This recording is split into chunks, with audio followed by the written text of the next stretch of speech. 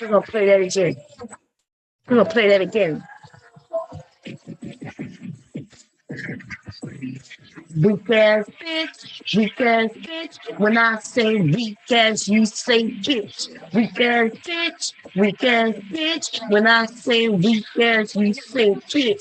Weak ass bitch.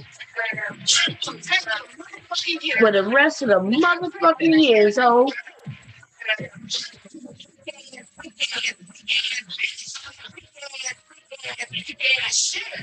You and your weak ass friends. Don't nobody want your. That's right. We don't want your man weak ass dick bitch.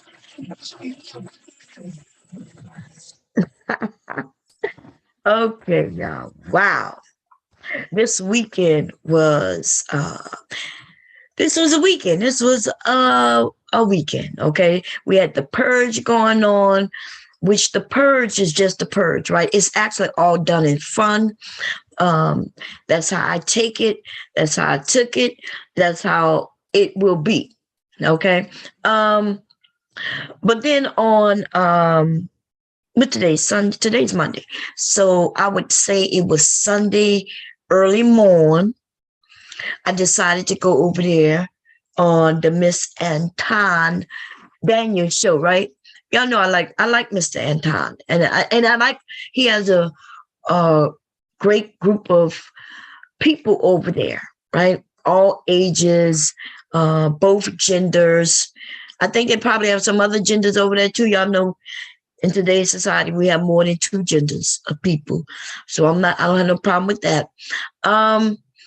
But something happened. Okay. So, I go up, we having chit chat. There's always some people, especially some men, and I'm not even gonna call them men, I call them boys. Because you'll notice if you go and look at the stream in which I'm going to talk about, you'll see that the men have no problem with me at all. And I don't have any problem with the men. Everybody who's adult, right? And understand life and the world, well, we understand a few things. You understand that you might have a different opinion, and that's okay. And you understand that, hey, we just having a conversation, right?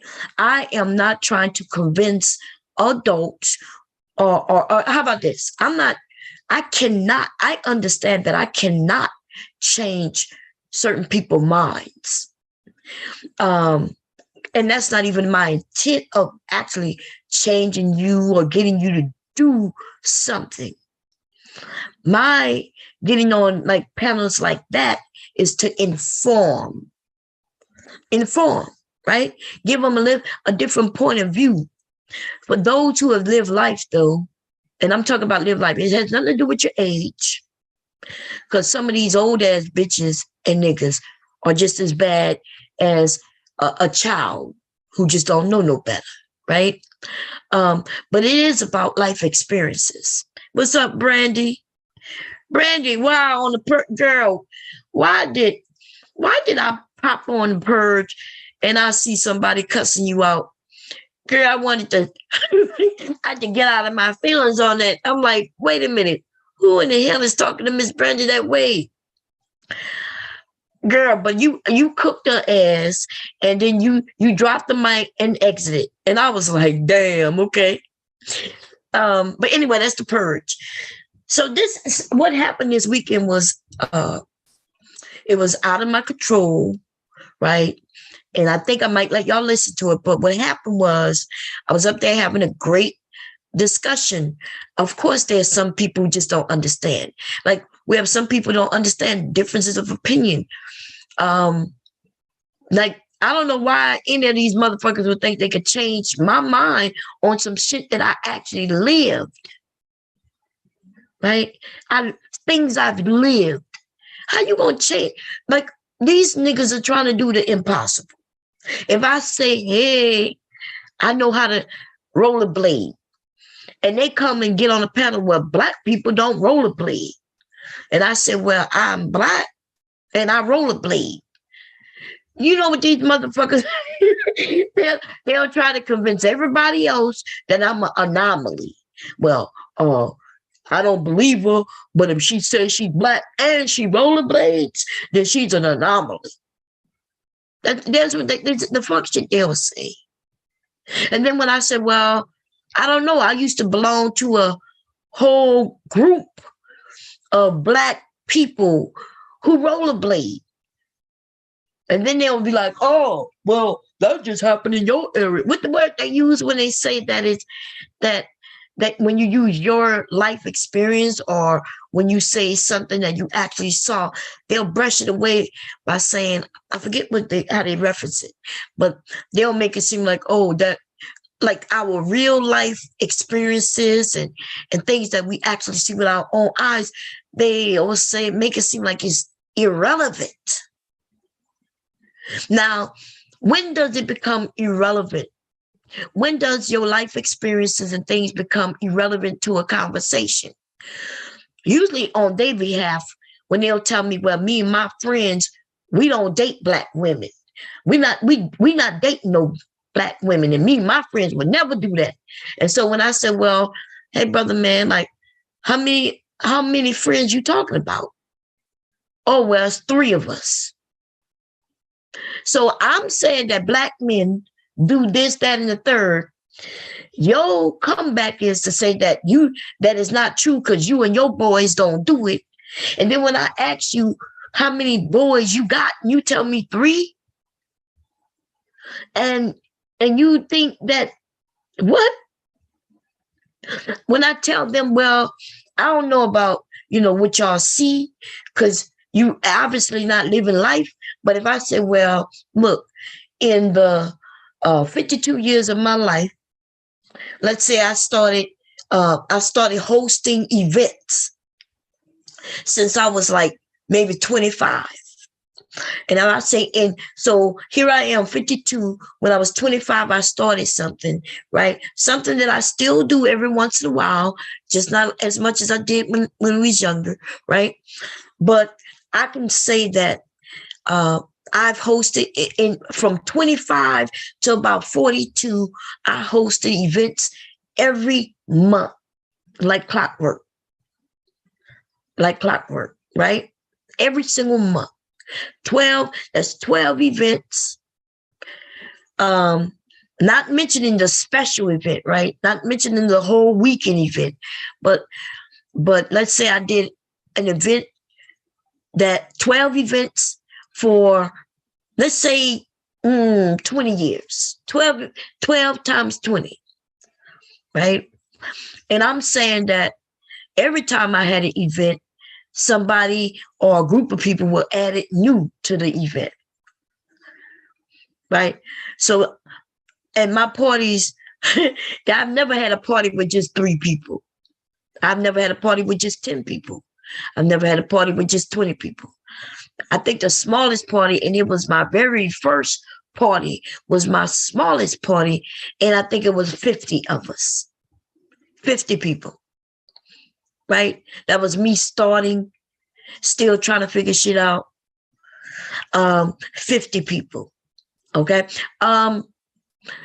So my 50 people against your 3 people.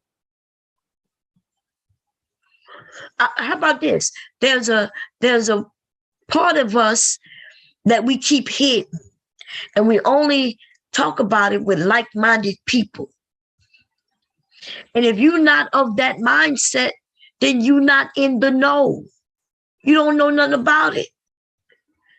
And then when somebody like myself who come and say, look, I understand you don't know anything about it, but I do. And I'm here to tell you that you're wrong, because this is not something that's abnormal. Something that's abnormal is something that just doesn't happen for the most part. But something that happens just because it's hidden, doesn't mean it's abnormal. Just because we keep a secret about it doesn't mean it's not happening. It doesn't mean it's not happening on a large scale. It just means that it's none of your motherfucking business. If you're not in the know, then you're not gonna know. And what they mad about is that I could come up there and tell them that, look, brother man, you just not in the know. Whether that's because you just not about it, nobody want to be with you. You're not even, you wouldn't even make it into the know. Because you just don't have what it takes. You're not what anybody would be looking for to inform you of any of this shit. Right? Or maybe you just not into it. You into the Lord. You gonna go to church instead of attend a motherfucking event of any type. Right? These foods are stupid, and we got grown ass adult teaching other adults how to be even more ignorant. And it's ridiculous, yo. But anyway, let me tell y'all what happened. Because some of y'all might not believe this shit, right? And I might have to play it. My husband blew up on a group of men. He did, y'all. And I don't think y'all have ever heard my husband get loud, baby. And I wasn't even expecting it. I didn't call for him. In fact, I tried to stop it. I'm gonna listen to it and see if I can hear me stop it. But what had happened was, y'all know I'd be sitting on the bed, my husband be sleeping, and I'd be on YouTube, right? Having fun. Y'all know it because y'all can hear him snoring. In fact, many times I turn on the cam and y'all can see him snoring. But most of the time, y'all hear him snoring. That's because he's in our bed. I'm sitting in our bed and he is asleep, preparing for the next day, whether he's going to work the next day or whether he decides he's going to go fishing the next day, or maybe, you know what I mean? Whatever the fuck my husband going to do. When he decides to get in his bed, he gets in his bed. And he never required me to get out of our bed. Now, sometimes you may hear me say, hey, babe, did I keep you up last night? Was it too loud? Or I'll ask him, you want me to go down? Because Leaky Leak may come in, y'all, or whatever, right?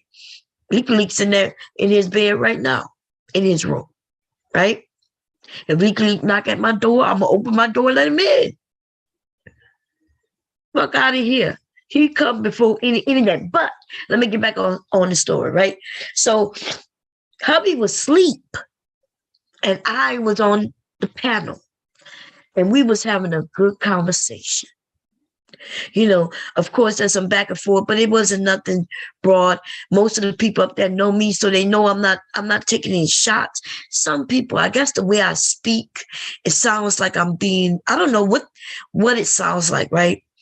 But I've heard people say, you know, like I've heard people say, well, you're up here and you're doing this. And I'm like, I'm not saying you're wrong. I'm giving my stance on it. You know, like somebody could be right. And then when I come up and give them a different view on it, I could be right too. Like both of us could be right. Right? We could both be right. I'm not up there to tell them, oh, no, you're wrong because I'm a woman. See? And women are always right. Listen, that's not what I'm doing. But if they go to make an absolute, like, women don't supposed to do this, or they say some shit like, well, back in the day, da-da-da didn't happen. And I'm like, well, no, that's not true. Now, see, there's a difference about what happened and what, like, for instance, I think there was a conversation where they were saying that drugs today, in today's music, we advocate and talk on drugs, right? Like Percocet, y'all know what I'm talking about, right? The music. And I said, well, back then they did that as well, right? I said the music we talked about drugs, sex, and rock and roll, which is partying in a sense, right? The rock and roll part is partying, rocking and rolling, partying. Okay. And I said that have always been in the music. And so they're like, you're wrong. And I'm like, dude, you may not have understood, just like I did when I was young. Here I am dancing to songs and shit, right? Very popular songs. And I didn't understand that they was talking about drugs. That was a lack of understanding of that on my part and a lot of people's part. Because if you didn't know what horse was, then you didn't know, if you didn't know what pony was, and if you didn't know these things, then you didn't know they was talking about drugs. Right? If you didn't listen, we have R&B songs that some of us just loved. As kids, we was rocking to it, yeah, and we just didn't know waterfalls or none of it. We didn't understand they talking about sex. I'm thinking they talking about, like in the video, we thinking a waterfall in back of us. Like as if we gonna go to Jamaica or Hawaii, and there's a waterfall right there, right? And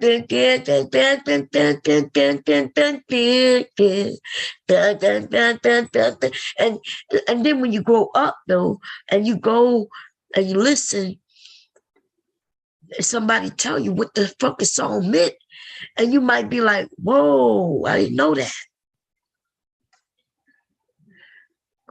Okay. And what I was saying was, hey, they talk about Percocet, Percocet, right? Today and back then, we had a lot of very famous song makers and creators talking about drugs as well. Talking about sex, most definitely. Oh, she's a brick house. The fuck you think? You think that meant she's a motherfucking brick house for real? Or did you think they was talking about her body build? Today they talk about she got a big ass and a big mouth. She got a big ass and a big, like, okay. Because the language is changed, right? For instance, the FCC back then, you couldn't have used the term ass and pussy. So they came up with other words to talk about this woman. Turn off the lights. Listen, they all talking about sex. That's why even now, with our generations, right?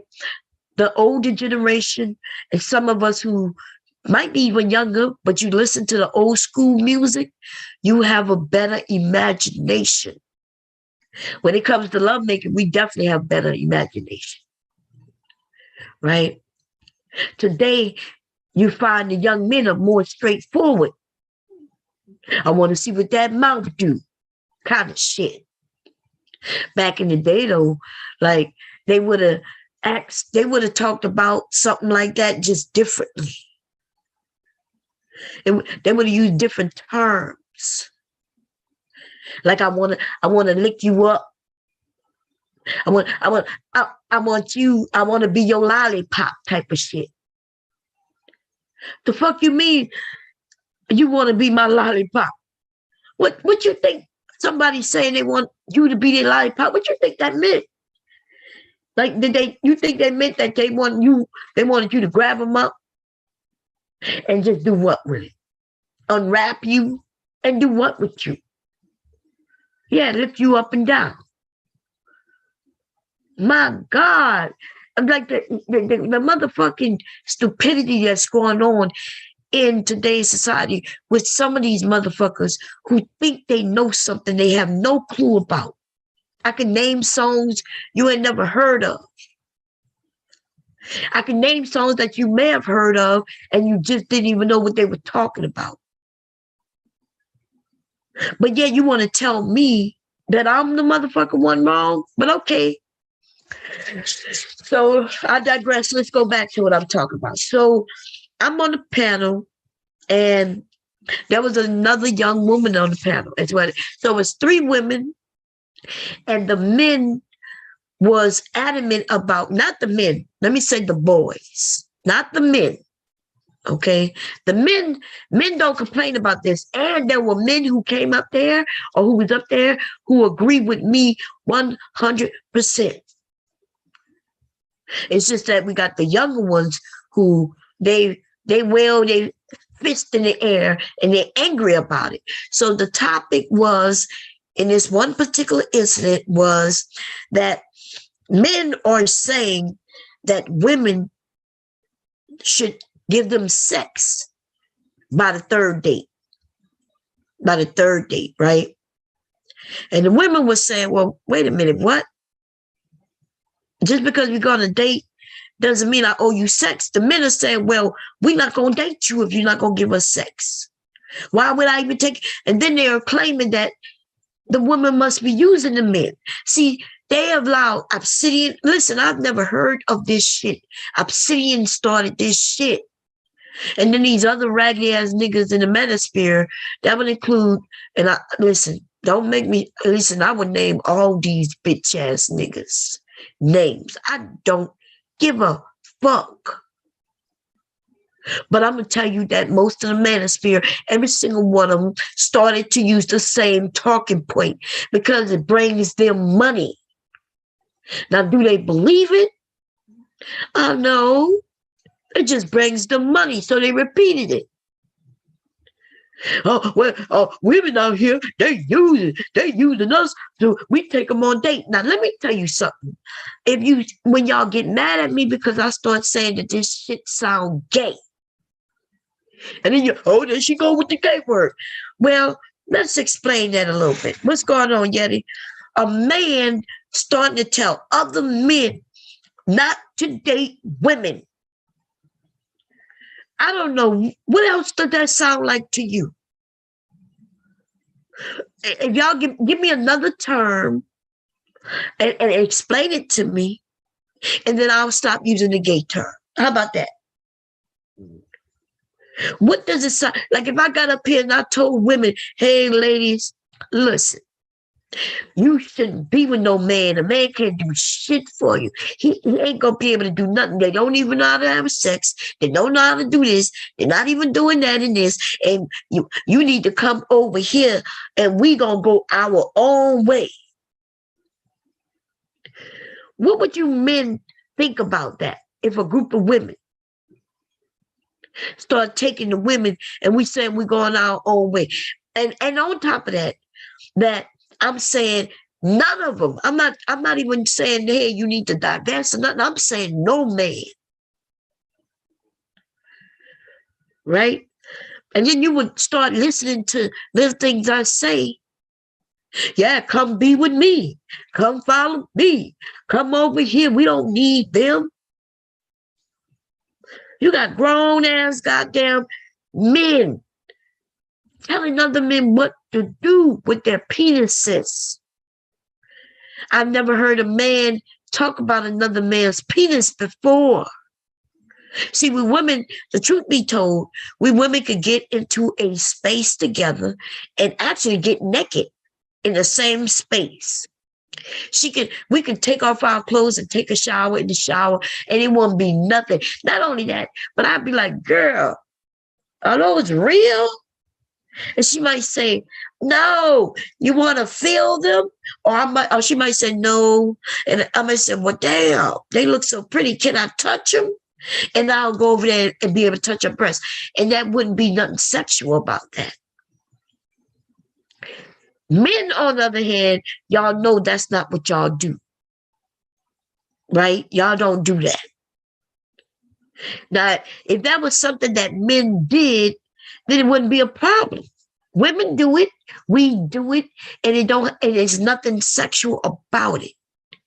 I might ask her, who is her doctor? And say, damn, maybe I need to get mine done. They look so pretty.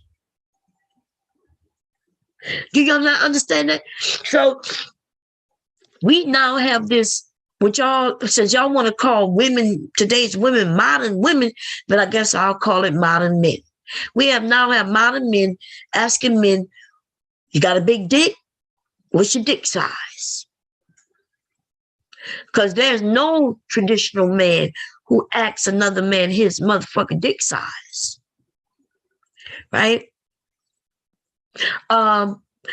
So I mean, the person who even started bringing up this term into this space and through our society again, like it's negative, is the very man who asks another man, you got a big dick, right? But I digress. So let's go back a little bit, back to my story, right? So anyway, my husband's on side of me. As far as I know, he's sleeping, right? And I'm on a panel, and the discussion started where, men are saying women are using them for dates. Now, I shared something. I said, well, listen, yes, I was young and I was dating. What is a date? A date means, hey, a nice looking, who I might deem to be nice looking to me, right? Might come and listen, most of the time, looks is not, to me, it wasn't mostly about the look of the man, but he did have to look like something that I found to be okay. Handsome to me, right? To me. I didn't give a fuck what my friends thought. I don't give a fuck what other people think about what I think is nice looking. And to me, I'm not looking for pretty boys, right? I was always into men. And that's based on maybe because of my dad, my uncles, I don't know. Back then, being a pretty boy wasn't what it was. Baby face. And in the 80s, these pretty men started to come out. George Michael, Babyface, right? But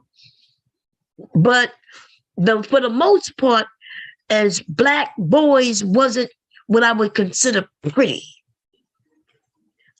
And that might be why that explains why I'm not into pretty boys. I'm not into somebody who think he is so motherfucking pretty that he got to be in the mirror more than I do. And I don't even get in the mirror like that. Right? So I was never into pretty boys, but whatever I think is attractive enough where I can look in this boy's face or this young man's face, and I'm okay with it. Okay. Today we have some women who are into what I would consider pretty boys, and they're looking for that. And I dated men whom what some of y'all might consider pretty boys. Yes. As you see, I didn't marry one. I can tell you why that is. Right? A nigga who think he's look better than you, and he understand he got lots of options because now this pretty boy shit thing is in. He does have a lot of options. He may even really like you, but shit, she throwing vagina at him. She throwing vagina at him. So now you got a decision to make, ladies. Are you okay with the dude who is widely sought after and he's not even controlling himself? Right? But mind you, we were young. So if he didn't want to control himself, he want to fuck everybody and everything who throwing pussy at him. I don't want to be with him. Why would I want to be with him? So I can claim that, well, you might have had him last night, but he come home to mommy. What kind of fucking shit is that? My mom didn't teach me that. At least she come home at night. He could come home. He could come home tonight, all right. He might get stabbed in the middle of his sleep, fucking around with me. Listen, I guess it depends on how you raised, like what you're willing to accept. And so I think I told y'all the story about the guy who was married and I didn't know it. He was light skinned. He would be what you would consider a pretty boy. That's not even joking.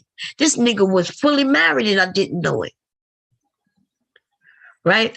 That was my experience with the ones y'all would consider pretty boy. I told y'all, LL Cool J, right there in my motherfucking face. right? Trying to get him some cootie cat. I told y'all how nasty this nigga was, right?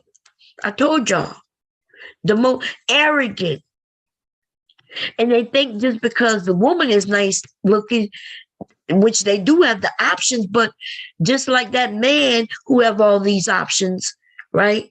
They got women who have lots of options too. Why would a woman with a lot of options get with a nigga who have all these options and he's not even controlling himself? So here you are, me and my friends, we meeting niggas. Listen, there's not a rapper back in the goddamn 80s and 90s and 2000s who I haven't met personally. Okay. And I'm talking about, I can probably go back and open emails, text messages if some of these places still exist. Like my most popular place where men would hit me up was Yahoo Messenger. I'm not sure if Yahoo Messenger still exists, but if it does, I probably could go back and show you some of these Lil Wayne's and his whole crew. Listen, I could show you Usher and all these niggas hitting me up. Right? At the time, I'm very popular on the internet. And they hitting up, want me to do videos. But see, back then, I told y'all the scam wasn't just for regular niggas. They were famous niggas, and their scam was to get the woman close enough so he could fuck. So, of course, they would offer me an opportunity. Hey, you want to come in? Where they want me to come to is either New York, because I'm close, Chicago. Like, we have men all over the world wanting to do rap videos, whether they were popular, famous, or not. They was hitting me up, baby. They wanted me to be in their videos. But I got word early on from some of my friends that, yeah, they would get there and they was getting paid. They may not have been actually in the video, but they get you down there to tell you're going to be in the video. And then they just want access to you to fuck. So I'm married though. I'm married. And I ain't trying to fuck none of them. Why would I want to fuck a group of dudes who fucking everybody? The fuck what? Oh no, baby. No. Okay. Diseases running rapid. That's one of the reasons that I wasn't out here just throwing vagina everywhere, because of the consequences. It wasn't because women don't like dick and women don't want variety. It was simply the consequences that could come from doing these things. You know, listen, I imagine taking LL Cool J to the back and making that nigga bend over. I ain't gonna lie. They got some niggas who I would have fucked the shit out of. And I ain't even joking. I'm talking about I would have turned that sweet looking nigga into a bitch. That's how bad a bitch I was. Listen, y'all just don't know. I understand y'all don't know. You know, I was married, right? When my kids became a certain age, I stepped back, went deeper into the shadows. But don't get it fucked up, though. Still today, right now. Listen, these niggas know me. They've heard the things that y'all haven't heard yet. Y'all still don't know why they call me Bomb Cherry Juice Face. Okay?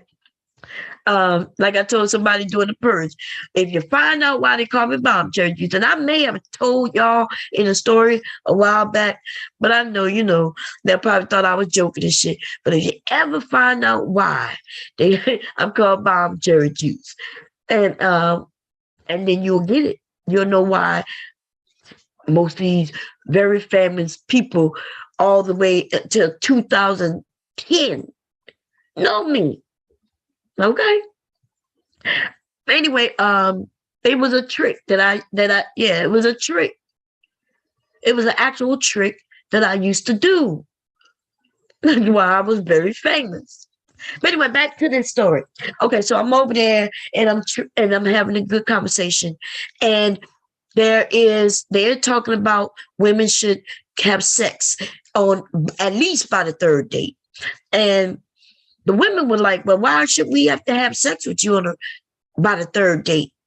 Right. And the men were saying that if a woman not having sex on these dates, then that means she's using a man. Now, see, that's a trick these niggas are using, ladies. They're now telling you that if you go on a date with a man and you're not having sex with him, then that means you are using him. That's what these bum ass fuck niggas are trying to convince you. Now, we as women, we know, well, no. So now they decided, well, they know women not going to go for that shit on the first date. So they decided to say, hey, at least by the third date.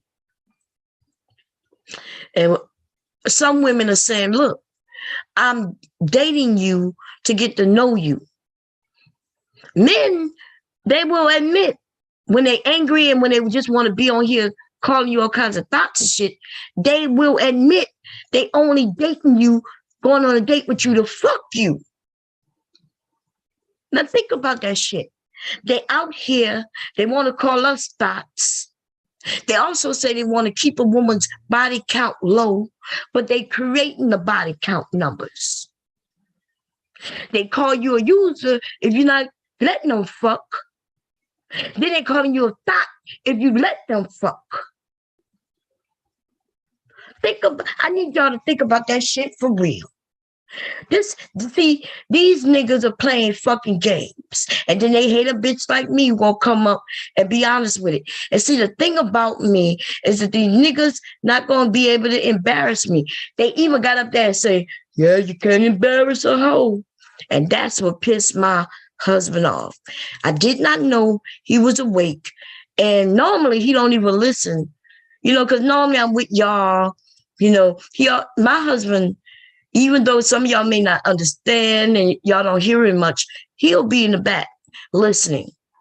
So he knows that there's certain men around me, right? If Rude is here, like I'm seeing, it's a lot of men who he know, right? If Mr. Kev, if some of you, and not even some of you who he don't even know, if he know that there are a good group of black men in the area, then he not really worried about me. Right? He know that some man will come up and correct the fuck niggas every once in a while, right? That does happen. There are a group, listen, in our community, we have good black men. I know some of you women, some of you giving up on these men. I'm not giving up on my brothers. Why would I? I see the goodness in them, right? I see the goodness in them. It's easy to look and see goodness in people, especially when you're not thinking about on a sexual level, right?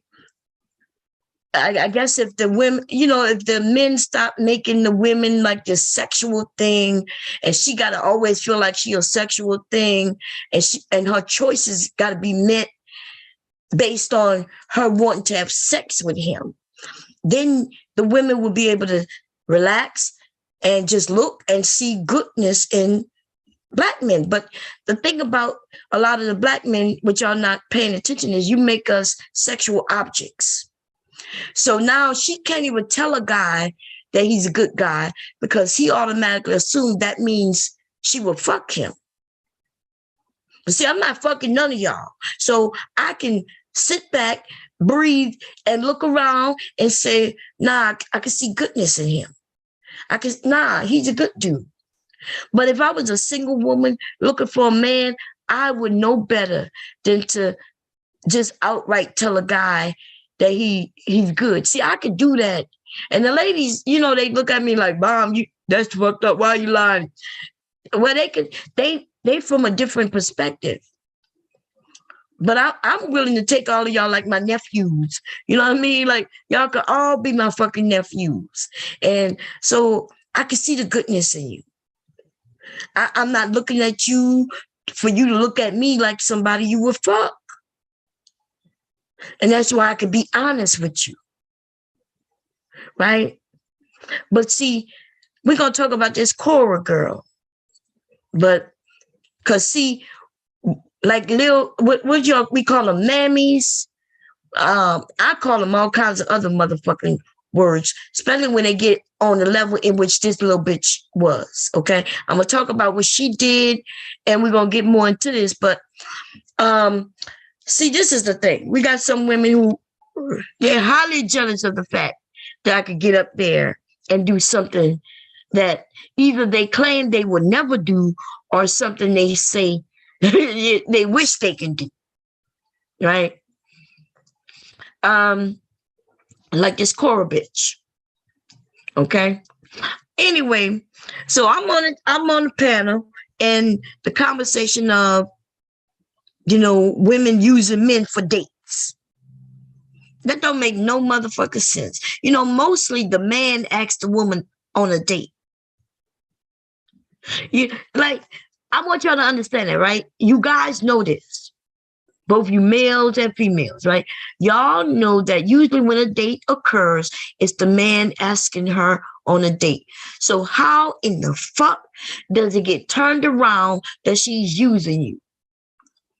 How about this? Some men ask women on dates and they get turned down.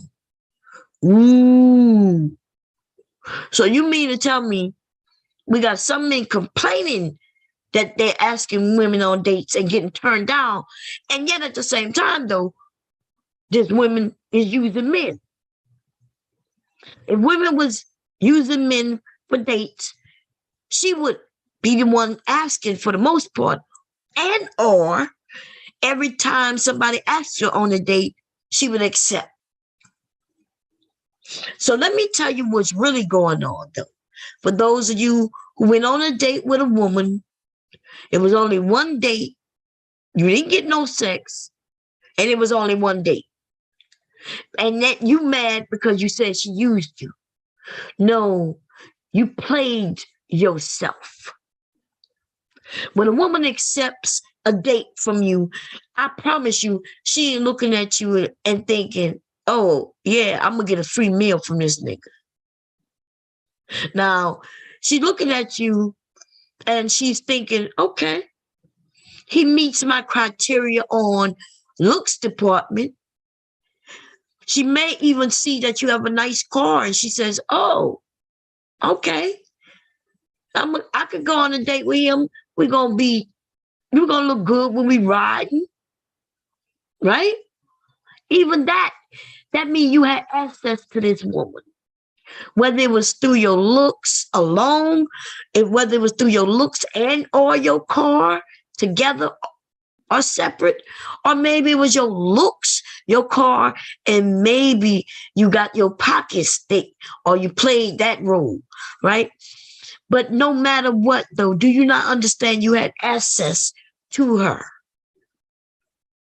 You had access to her. Apparently, it was something about her that you liked. That's why you asked her on a date. Whether it was just you thinking you want to fuck, right? You asked her on a date because it was something about her. Whether she had a big ass or whether she had a cute smile, whether she had a banging body, whatever style body you like, or maybe she just looked like the type you want to get with.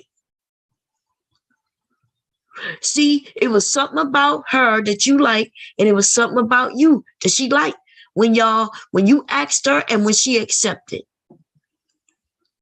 So now y'all basically even for real. It's even. Right? Both of y'all got to have access to one another. It's all the things that happen, usually during the date, unless you fuck it up before the date and she just decide to still roll with it. Like you literally could open your mouth and say some stupid shit and fuck it up. Now, I guess it depends on how you look at it, if it was a fuck up or not.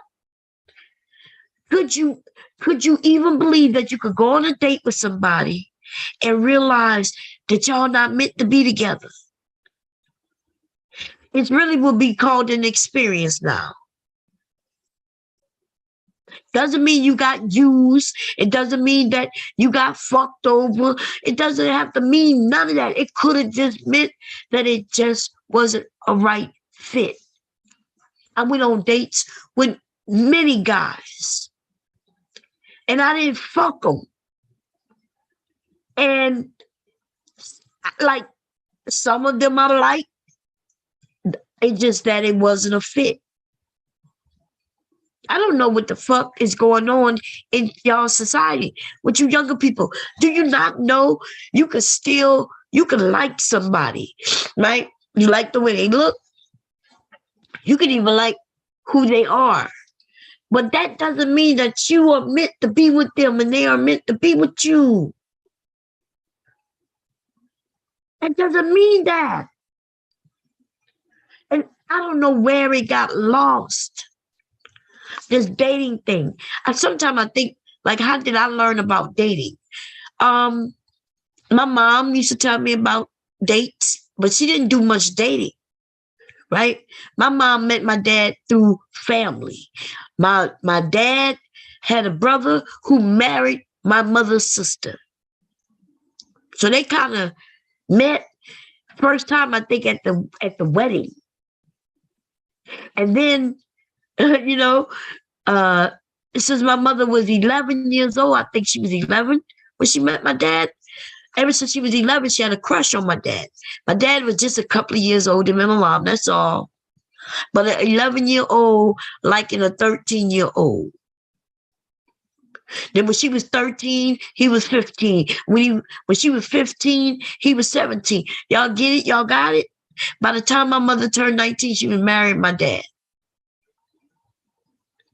But she did tell me she had crushes on people, but she wasn't dating, right? But this is the thing. I think I learned dating through music. It's true. Music. Back in the 80s, listening to the music in the 80s. And my first dates were double dates. Like me and my girlfriends used to go out Bourbon Street, around the jazz festival, Mardi Gras time, like, Battle of the Bands, like we whatever's famous, whatever's going on in New Orleans, me and my girlfriends used to get together and we planned that we're gonna go there on a Friday night or a Saturday night, and a group of us will meet a group of guys. That's how that shit, that's how my first dates happened. Just running into guys. And then, it's a group of nice looking girls. Remember, we all young, right? Nice looking girls. We got with a nice group of guys. It was always worked out that if it was 3 of us, it was 3 of them. If it was 5 of us, it was 5 of them. Which is weird when I think about it now. I'd be like, damn. Like, was it meant to be like that? I sometimes think, was there ever an odd one out? We was fucking kids, man. And I'm like, I don't remember them ever being an odd one out. It always seemed like a perfect group of this and a perfect group of them. I don't know how y'all dating today, right? If y'all are dating. I don't think y'all go outside much to date, for real. So therefore, what's happening is now you're older and some guy you might work together, or, or maybe you live in the same neighborhood and a guy might say, hey, would you like to go out? Right?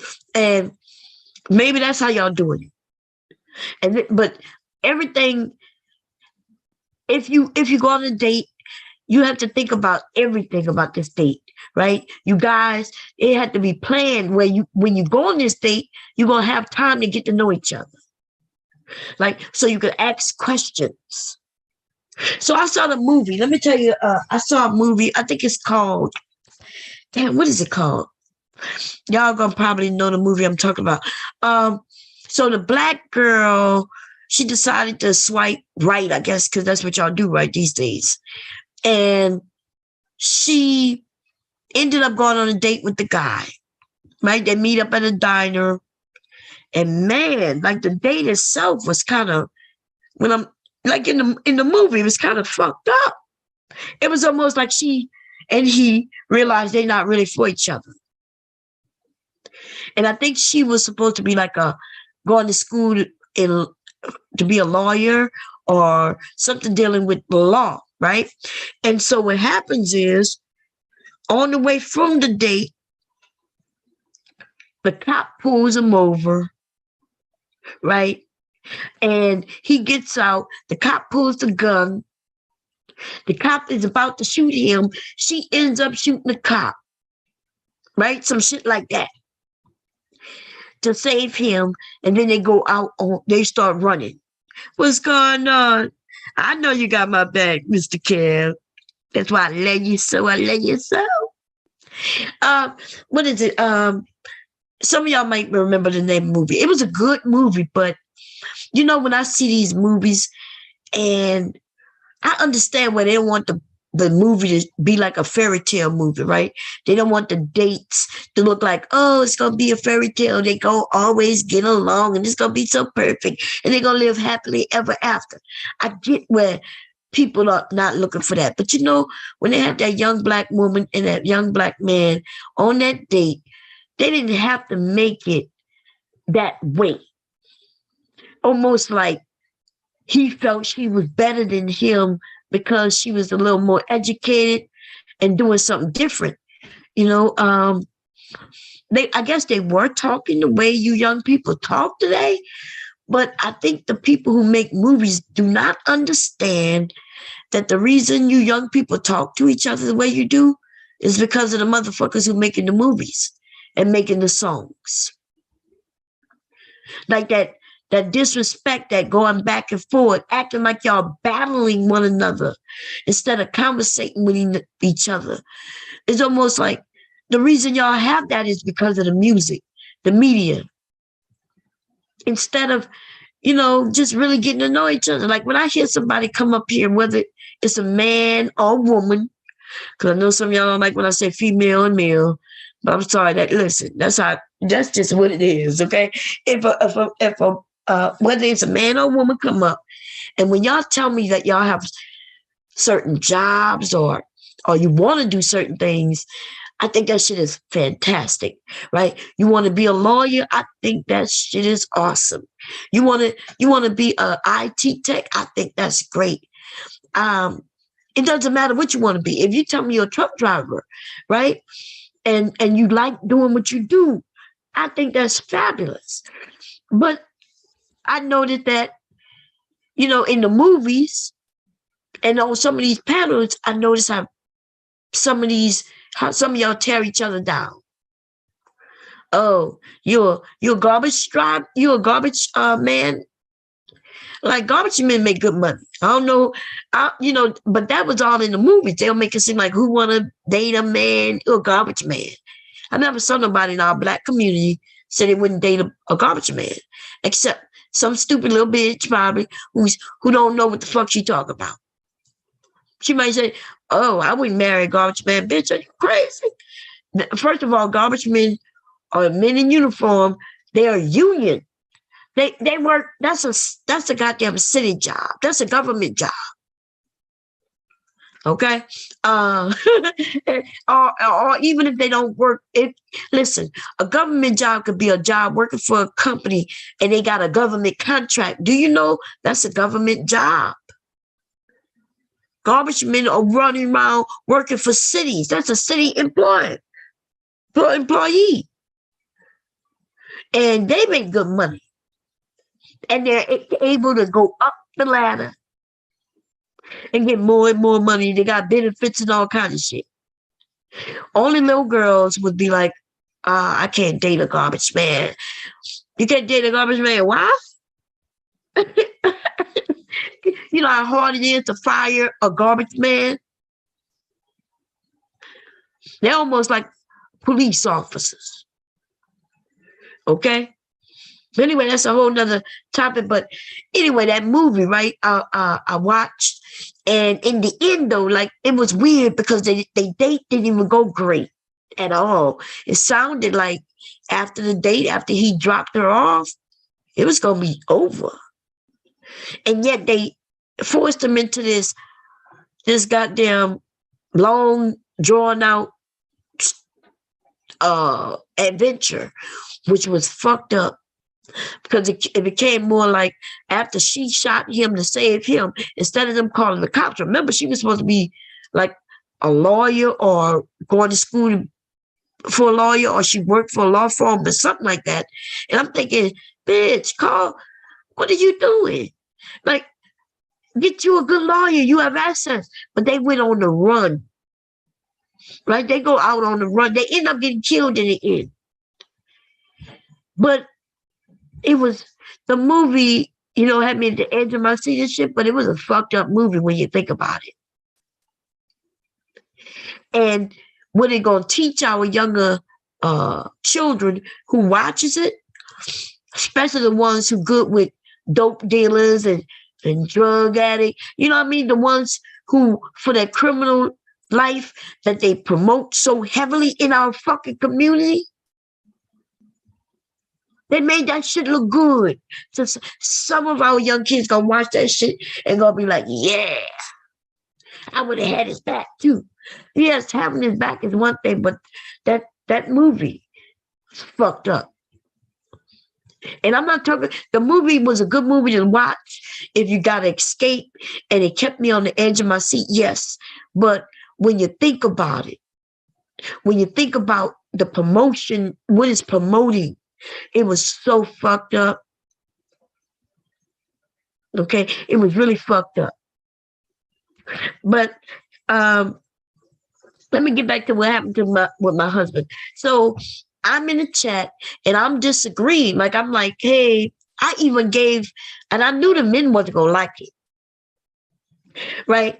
And some of the women, the ones who gonna be honest, gonna know that I'm telling the truth. And the chorus, them the bum bitches who are mammies, and they mammies to the end, baby.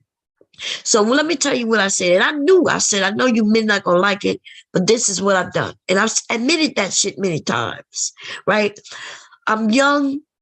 So I meet a guy, right, who I liked. Right now, I'm picturing the guy in my head because I know exactly who I'm talking about, right? I met him. I'm in the military. We're on Fort Leonard Wood. I met this guy. I told y'all that I was messing with a guy who I went downstairs. I saw him with another girl, right? Now, it was fucked up because I think I'm 18. He's older. This nigga was 27, y'all. He was 27. I'm 18. And he was dating a girl in high school. And when I say date, well, he was dating many of us apparently, right? Because I went on a few dates with him and I was sleeping with him, right? I was sleeping with him. And so when I saw him, I was just going out the building and I saw him with this young girl, right? And I kind of stopped and stalled. I looked at him and I said, oh, in my mind, I'm thinking, oh, it's like that. Now I knew we didn't call ourselves boyfriend and girlfriend or nothing like that. But ladies, y'all know what I'm talking about. You dealing with somebody and y'all dealing with each other. You haven't given each other any titles, but you dealing with them, right? And then lo and behold, you see this nigga with another chick, right? So I was thinking to myself, oh, I let it go. Listen, I said hi to him. I'm looking at him. I look at her, right? He's speechless. He doesn't say nothing. He don't know what to say because he don't know what's about to happen. So I'm like, I said, what's going on? He said, nah, I'm just going somewhere. And I said, oh, y'all on a date or something? So I played it off like as if we just, I just know him. No big deal, right? The young lady, she ain't got nothing to do with this. So I'm like, and she tells me her name. And I said, oh. And I asked her, I said, what, you stationed here too? She tells me, no, she's a dependent. And she goes to the local high school. This nigga 27. I am 18. And she's still in high school. And that's when I told y'all, I told him, I said, well, I didn't pay attention to her anymore. And I tell him, I said, well, I don't know, if you go have this date all night, but you better be in my room by midnight. Like before midnight, you better be in my room. And she looks at him and look at me, and and I giggle and I walk away. And he's telling me, no, I don't think I'm gonna be back by midnight. And she's like, wait, what's going on? But I ignore her and tell him, well, look, if you ain't in my room by midnight tonight, then it's over. Don't worry about ever coming to my room again. That's what I told him. I'm not even joking. She was a young, why would I argue with her? There's no argument to be had to no one. I told him what it was, what it had better been, and if it wasn't, then he already knew what it wasn't going to be from that point on. But I want y'all to know this nigga was 27. I'm 18 and she's still in high school. So I don't know if she was 16 or 17, but we know she wasn't. She shouldn't have been dating him. I know that. Right? But I ain't trying to get nobody fucked up, but I could have. Like, shit could have went sideways so bad that his ass would have got kicked out. But niggas will do nigga shit and they don't give a fuck. But then they'll blame black women for their downfall. This nigga playing all types of games. He got a minor coming into the military barracks. Right? Anyway, but I ain't worried about it, right? She was a nice, cute little girl, right? Nice, cute, young girl. Or we can even call her young woman if you want. I mean, I thought I was I didn't think I was a woman at 16 or 17, but you goddamn right, as soon as I turned 18, baby, I was like, I'm a woman now. I'm a woman now. But anyway, yeah, of course he showed up to my room before midnight. Of course he did. But the moral of the motherfucking story is this. I found out who he was in that moment. I found out where I was position was, what my position was in that moment. Right? What is my position? I realized this nigga is for the streets. That's how y'all say it today. He for the streets. And therefore, from that moment on, I treated him just like that. The sheer disrespect I gave this nigga was on listen, it went from me just not disrespecting him at all and looking up to him to totally just shitting on that nigga every chance I got. Now, what I'm telling y'all the full story, but what I said over there was, yeah, there was this guy, there would be a guy you're having sex with, right? But I started dating. That's how I ended up meeting my husband. Because now I realized my position with this nigga. So now I'm dating. Yes, I'm dating. That means if a guy asked me out and I was attracted to him, I thought he was attractive, and we went out on a motherfucking date. And yes, even if this guy was nice, right? It's our first date and he treated me nice, which most men treated me nice. In fact, all men treated me nice up until, right? I think I told you the one time when I found out this nigga was married. Even he treated me nice. Usually that's what they do, ladies, right? They treat you nice up until they get what it is that they want. And then some of them get real fucked up. And some of them, it's almost like they turn off all the nice shit. And now they treat you like as if you're not even important anymore. That's when they can tell you the truth, right? Instead of telling you the truth, instead of being nice and phony, you fuck nigga, what you did was you played a role to get what you wanted. Once you got it, you decided to be the real you, right? And that is the motherfucking problem. Because the real you, some of these niggas, the real them was married. Some of them, the real them was, well, they messing with everybody. They for the streets. You niggas who claim you should have chose better. We don't get to know these niggas for real until we have already put a lot of us in it. Like our sex. Right? You have sex with these niggas, and even if they like you, they still turn off that phony shit because now they expect that they in there now. And the downfall with us ladies is that it's true. Once we start having sex with somebody, it's easy for us to have sex with him, even if he a fuck nigga. Because we already feel like we open ourselves up. And we don't want to open ourselves up to any and everybody.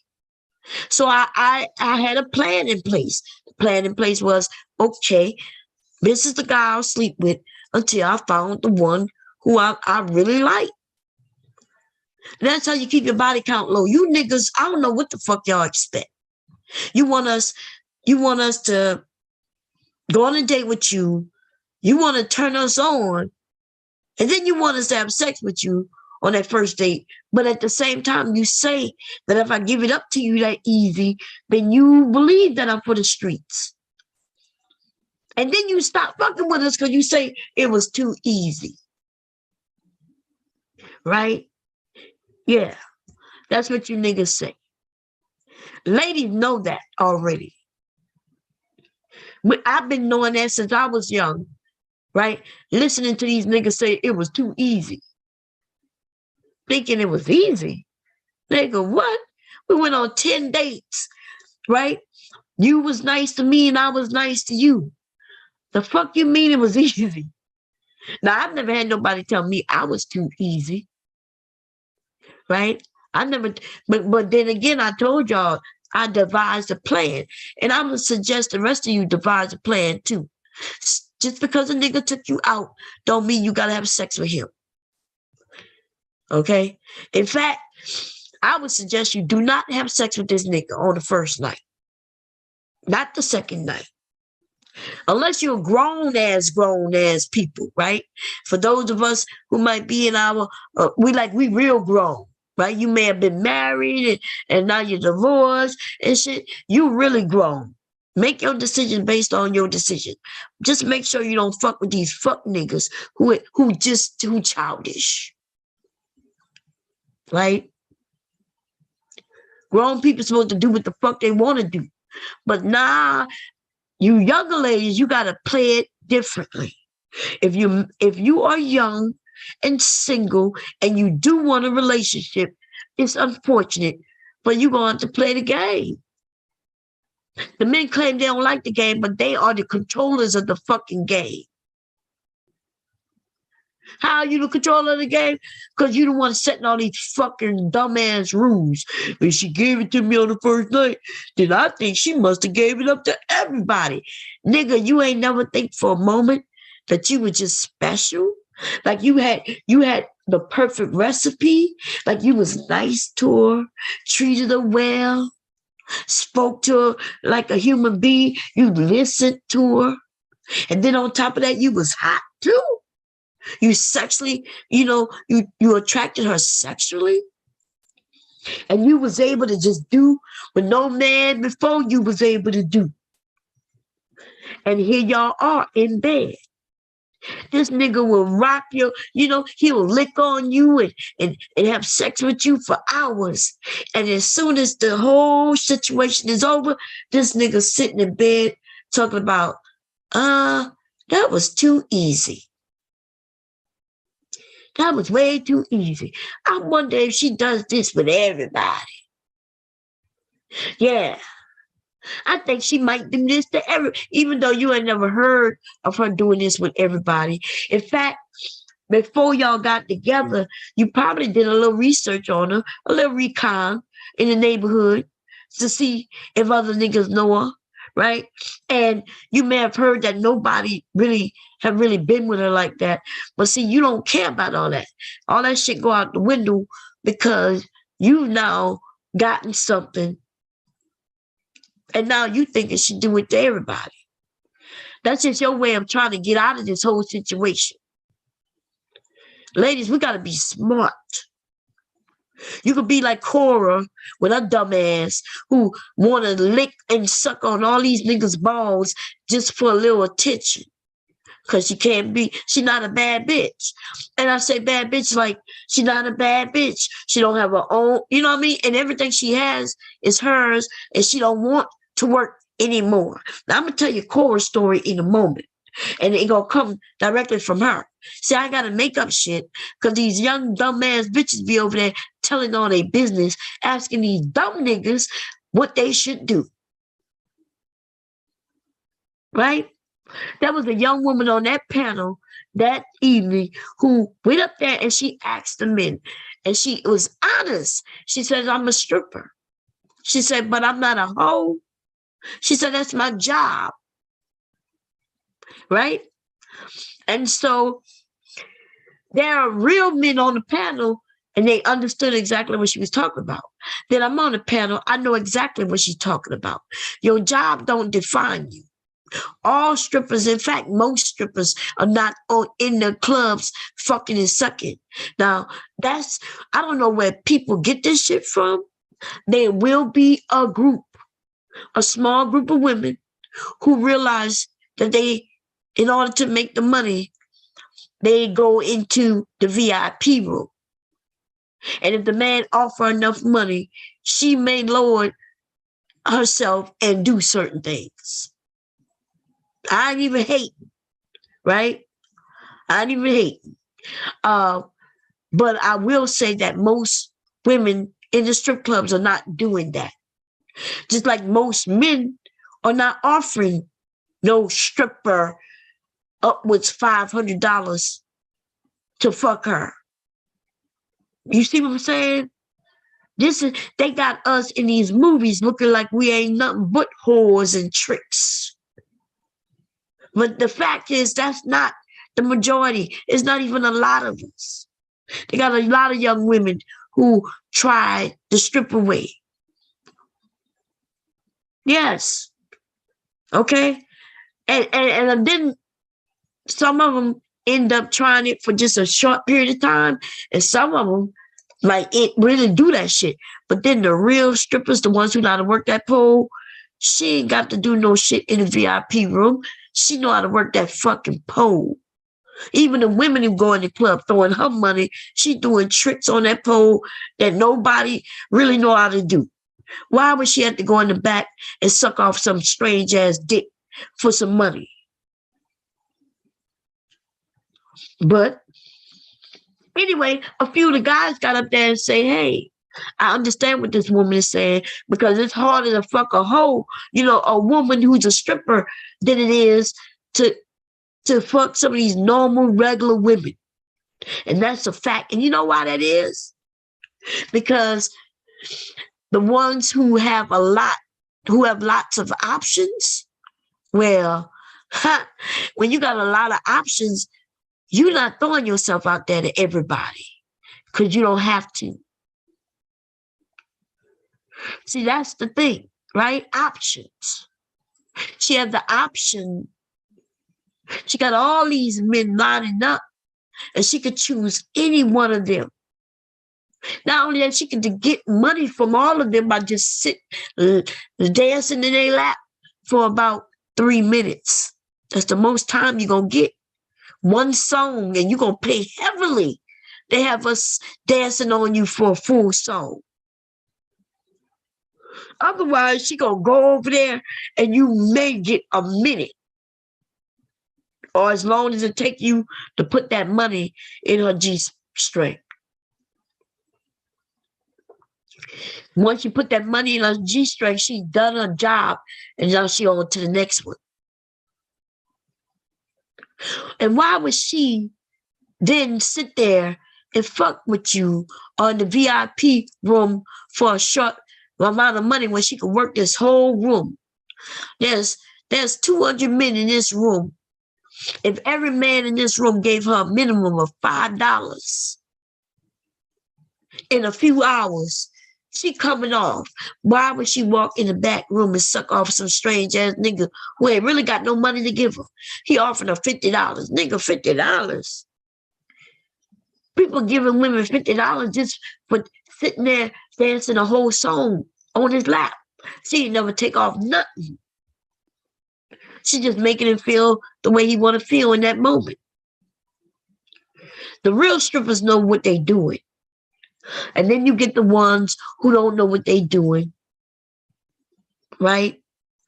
And for some reason, they just, because they don't know how to work the pole and they don't really know how to work a man, then now they have to resort into the, if I want to make money, I got to do this, that, and the third for it. There are those women, they haven't figured it out. They actually need somebody to help them and train them. See, I take women and say, well, I know you in that club, sweetheart, but you ain't even got to be in no club. You ain't got to be nowhere where any of these make them touch you. Right? You ain't got to go to no club. These men are sit in the comfort of their home and send you money to your Cash App or directly to that site. Okay, so I'm sitting there and I'm like, hey, you know, she asks a question to the men. She's like, you know, somebody comes up and, oh my God. So we having a great conversation, to be honest, right? Great conversation. Hubby's in the back, turned over. I did not know he was awake. And this young dude come up, call himself JB. And JB comes up there. He calls, he says, all but two of the women up here are hoes. He was talking about me and a young woman. We're hoes. Now, see, y'all have heard people call me names before, but I don't think y'all ever, and even when this happens, like when I hear somebody call me a name, and if I know my husband is around, I will pick up my laptop and go to a different room. Right? When I'm going off and people going off on me, my husband is not around. Because see, what husband want to hear another man call his wife a hoe? Not the real men. They're not going for that. But I didn't know my husband was awake. And this dude comes up and he calls us hoes. Right? And of course, I'm about to do my thing and smack this little fuck boy around. He ain't nothing but a little bitch, but I'm going to get on him later, right? I'm going to take care of this little tramp first. This wannabe wish she can have type of bitch. The ones who ain't got the shape, the looks, you ain't got no options, ho. That's why you on here talking about, well, I one day want to be married. I wish I could get married. That type of bitch. And so she gonna get on here and suck every man's dick, right? Because she don't have no options. She's the bitch who's gonna be the real tramp. See, she ain't gonna never be a stripper, but she gonna be a little bitch though. And I'm talking about a real bitch, like a tramp. She gonna be the ones these niggas gonna run through. In fact, I think she's already admitted the dating and it's not going good for her because she get used. And why would she get used? It's easier to use some of these young, dumb bitches. The ones who know they don't have the options. Right? You thought that dude was going to pick you. You thought you were special. But all he saw was that you was an easy mark, bitch. Who are the easy marks? Those of you who think that you are above certain things, and yet you are human, right? You get online and say, well, I don't charge men. I don't charge men for sex. And then these men start clapping. And then they hit you in your DM. All you have to do is tell them that you ain't going to charge them. They don't know nothing about you, little bitch. Right? All they heard is that you free sex, bitch. That's it. Oh, where you located? Oh, I'm in California. Ooh, really? Well, I come to California a lot. I would love to take you out. Well, why does his ass want to take you out, bitch? What you think it was about you uh, after you told everybody that you don't charge for sex? You would never charge a man for sex. And you would just want to do none shit like that. Why do you think you became the mark in which these men start hitting you up in private? And you think that they heard marriage material? Or do you think they heard easy mark? And the reason why you don't understand this is because, like Cora said, right? She had to raise herself. She had no mama, no daddy. She refused to listen to anybody who would give her facts. But of course, she want to raise herself. Right? She said she listens to this white woman, and this white woman telling her, teaching her how to educate herself. See, she came up there to tell them, because the young woman who was up there, and I'm gonna put a link in, right? She says, I'm a stripper, and I'm want to, eventually I do want to get married. I do want this. What do you men think? And the men started to give her their opinions, which is nothing wrong with that. She asked for their opinion, and they was giving it to her. And some of the opinions she agreed with, some she don't, whatever, right? You ask for the opinion of people and they give it to you. Nothing's wrong with that. You might not like it, or you may. Whatever's whatever, right? Take what you like. Somebody did say something that I agreed with to a degree, right? And I think she agreed with too, right? No matter who tells her what, she gonna take what she want, and the rest she gonna throw it away. That's what we all do, right? And maybe she might reach in her pocket for that information later on when she decide what she want to do. So listen, JB comes up there and calls me a hoe and her a hoe, and none of the men said anything, right? She goes and say, well, why are you calling me a whore? Because it's the truth. Some of the men was like, well, bruh, I understand just because her job is this don't mean she's a whore. Right? Then this nigga starts talking about, well, because I'm not telling her that she shouldn't be doing this or shouldn't be doing that I too am a whore. Right? And then I'm like, so I go off on him. It's no big deal. But what I didn't know was my husband was listening. And then, man, he jumped up. I got frightened for a moment, right? My husband sat straight up in the bed and said, wait a minute. I looked back at him. I said, wait a minute, babe. He was like, nah, who is that little nigga who just called my husband a whore? I was like, nah, it's not that serious, babe. Nah, he said no. So I got quiet. I was scared for a moment. I'm scared for everybody. I'm going to see if I can go find it, y'all. Mr. Bomb, right? That's what y'all call him. He's let this little motherfucker know, you don't call my wife a whore. Who are you to call? You know what I mean? And everybody on the panel got quiet. Especially a little fuck nigga. And see, his reasoning for coming up talking about, well, I got to call it how it is, and we got to shame these women. And I was like, well, who the fuck you think you are that you got to shame anybody? See, over there, they preaching this bullshit. This is their new narrative right now, is that, well, we got to shame people. You little fuck nigga who ain't got shit. You want to shame me, and then he admits he can't be shamed. Because I told him, nigga, there's no fucking way you got this money you claim. You don't even have a hairline, nigga. This nigga don't even have a shape up of his hairline.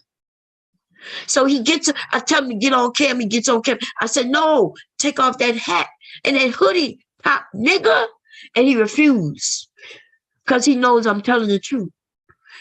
The nigga don't even have a tight hairline. How you got all that money, but you can't get a haircut? You can't get a line, nigga? You claim you got a bitch, but your bitch can't line you up? Like you, what the fuck? These little niggas get on here and lie. And then they want to talk about how they going to shame people. And then they admit that they're not even ashamed for themselves. Please make that make sense.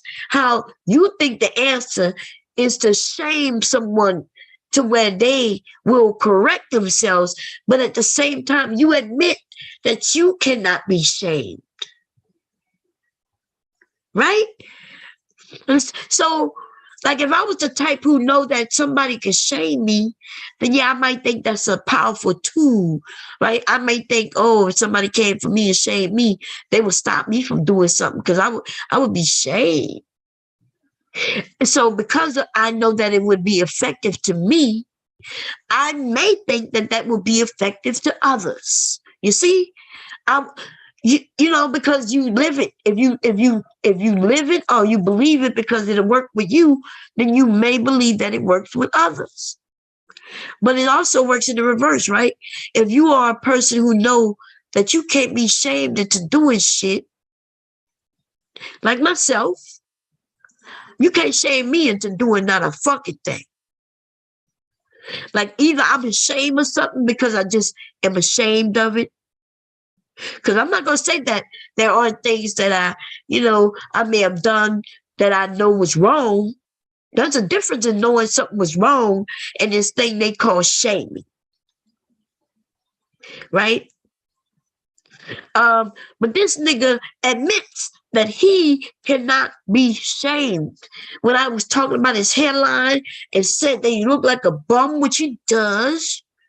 When he shows his background, there's nothing in the background, nothing on the walls, nothing that shows this man is successful in anything. And when I mention this, he says, oh, you think you can shame me? What you're saying doesn't even affect me. And then there we go. Well, why would he now think that anything he says to others will shame them into changing? He don't believe it. He just wants to attempt to shame people. And those are the fuck niggas I go after. I don't go after people just because we have a difference of opinion. You can have your opinion. Whether it be right, wrong, indifferent, I don't give a shit. I see the little niggas who think they gonna get on this bitch and shame women or men. I got something for you, bitch. Right? I would drag you through this internet. Right now, this is little work. This ain't nothing. See, when I really want to drag somebody, if I really want to really drag somebody, I will turn on my webcam on Twitter, baby. That's where I have lots of people following me. Right? What's going on, M. Mills? Alpha says, I never known a woman in my whole life that had sex with a dude just because they took them on a date. Again, is the date held in her bedroom? What pressure? Or is this just more anti-black male camp? What are you talking about, Alpha? You never known a woman in your whole life that had sex with a dude just because they took him on a date?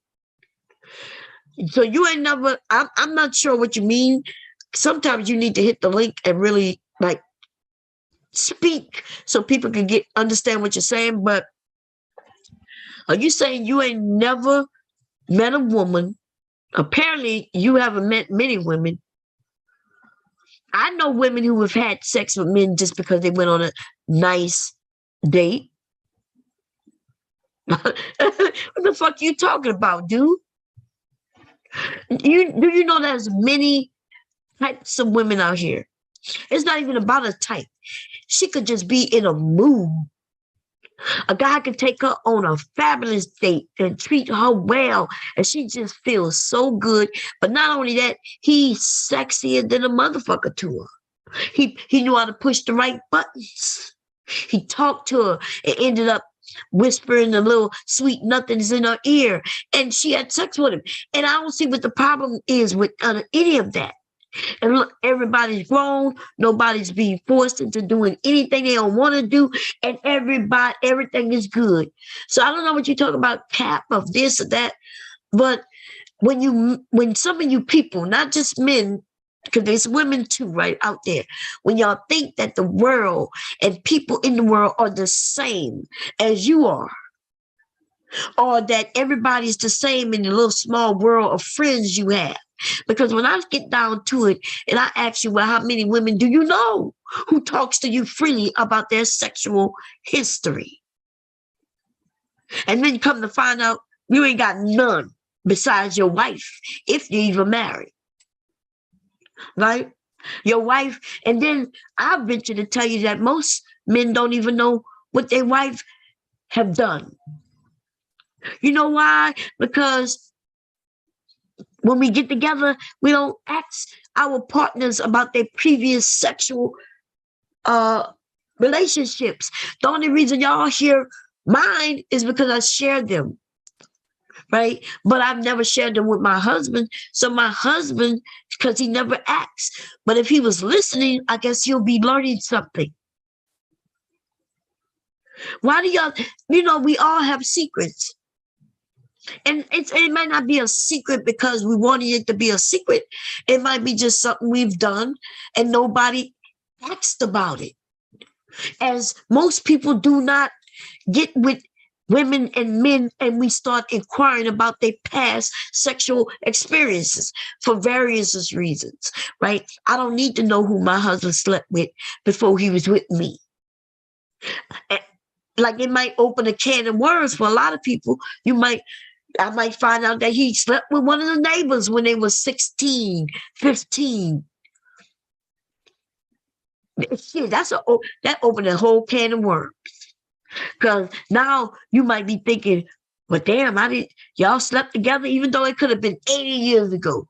You want to know, well, do you still find that person sexy today? Have y'all gotten together since? Was he or she better than me? What did y'all do in bed? Like it's a whole can of worms you might not want to open. And I think for most of us, we know this, right? It's not about you being jealous. It's about curiosity. And y'all, I'm not sure if y'all ever heard it, but curiosity can kill the cat. That's right. You could be too much, like, our minds start flowing. You realize, damn, when they was teens, this neighbor and my husband used to date. Right? I don't want to go through none of that. I don't want to ever be worried about no shit like that. So guess what? Bam. I don't ask no questions. He won't tell me no lies, and he won't tell me the truth that might end up with me constantly thinking this, that, and the third.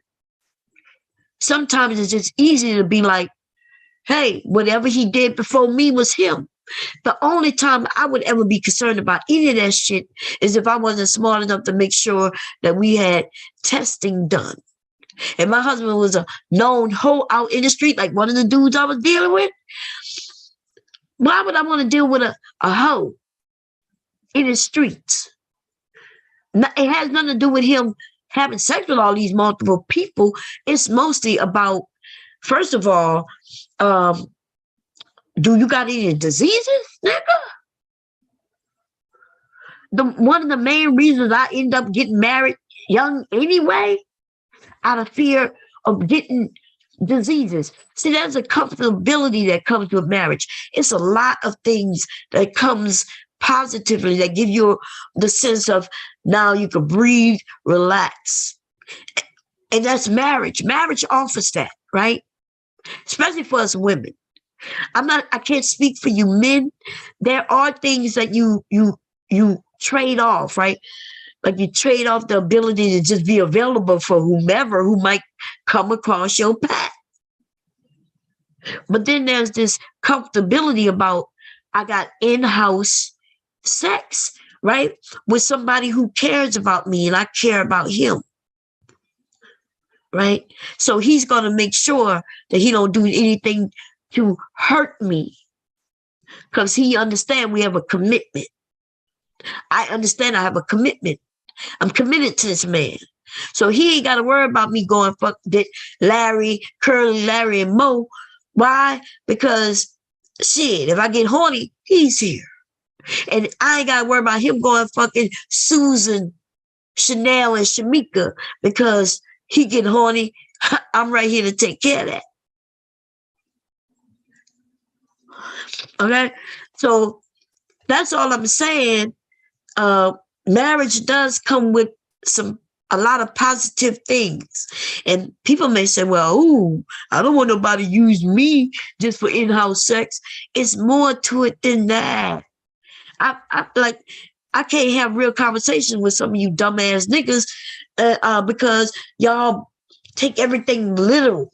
If I say in-house sex, then somebody say, oh, all you think about was sex? That's all you wanted was sex? No.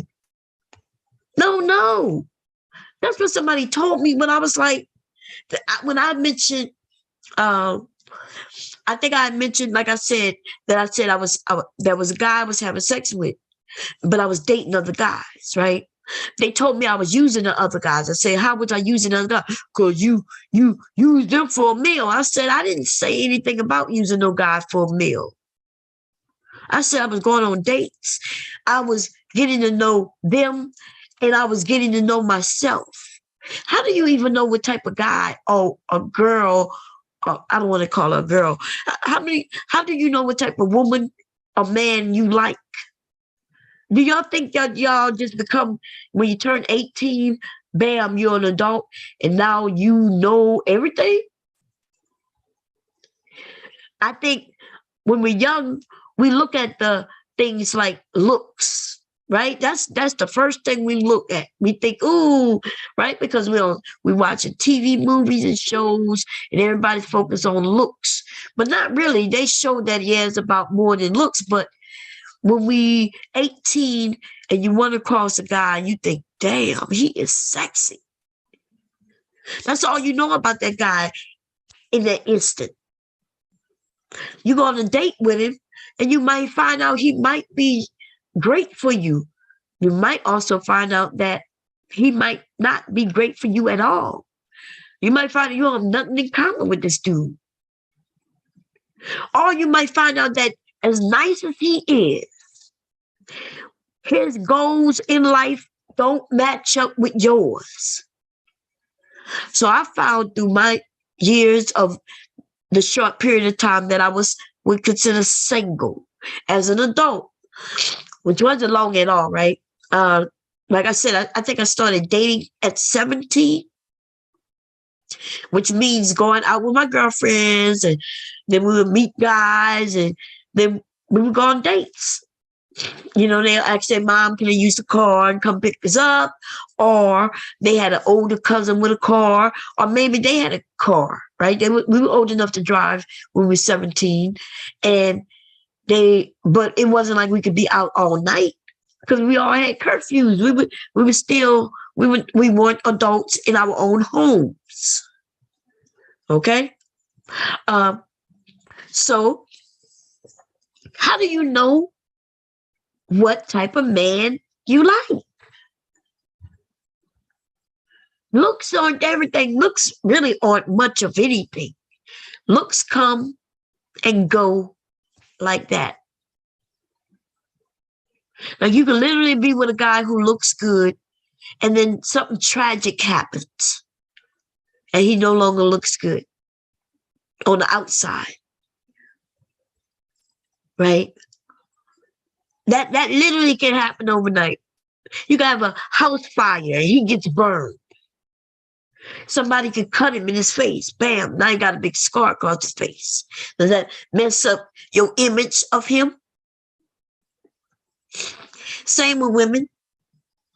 Our looks is something that keeps men, the new men, the prospect, keep your prospect up.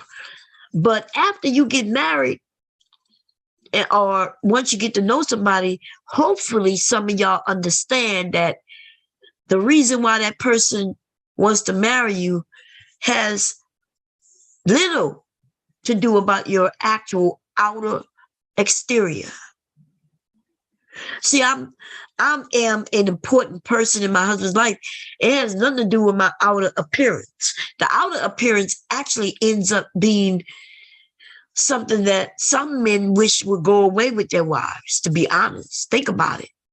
You married this, you got with this chick and she was beautiful. I'm talking about everything that most men desire. She got the thickness in her goddamn legs, right? And she got some thick thighs. She got that small waist that y'all like. She got that nice shaped booty. She got the perky, nice breasts. And she's what you would consider pretty, right? Boom. And then you marry her. She's your wife. And she got everything not only did you want, but other guys want. So now you can't keep her locked up in the house. She goes out and she's still looking good. Some men can't handle that. Right? You thinking, damn, like you getting jealous because you see that all these men, my husband had to deal with things that most men don't have to deal with their wives. Right? And the fact that men will do shit I didn't even know men would do. Like this shit was new to me. It still kind of blows my mind when I think about it. Right? When I think of a man following me from a fucking store to my house just to get my number to see if I'm available. I told y'all the time when a neighbor, like all I could think is this nigga was coming to rape me because there's all that he could be doing. He waited for my husband and children to go to school and tried to break in my house. If it wasn't for my son being homesick, I wouldn't have known this dude was trying to come in the house. My son was sleeping on the couch in the living room because I was mad at him. I told him he missed the school bus, and I told his ass to go down them stairs and wait. I told him he couldn't go to his room to get comfortable and go back to sleep. I told him his ass, he asked me will I take him to school. He knew I wasn't going to want to take him, right? He knew it. My sons knew how to play the game, baby. Just like all children, right? My son missed the school bus, and he came up telling me he missed the school bus. And he knew that I wasn't going to want to get up and take him. So he thought I was going to tell him, just go downstairs, go to bed. When I told his ass is that I yelled at him, asked him why he missed that goddamn bus, and I told his ass to go in the living room and wait and see if I decided to take him or not. That means he couldn't go in his room and get comfortable and get back in bed. So now he in the living room. But he eventually lays on the couch, right? Still wondering if I'm going to get up and take him or not, which I wasn't. And then he comes upstairs, Mom, somebody about to break in the house. Like, I like the things that I've seen men do, just in my case, is mind fucking blowing. Like this young man used to offer me money. He would come over and wait till my husband leaves and ask me to go on a date with him. He literally pulled out $1,000. Like I watch men when I'm in the park dealing with the children, they would flash their money in front of me. Like they would literally go in their pocket and start counting out money. And I always thought that was weird because where I'm from, you don't do that. You don't flash your money. You know, you don't need to flash that money in front of somebody and somebody hit you in your head and take your money. And men they like to flash their money from. I told you I went to the club with my nieces, and this is not no joke. Like I'm in the club and I'm dancing with just my nieces. It's just me and my nieces, right? We in the club, we dancing. I have a dress all the way down. When I start going out, especially when I'm going with my nieces, of course, I don't want to be dressed like them. So I go dress more mature. What does that mean?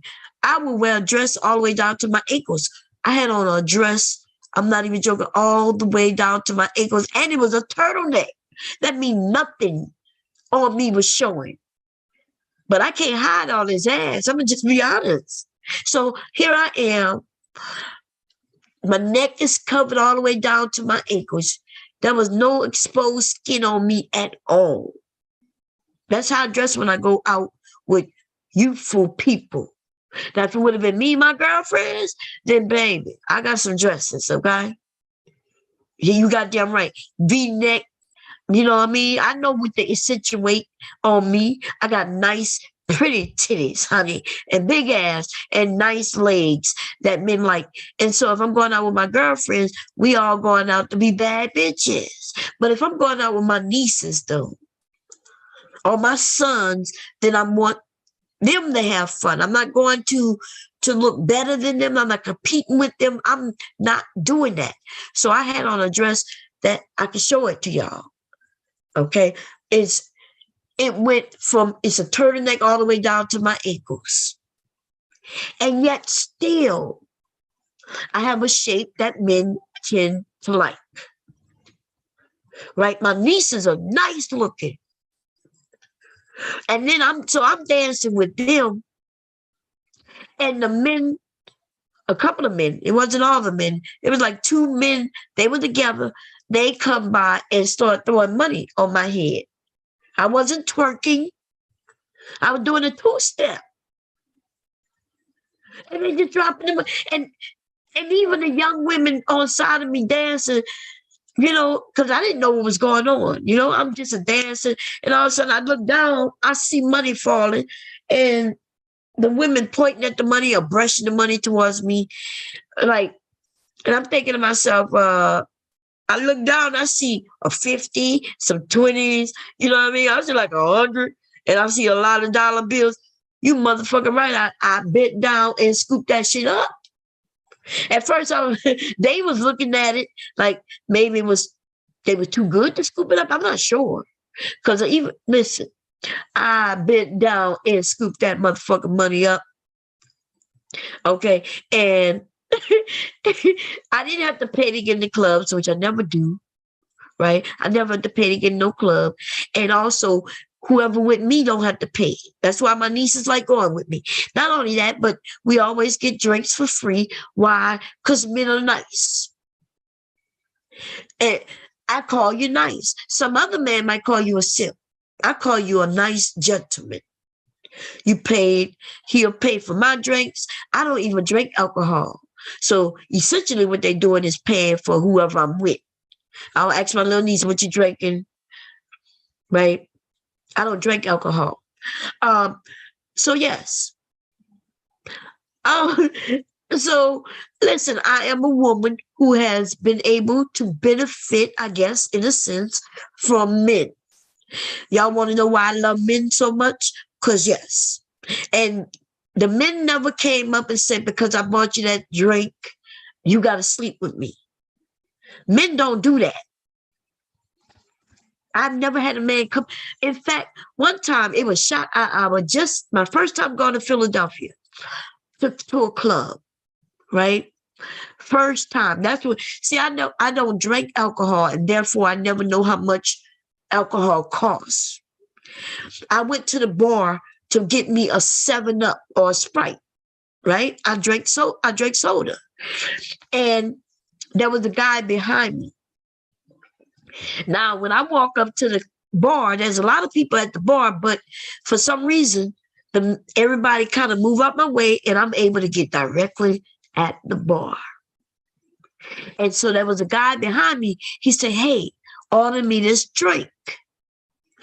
And I said, okay. I didn't understand why he wanted me to order it, but I ordered his drink and my drink, right? And he paid for my drink and his drink. 7-Up, y'all. I think it was a Sprite. I think that Sprite cost $8 for a goddamn. It wasn't even canned. They don't even give the whole can. They put this shit in a cup with some ice. $8 fucking dollars. But he paid $30-something for his drink. No, I think it was $37 for both, my 7-Up and his drink. And he paid for it. And I was about to give him the money. He was like, "Nah, I got it." Every time I go to the bar, I could, if I walk up to a bar, it looks like it's a long line, but for some reason I'm able to get up there And I guess it's because I'm a woman, right? Women, we do it's okay to recognize that, yes, we have uh, a few things that we can get that men may not be able to get, right? I'm able to get into a club for free. All women can't do it. I didn't know that. I used to think that it must be where all women get it free. But then I found out, no, like some clubs, if you get there early, the women may be free. But after a certain hour, the men will choose, whoever's at they'll choose certain women and let them in for free. It's beneficial to the club to have hot women in the goddamn club. Okay. So of course, I only found that out when one time they were letting me in free, but they charging who I was with. And I didn't know that. They let me in for free and they walked in behind me. And then when we got in there, I was looking for them. And then when they came up, they told me they had to pay to get in. And I was like, wait a minute, what? I said, I didn't pay to get in. They said, yeah, they charged us $18 to get in. I was like, what?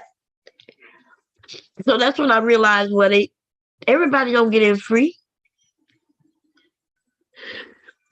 So I listen. What y'all want me to do? You want me to go in front of the club and say no fair, no fair? If I get in free, they should get it free. If women get it free, men should get it free. Yeah, no fair, no. Nah. We start realizing that certain people get certain things based on certain things. To me, if you let me in because I look a certain way, then okay. What y'all want me to do?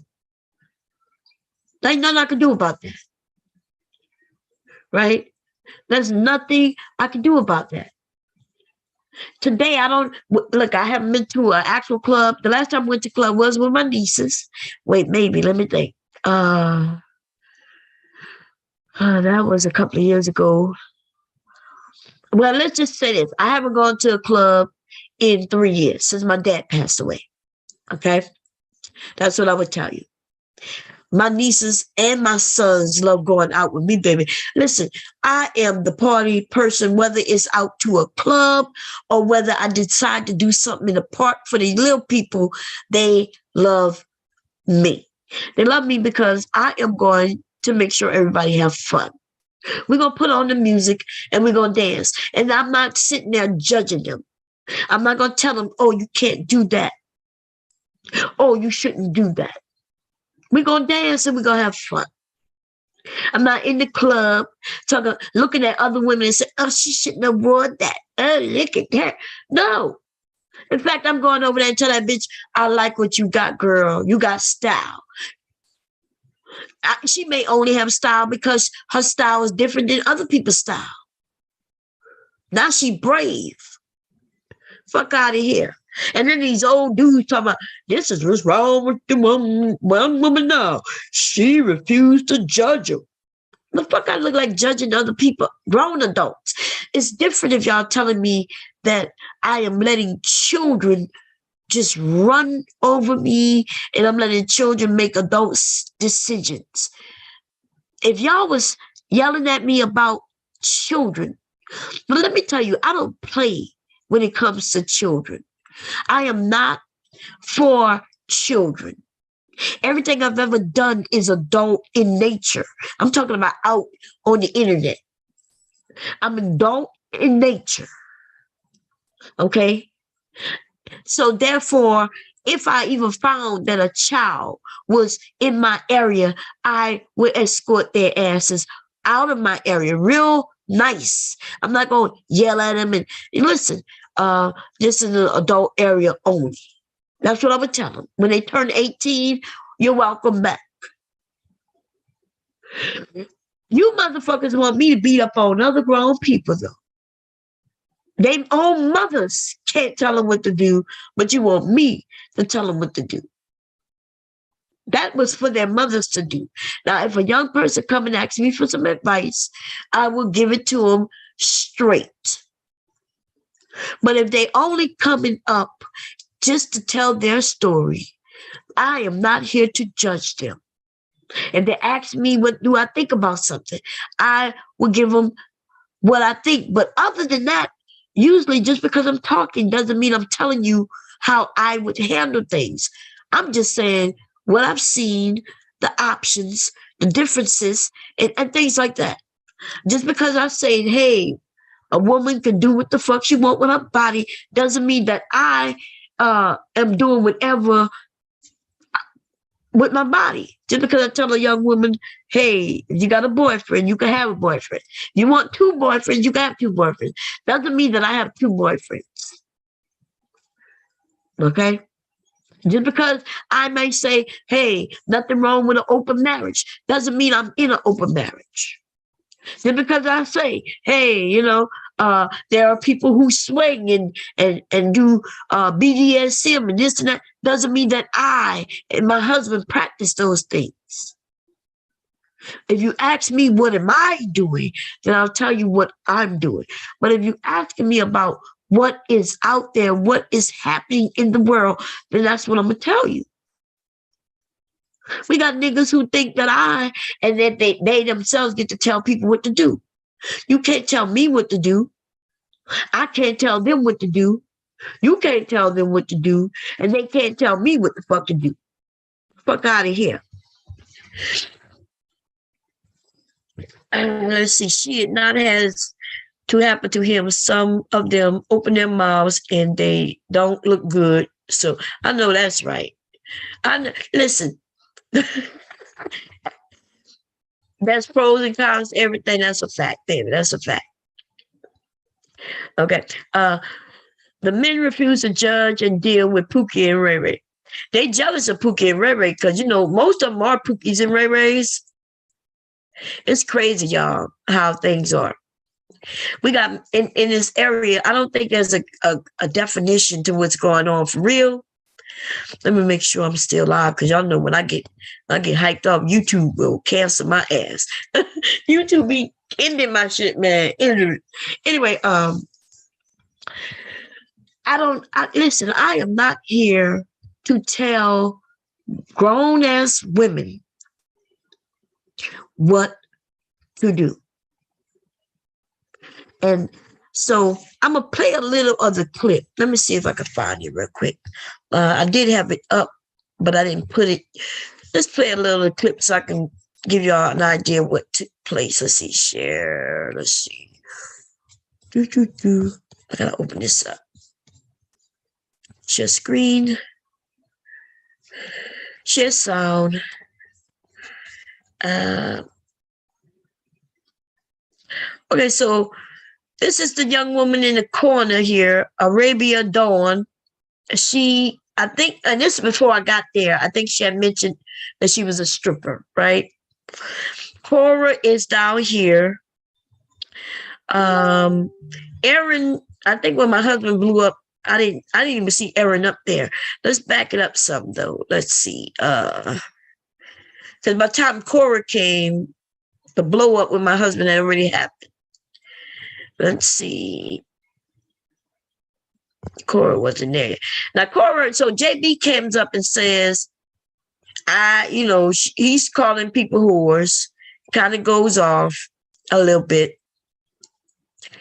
And then when Cora thought she was going to be slick about it, she comes up and she says some stupid shit like, well, I agree with JB. So JB called us whores. So if you come up and you say you agree with JB, and now and what JB said was that we were whores, does that mean you're calling us whores, right? But then she tried to backpedal a little bit, but not so much because she plays this game. But see, I smack niggas and bitches. Okay? The fuck out of here. So let's see. Let me go back a little. Let's listen to a little bit. Mom, Cherry. Ooh, she got jokes. Nobody.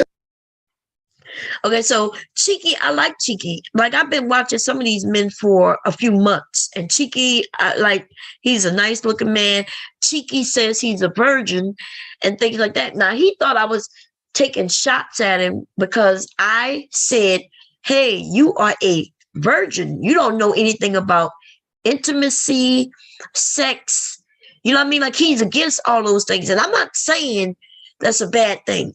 But I did tell him, though, that if my sons were 25 and virgins, I would be concerned. I did say that. And I'm not even joking about that. I think most parents, I think you would be concerned too. Okay? Whether it's a male or female. Some of the daddies might be glad your daughters are virgins at 25. I would be concerned about a few things if it's a daughter, right? I would want to make sure that, hey, like, are you having any trouble trying to figure out something that I can help you with? Or are you just, abstaining for a particular reason? That doesn't mean that I will be against what they're doing. I'm just saying I will be concerned and I will ask and have conversations. But if my son, and I know it sounds wrong, but there is a difference between you having a son and a daughter. We all know this in this world that we live in, right? If I had a son who was 25 and a virgin, I would also consult with him, try to figure out, like, what's going on? Is there something you're afraid of or just something that you're waiting for? And I would ask him, like, and so, yes, and mainly since, listen, for those of you out there and you don't have children yet, you don't know what you're going to be worried about with your children. You want the best. For those who want the best for their children, hopefully you will ask questions, right? Because maybe they need some information that they don't have, and then maybe you could provide them with. But if my son came and said, no, Mom, I'm just, this is my body and I want the right woman, then I'm all for it. But if my son tell me something like, I just can't find a woman, then it's time for me or his dad or uncles or, to sit down and chat with him. You understand? So, yes, whether it was my daughter or my son who was a virgin at 25, I would have a conversation with them so I can know what's going on. Make sure my children not lost out here. Anyway, but Tiki says he has this plan. Now, I was firmly, and I still stand firmly against the fact that he claims he got a girlfriend. They haven't had sex, and they've been dating for over a year. And I said, well, dating or are you engaged? And he said they're just dating. I said, well, why would you? So I'm telling all women in the sound of my voice, do not make commitments with men for over 6 motherfucking months that they not holding up. He's still girlfriend and boyfriend with a grown ass woman, right? And he don't have a time frame in front of him where he's going to ask her to be his wife. Now, I know women. It don't matter what age a young woman is.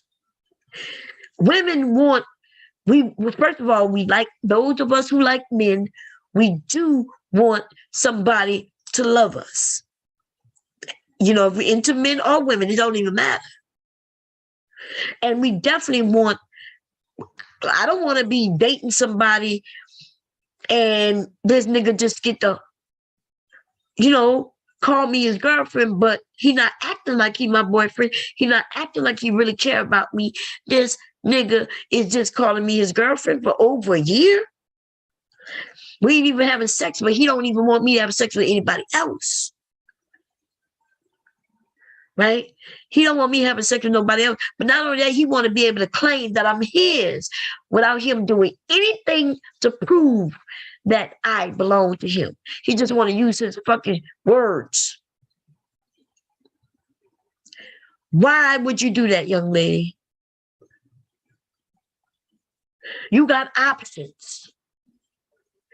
And if there's a guy who want to claim make claim to you, then he needs to do what it needs to be done to secure that. If you give it to him for free, listen, whoever he's with for a year and he give her no commitment, he not really taking her serious. Because what he has to wait for? He says she's a virgin, he's a virgin.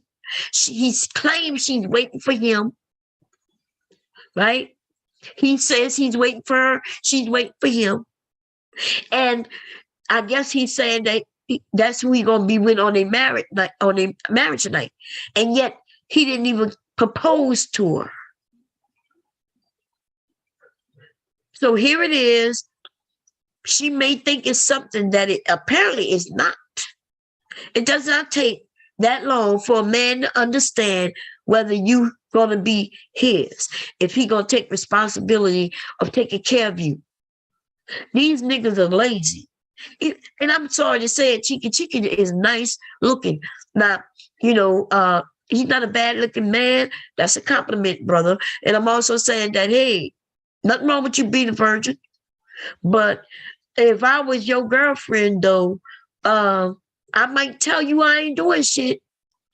I'm just letting you know.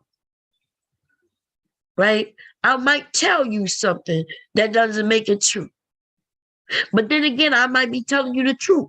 And then I would feel stupid to be with a nigga who not doing what's right by me. But these niggas don't want to take care of us. Look, he claims he got a woman who is like being loyal to him, and yet he hasn't proposed. Why y'all think that is? What is this nigga waiting for?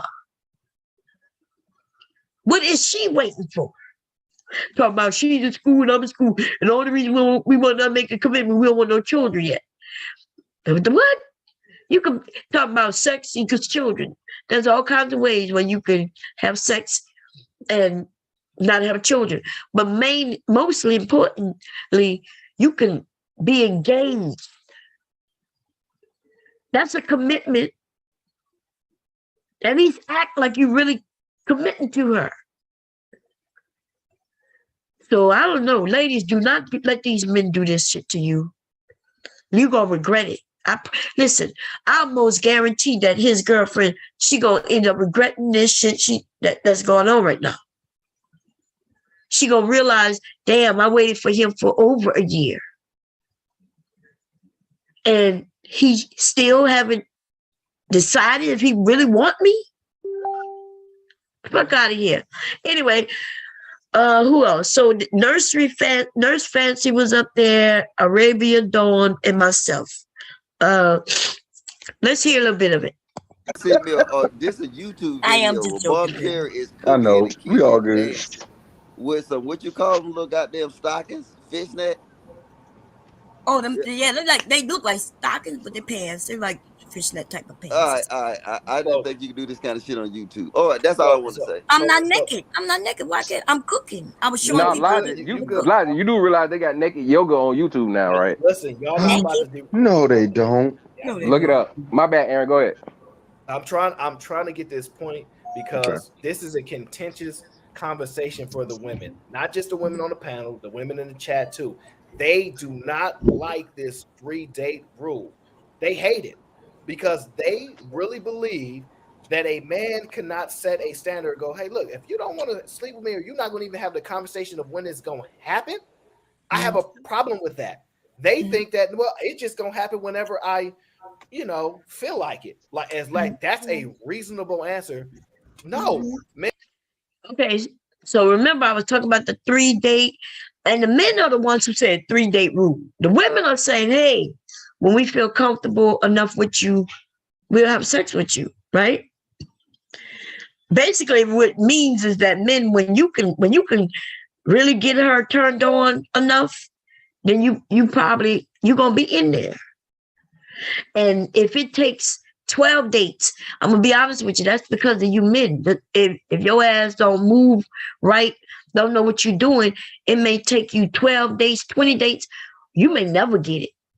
They got those men who can meet a woman, take her out on a date, and get sex that same fucking night. right?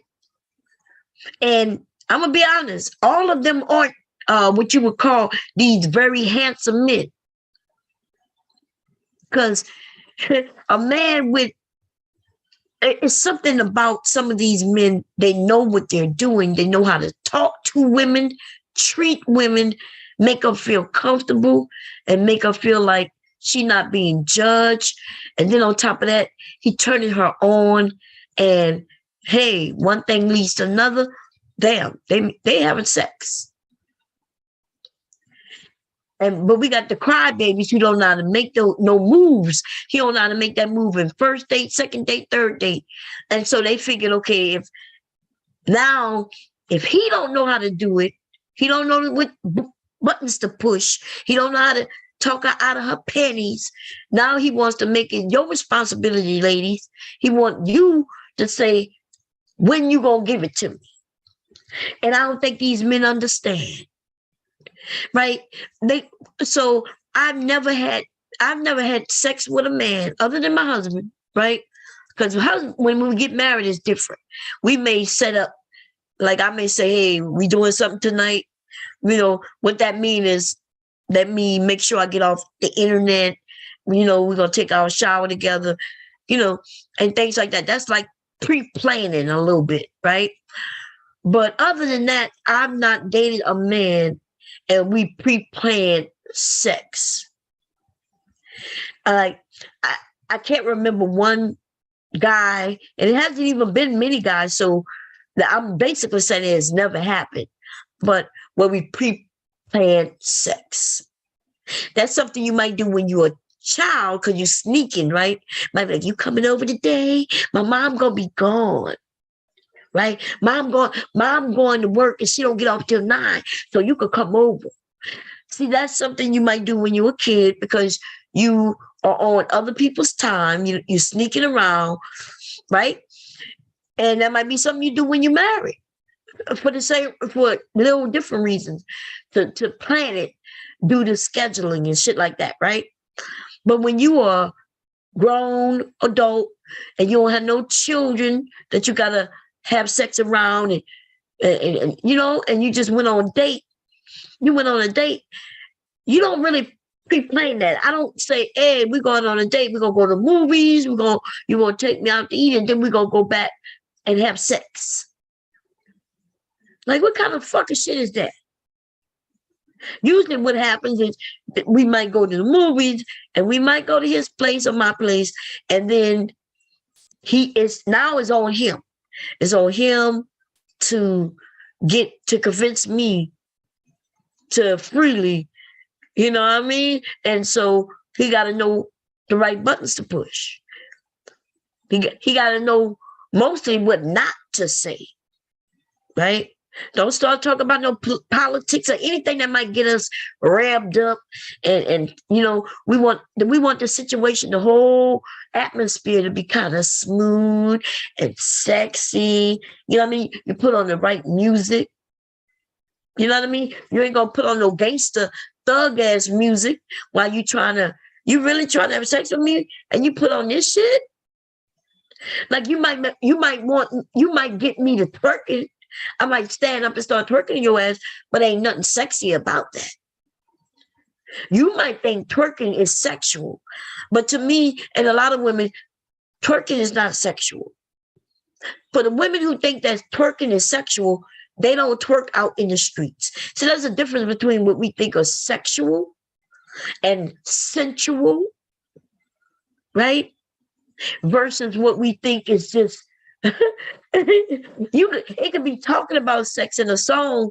That don't mean I want to hear that shit when you get intimate. When we become intimate, you think I want to hear some shit, throw that ass in a circle, throw that ass in a circle. Nah. Right? But I don't want to hear none of that shit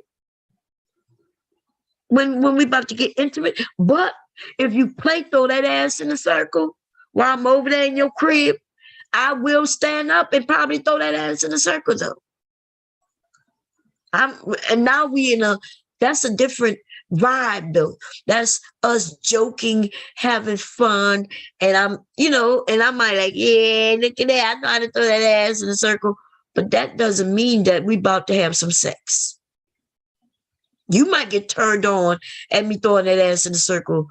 But y'all do understand that you got to turn the woman on. It don't take much for a man to get turned on. Right? But you got to turn her on.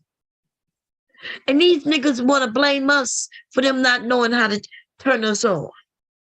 And so they want us to schedule a date. By the third date, if he don't know how to do it, he then says, well, it's your responsibility, women, to just decide to open them legs, whether he's still dry or not. You got to open them legs. Fuck out of here. These little niggas be the worst, baby. They're the worst educators. They think they know what the fuck they're saying, and they don't. They don't understand women at all, but they claim they do. All the women are saying, look, if you don't know how to get us there, then I guess we're not getting there. And the men are saying, well, look, if I paid for 3 dates, then that's what I want. Let's hear a little bit more of it. Fair use, by the way. Men are saying it's not. Men are saying, no, it's not a reasonable answer, and we don't like it. And you're going to have to play this game out here called Take a Chance. And look, men don't like it. We don't like it. Hey, girl, we don't care what you like. Listen, somebody said up here that the women was confident. Every woman up here was confident. Yes, we were.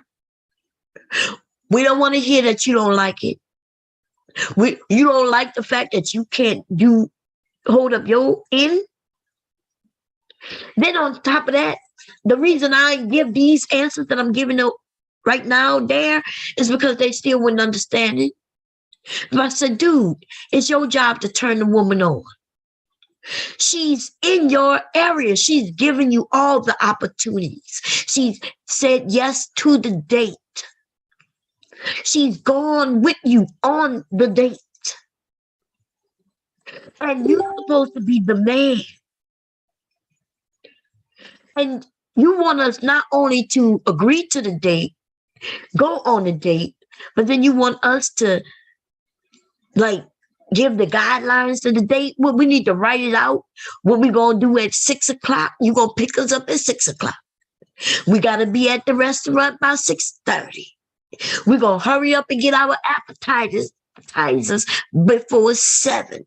But by 7:15, we're gonna start eating our meal, our main course.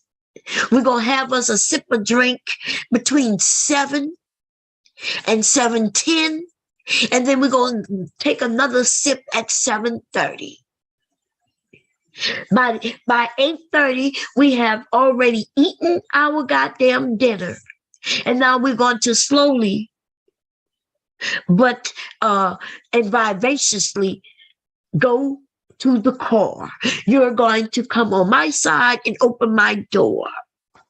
By 8:35, I should be getting into the car so you could close the door behind me. By 8:45, we are on our way back to your apartment.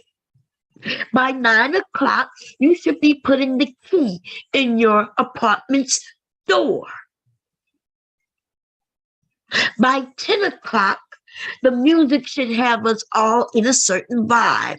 And by 10:15, I should be rocking to Rock Me Tonight for old time's sake.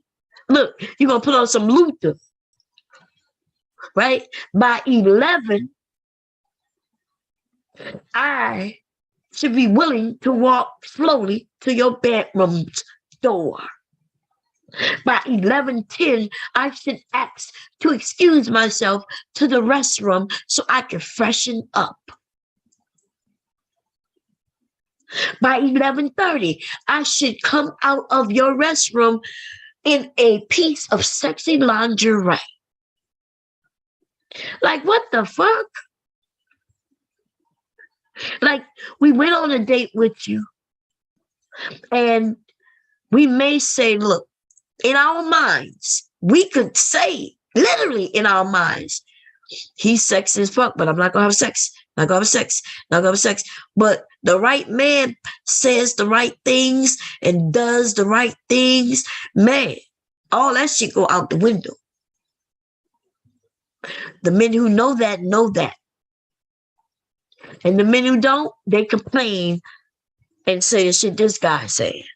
That take a chance is either you be alone because you're fearful to get played, which most women are going to have to do, or you're going to have to concede to the man's position. Because we'll play the game.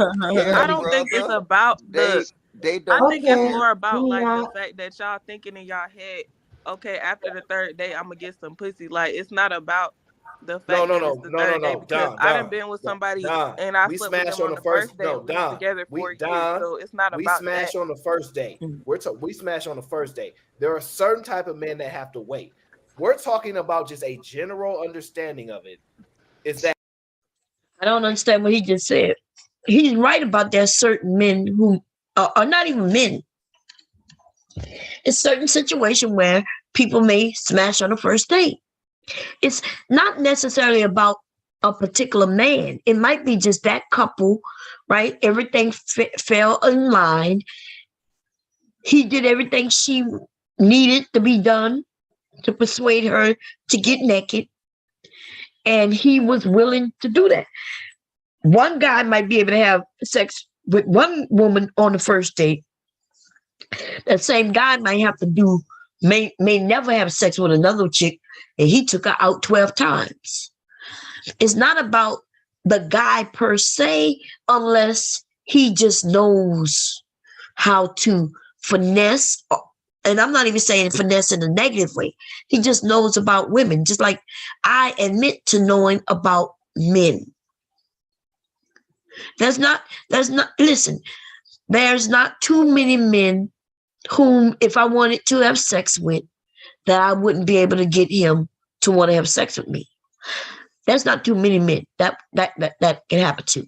And not because has nothing to do about my looks or anything. It's about me knowing about men. A man cannot like a big woman, and I'm a big woman, and I can still end up having sex with him, convincing him to have sex with me. But like I said, it's because I understand men psychologically. I know about men. So there are men who know about women. They know how to do this thing called finessing. They know what not to say. They may not know in particular what to say because it differs from woman to woman, but they know certain topics to stay away from. They may have certain playlists and they listen to the woman. And see that for you men who don't know how to get a woman, when I tell you that you listen to a woman, she gives you everything you need to get her. That's, I might not be able to give you everything you need to get someone else, but I essentially, and when I say I mean women, we essentially give you all the information you need to get us. It's just that when you listen to another group of men, or another man tell you what not to do, a guy who don't even know you, he don't care for you, he don't love you, he don't want you to really prosper, he don't want you to really get something that he can't get. He'll tell you some shit that gonna fuck you all up. Like this dude telling men or telling women, trying to tell women that all men want a woman who gonna be okay with dealing with them when they tell us we better have sex with them on the third date. If you listen to Aaron right now, if you men, I'm talking about you men, if y'all listen to this brother and what he's saying and you take it as factual, you ain't getting no vagina from no woman. Go and tell a woman, hey, I'm here to take you on this date, but I need assurance that by the third date, we fucking, we smashing. Shit, listen, if you are attractive, when you tell a woman that, That's several things that may happen. It depends on her and how she decides to rock with that.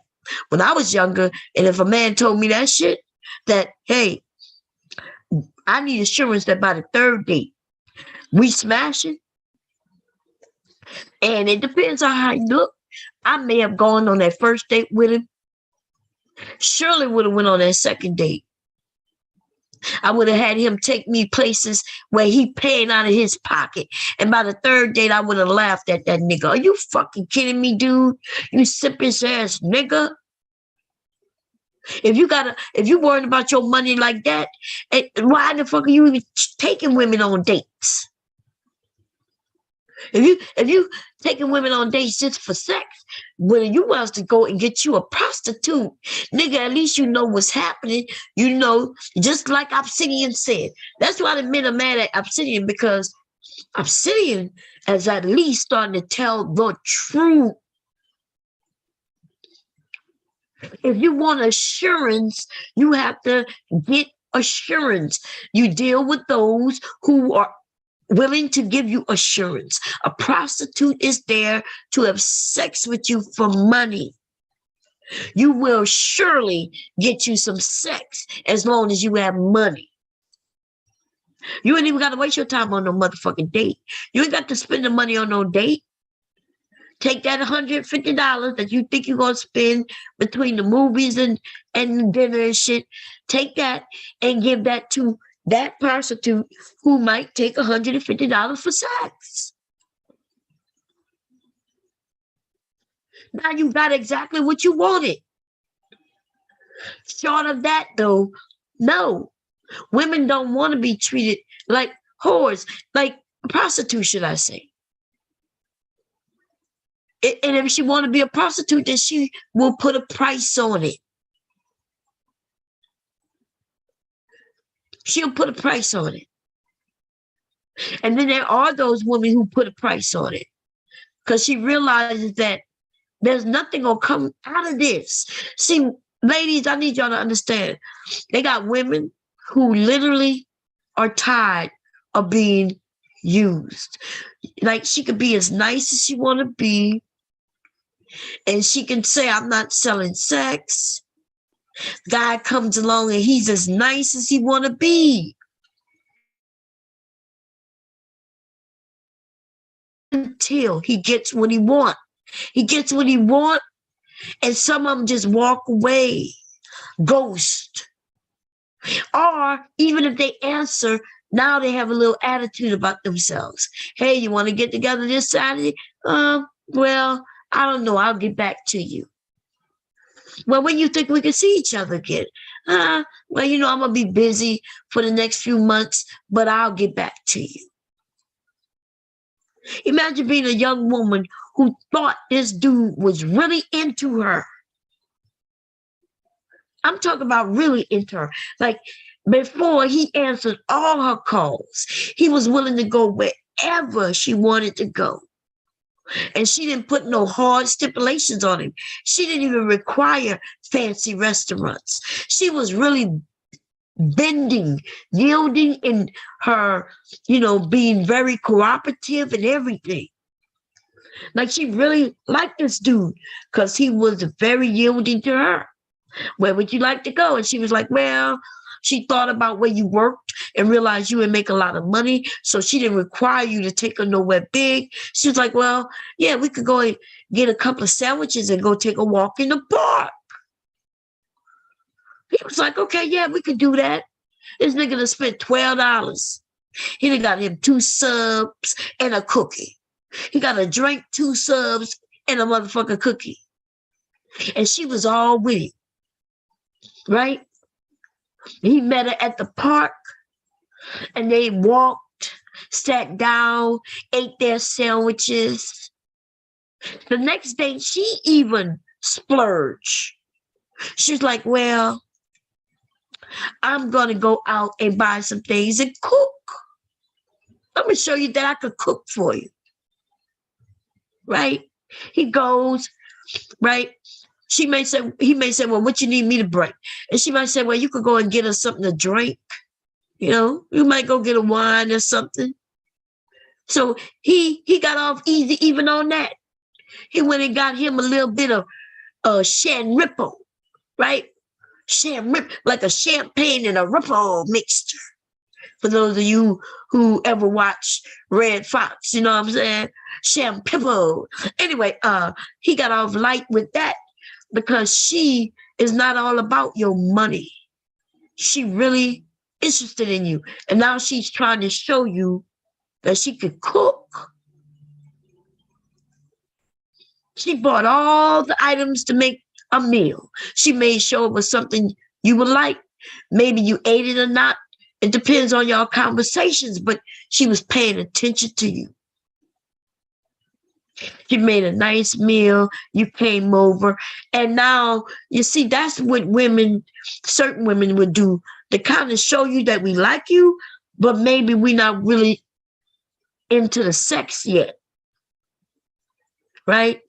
She knows that she don't want it to be one-sided. So she's given two.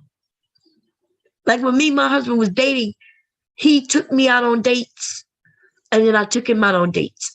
He drove because he had the car, and I would say, well, it's my treat. So he would treat me, and then maybe the next time I might treat him. Right? So I showed that it's not about money. Like I like you, you're cool. I like spending time with you. Anyway, she's proven she could cook.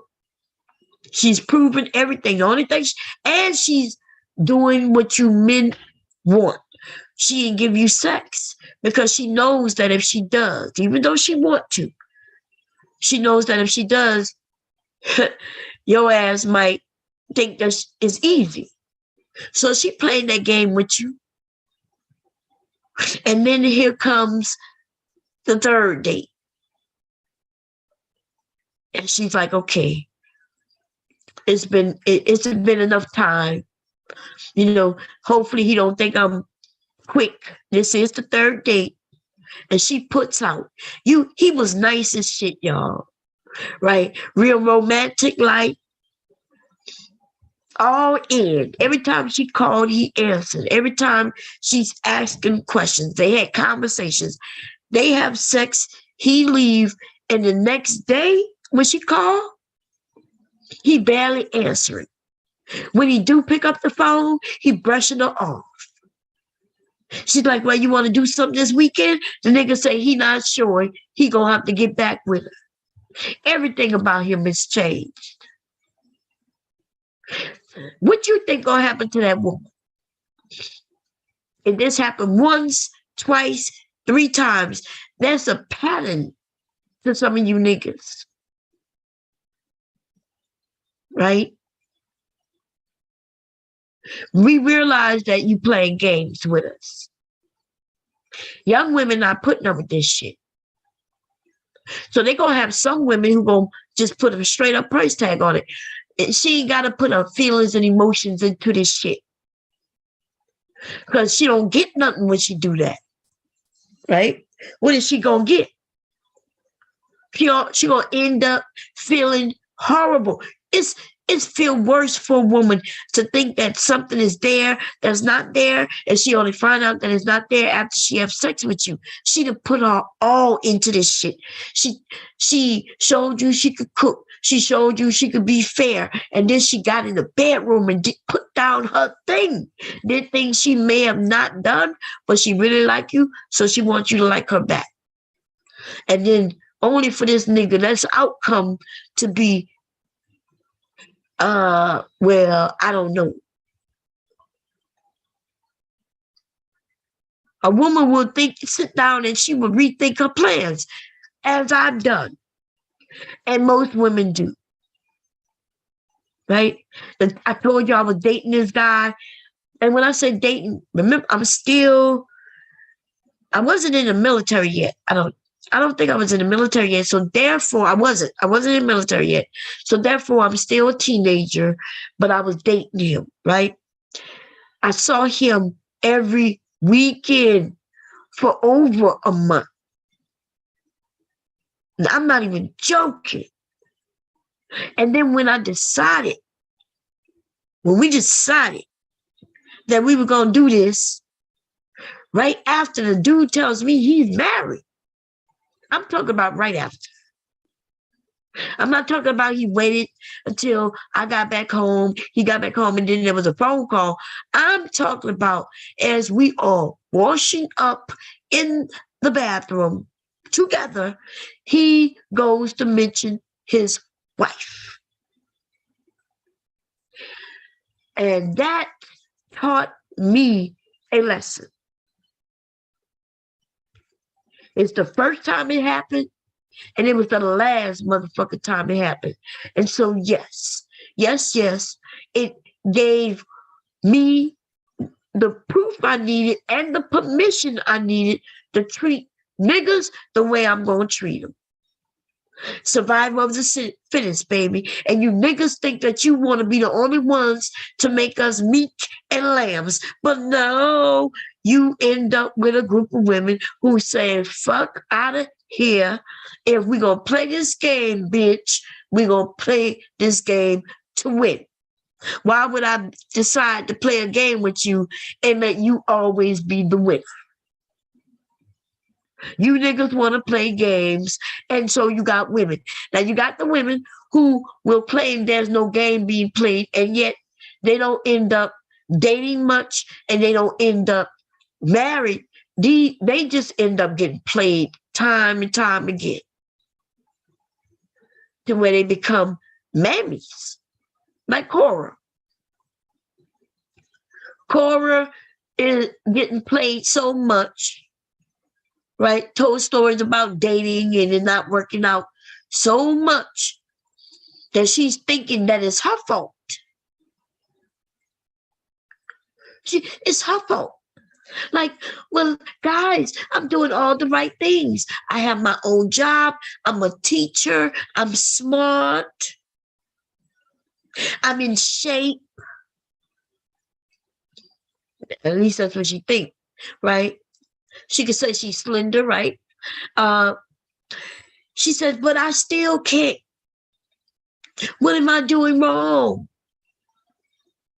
And then she went to the men, the very men who been shitting on her, the very sex who been shitting on her. You think those men gonna tell you for real? What they'll do, they'll mark you as simple, easy mark. Because you over there putting a big X on your ass. Telling everybody that, hey, I'm out here mammying for you. So choose me. And yet I'll be the one getting shown. The ones who are giving pushback. The men like those ladies. I'm looking at them ladies over there on the Lapeef network and even over there on Anton, right? And them ladies aren't being no mammies. They giving their honest opinions. And them men over there like those women. They may sit over there and say, so-and-so is capping, but they love them women. Those women will end up in marriages. Cora, you choosing the wrong side, bitch. You making yourself an easy mark. These niggas gonna come and skeet all in your face. And then they're gonna go about their business. And then they're gonna go and the ones that you think that they dislike, that's why you jealous. That's why you jealous, bitch. You jealous of this young lady who came up there saying she's a stripper. You jealous of her. Why? Because you saw that she was getting the attention. You jealous. You jealous when she pulled out all that motherfucking money.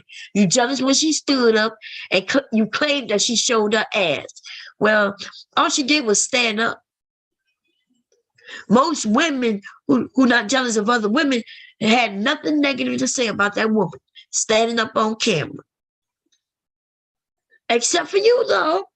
You and a few others, but it was mainly you. You got up there and decided to judge her. And you called her a whore. These raggedy ass bitches, man, be the worst. And they're the worst because they want to be victims. And then even when they're victims, right? Because I guess they can give if they decided to talk to us, most women will probably agree that they are little victims. The problem is they want to be victims and they turn around and blame us women for the reason why she's a victim. See, it's my fault because I am a whore, I guess. So it's my fault being a whore that she can't get a man. She's jealous that whores like me can end up with a husband. And she also angry that she can't prove that I'm telling women to be whores. They'll claim that I'm telling women to be whores. I'm not telling women to be anything. I'm saying you a grown-ass woman, make your own decisions. I'm saying look at if there's something about what you're doing that you don't like, then you have the opportunity to change it. I can't tell a woman what to do. I don't have all the motherfucking answers. You may not even want what I got. You may not have what I had to get what I got. Listen, and so whores like Cora, who's really the real whores. And when I say real whores, I'm literally saying she's a real whore. And what do I mean by that? These men will fuck her all down her throat and everything, and then dump her. And then she just gonna go to the next one.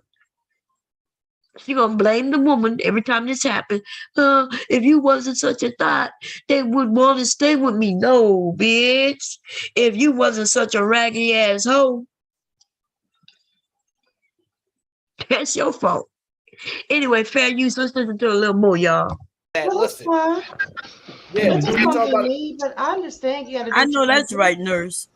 Listen, and I don't think the women are mad at it. The women are just saying, "You got to be out your motherfucking mind." That's all. Bye bye. That's everything. I'm just not that one. Now, guess what? Now, this is my point. I'm telling you, right now, if these women felt they was any kind of danger and they really needed a man, you think they'd be singing this song right now?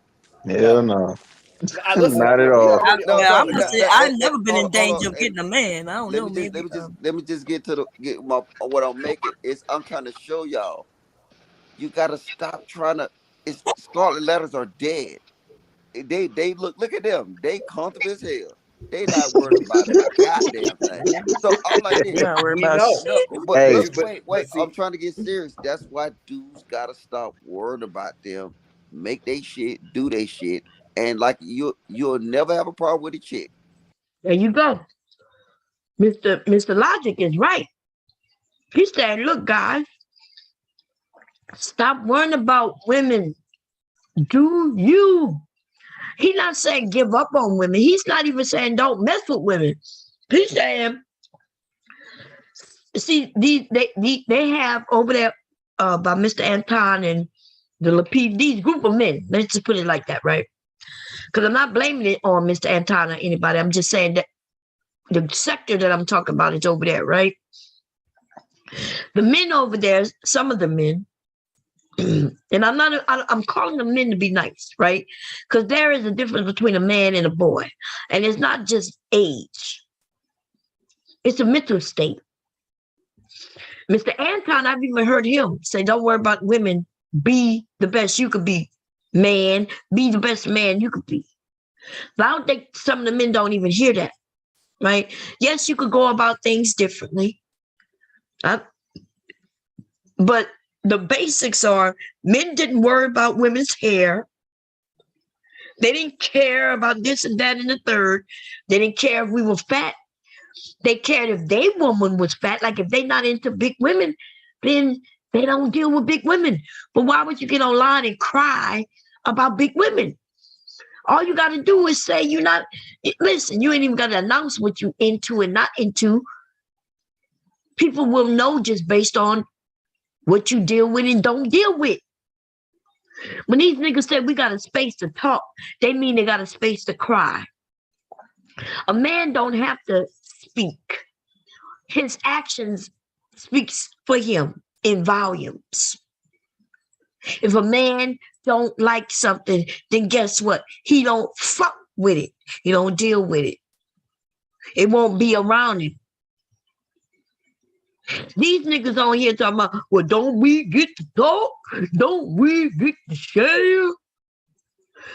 I mean, you can get to do what you want, but you're not gonna have nobody claiming that you look like a man, though. And then when you do get men to come and give you this little tad bit of advice, stop worrying about what these women are doing. Women are women. If you're supposed to be a leader, when you get with the woman, you're gonna lead her into this space that you think is accurate, right? If you don't want a woman who twerks, then you don't deal with women who twerks. But if you did decide that you like this woman who you saw was twerking, then through your leadership, guess what she'll stop doing? Twerking, especially in public. She'll stop doing it. That's what'll happen. That's for the men, though. See, this thing, man, let me tell you, this thing called manhood, I'm going to be honest, it's really not for everybody. Just because you're a male doesn't mean that manhood is yours for the taking.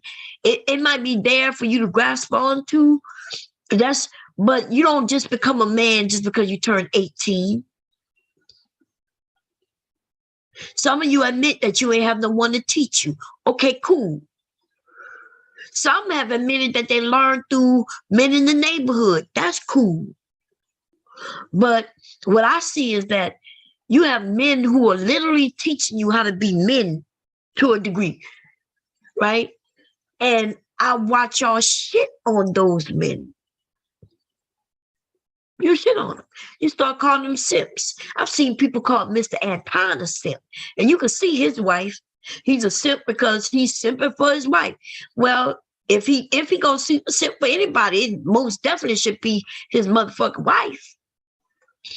And I don't even agree with everything Mr. Anton say or does, but it's not for me to agree or disagree because it's his life. Most of the things that I disagree with is when the judgment of others. But I don't disagree with people want to do with their life. If you ain't hurt nobody, you ain't harming no one, you ain't doing nothing that can be reflective as negative on a community. These niggas have decided that women in their jobs can hurt a community. Wait a minute, so a stripper can hurt the community, but we got a lot of gangbangers out there actually really killing motherfuckers, straight bullets, hitting kids, shooting up cars just because. That's mostly done by men. You mean this stripper, though, she's so detrimental to the community? Fuck nigga, shut the fuck up. That's the group. This is a group of men or boys who think they're men and they think they know about manhood. And here I am, a whole woman can teach you more about manhood than you can even imagine. Shit you ain't never heard. You ain't gonna never hear from some of these men, because see, the thing about men is it's mostly competition. I don't know, y'all daddies didn't tell you this, but you know, it's always been the fittest, right? The fittest will be the winner. Why would your competition give you a head start or give you information? That's why you're supposed to seek the information from those who love you and care about you. They want you to win. But see, men who competing against you, why would they give you a head start? Why would they give you their knowledge for real? You might come about and end up taking a job. You may end up switching them and moving them over and start educating on a larger scale than them. You niggas are the worst, baby. And you think that these men who don't know you, you think they're going to give you the information? That's why some of these niggas think they got the information. They up here and they're talking as if they know what they're talking about. All they're doing is regurgitating other information that somebody gave them. And the information is wrong. So they look like fools. Your daddy, hopefully he didn't want you to look like a fool. Hopefully your daddy understood his name meant something. And so he wanted his sons to look like strong men. And these niggas, though, they need bitches like Cora to come up there and man me for them. Anyway, let's get to fair use. Because guess what? But there's so many women out here in the world that you can just go get on top of. Hold up, Miss Fancy. Plenty of them. Because shit, because look, my DMs stay popping. Right. And guess what, though? And I don't even know. I be blocking them. See, I ain't even no bum cherry following me. You block me? Miss Lock, I hope you don't block me over there. I'm gonna send you a DM, baby. I'm gonna send you something. Okay. Oh Lord. Oh, he's sending the panties to the DM. See, I'm joking with him. Like I like Mr. Logic, right? So I joke with the men, right? I'm joking. I'm not tearing anybody down, right? But some of these boys, every chance they get, they shoot for women. And that's when we know they're not men. Mr. Logic not over there shooting down women. He's really not. He's giving his perspective on how he see women move. And he's not saying anything negative, but the men up here, the other boys up here won't even listen to him. Now, some of them are listening. Some of them know what he's saying. So not everybody up here is on the same page. Okay? So I'm not saying that. Okay? I agree with Logic. I call him Mr. Logic. I agree with him. Okay? But the rest of the men up here, or boys, should I say, they disagreeing. They're disagreeing. Here we go. The point is, man, is I really, guys gotta stop caring. I'm telling you, they gon' because look, the thing is Aaron, you're right. You can make that rule. They say, hey, look, you know what? We're not going on a date if we're not smashing. But guess what they're gonna do? They can find like 10 other niggas. They're gonna take them on 100 dates. And they don't gotta get a man. So see, Logic, hold on. Before you finish that point. Wait. Before you even finish that point, because I don't refute that. Here's the issue with that. And this is why women screw themselves. They screw them. Now listen to him. He said, I don't refute it. And then he gonna go to try to convince us women that by us doing that, right? Remember what he just said. He said, even if you, as a man, boy, man, whatever you want to call yourself, if you decide to tell a woman, listen, if I go on this date with you, I expect sex. He said, even if you tell a woman that, she gonna tell you, go screw yourself, because there's another whole group of men who would take her on a date without giving her those ultimatums, right? That's what Logic said. That's all he said. Hey, even if you want to put that on yourself, brother, man, and say you're not dating a woman because she won't give you sex, Logic is saying there will be other men to be right in your spot who will take her out on dates, right? And Aaron then says, I don't refute that. Yes, there'll be some men to take my place. But then he turns around and say, but that's how the women hurt themselves. Dude, what? This is why you women need to pay attention to the men y'all listen to. You men need to pay attention to the men you listen to also. Ladies, especially in the case where they try to convince us. It's our fault if we got a high body count. It's our fault if we have a low body count. It's our fault. Because even when I'm telling the men, first of all, my body count, this thing that they call body count, is fairly fucking low. It's really low, as a matter of fact. And we talk about individual single men, right? But yes, I've dated many. And then when I said, well, I dated many men, they didn't want to know, well, what were you doing on these many dates? I'm like, I was going on dates. You was using them for food? Nigga, what? See, it don't matter, ladies. It's always going to be your fault no matter what. And then once you get married, then they're going to start saying that your husband is simping, a cuck, or this, or that, or that, or this. Even when you got what it is that you want, you're happy in what you have. Now, because you are happy, ladies, then that man who you say you married to, he must be a simp. He must be a simp. Because, ladies, we're not supposed to be happy. We're not supposed to be confident. We're not supposed to be anything. We're supposed to be behind some man, way behind him. When he tells us to jump, we jump. If he tells us to jump and bark, we need to be jumping and barking. And we shouldn't be seen nor heard. But at the same time, we better be fly enough so in case we are seen and heard. We better look good, but if we look good, we better not look good. You dressing a little too sexy, although you just have on some regular fucking clothing. Like it's ridiculous, yo. But let's listen to what he's about to say, how we, even though we have these options that men say they should have, men say that they want to have options, and they say that a men of substance have options. And then when it comes to women having options, this is what he says. We're hurting ourselves. Options are bad for women.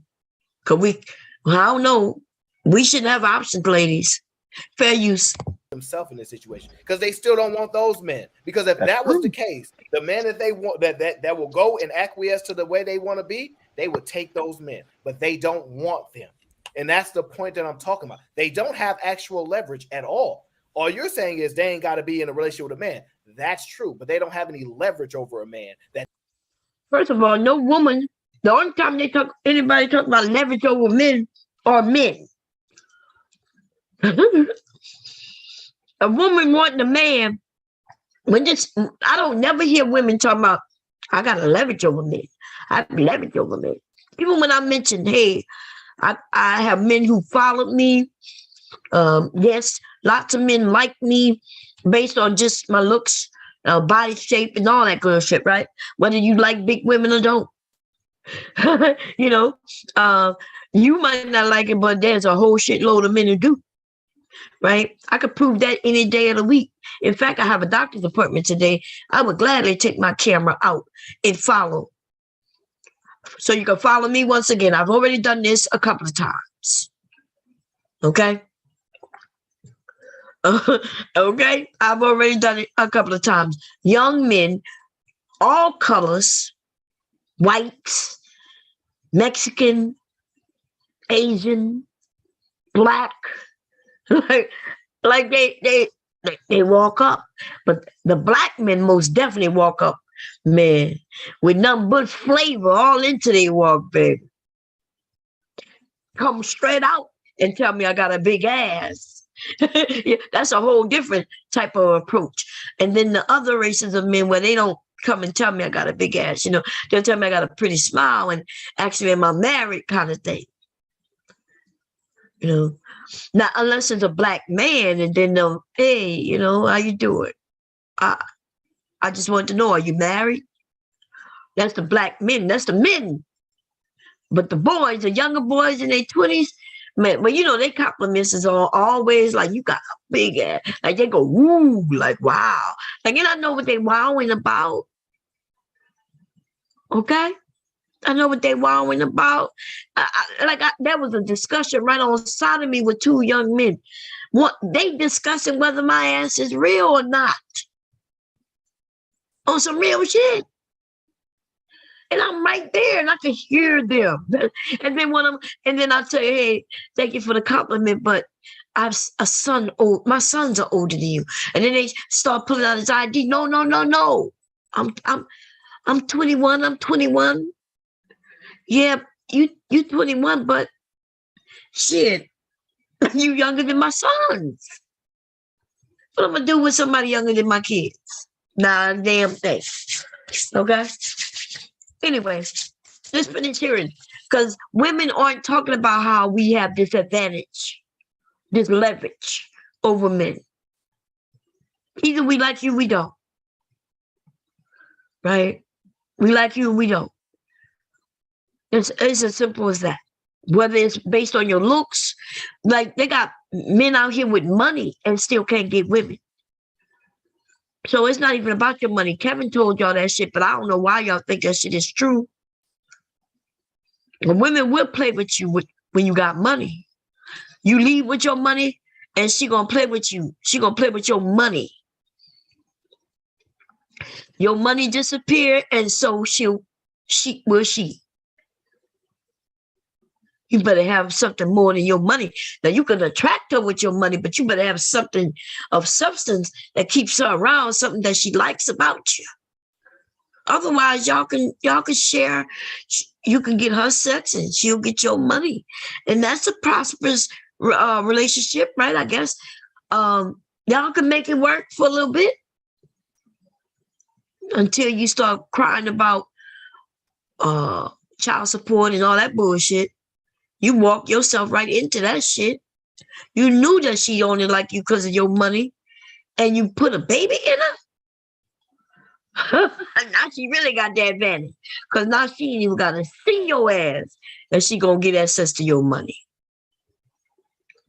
Am I saying there aren't women out there that do that? No, I'm not saying that. I'm saying that the women who may do that, why would you lead with your money to attract those women? Because a woman who don't care about money like that, of course, everybody care about money. But for the women who don't like you, and all she decided to like you for because you flash your money, but those, if you're looking for those type of women, then it's not hard to find, but except you got to have some money to do it. Yeah, she coming. You blew the horn for all the women who will date you because you got money. Blow the horn. There's gonna be some who gonna look at you and say, see your money, and she's gonna be like, well, now I'm gonna wait for the next horn, because he's not attractive enough. They got some women who ain't touching. Some of these niggas is lame and look bad. They got some of you men, like, for real. You're not taking care of yourself. You look like you stink. You ain't shaping up your head. That's the most, like, how much it costs for a man to get a haircut? You can't even do that. We doubt that you bathing. Nigga, it's almost like you own this, you're not even getting, soap and water. Okay? You're not even shaping up your head. But you talk about women in weaves? Like what? Never! Like what the fuck? Y'all can't even take care of keeping your head shaped up, and you want to talk about a woman's natural hair? You're not even doing nothing with your natural hair, nigga. All you got to do is let somebody line it up. Fuck out of here. Good God Almighty. That they want. That's the problem. That's true. The men that that is want true. them, they like, yeah, I can go. They said it all the time. I can get a man. I go straight to the gas station. I can get a man. You can't get a man you want. No, I wasn't saying that I want a man. No, I'm not talking about you. Yeah. No, not Don. Yeah, get out your feelings, Don. We ain't talking about. They always say we in our feelings. The lady said no. I wasn't saying that. I'll get out your feelings. That's that game they play. Every time a woman says something, just to kind of clarify, I didn't say that. No, I'm not talking about you. Well, get out your feelings. Get out your feelings. You're being emotional. These niggas are the emotional ones. And when he say that you can't get the ones you want, well, how he know? It's weird that they say that, because I promise you I got the one I wanted. And I had options. Like I literally had rappers who out there slinging dick everywhere. If I wanted to be just another one who got dick down by one of them, I don't see no benefit in that. What I was supposed to say, yep, I slept with LL Cool J. Yep, listen. Redman came to Delaware and I interviewed him, right, for a local magazine. And I could have said I let him F me. Look, I've been around. Listen, I'm right here in Philly, right? What is his name? Damn. Besides LL Cool J, there was another one with a fucking fucked up attitude, baby. He played in all these what's that movie where they raced in the race cars? I think he just got divorced like a couple years ago. Dark skinned brother. He played Baby Boy. What is his name? I can't think of his name. Right? I interviewed him also for a local magazine here in Delaware. Actually, the magazine was out of Philly, but I interviewed them out of Delaware, right? I interviewed Michael Blackson. Who else? It was a lot of rappers here in Delaware. Not Delaware, should I say? In Philly, right? I live in Delaware, but in Philly they had this thing called. I don't think they do it anymore. They changed the name of it. But what was it called? Damn, I'm going to go over there and see if I still have a flyer, right? You know how they do concerts? They do a thing where they get popular people to come and do a concert once a year. What was the name of it back then? I know they changed the name of it.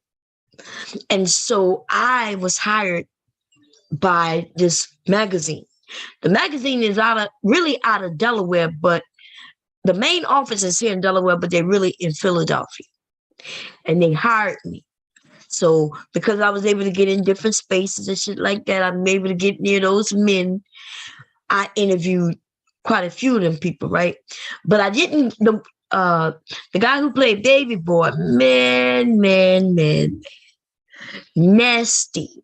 Like when I say nasty, I'm talking about it was cool when he was on that smiling shit and thinking he gonna get some draws. But I'm like, I'm trying to interview dude, and dude just turned nasty, arrogant, fucked up. I couldn't even interview him, right?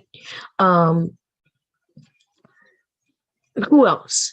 I have an ancestor fucking men, and if it was all about just taking some dick, that was easy.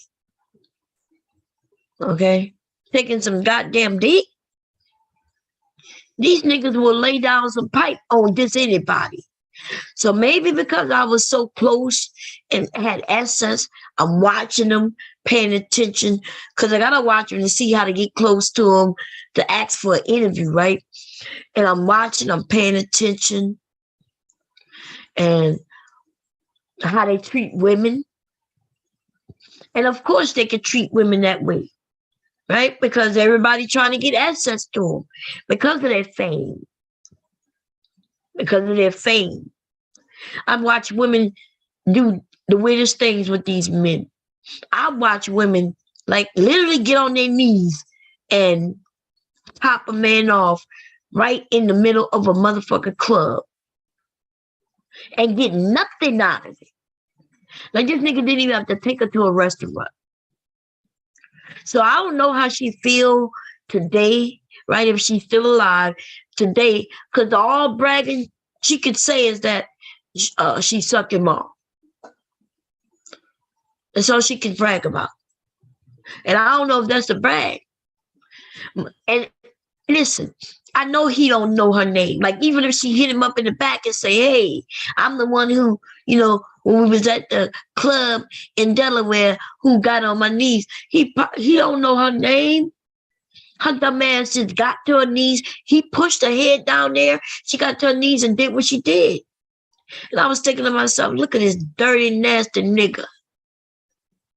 And then I looked at her and I'm thinking to myself, what is she getting out of this right now? Right? What is she thinking about? What do she think she's getting? She thinking that if she becomes superhead, that he gonna say, "Ooh, it was so good, I want to marry you." I always wondered that. And I don't know. That's why. First of all, I don't drink. I don't smoke. I always figured that these women had to be drunk or fucked up to do some of the shit I watch some of them do. Just because this nigga in a movie? Now, he's a nice looking man, right? Y'all know I like chocolate men anyway. Nice looking man, but they got nice looking men just in everyday life, y'all. Walking around, goddamn it. And if you ain't gonna drop to your knees and do the same thing, then why would you do it to this guy? He ain't give her no money, no phone number, no nothing. I don't know. I don't know, man. Anyway, fair use. Here we go. We stand in general. No, I think it's hard to find. I don't think that they can't get the man they want. I think it's hard to find the men that they want. No. No, it ain't. Let's be honest. honest. Yes, it is. There's not a lot of good dudes out here. Hey, be honest. The men they want is few. The men they have access to is a lot. Plenty. There you go. That's exactly what I said. Why when I say something, why motherfuckers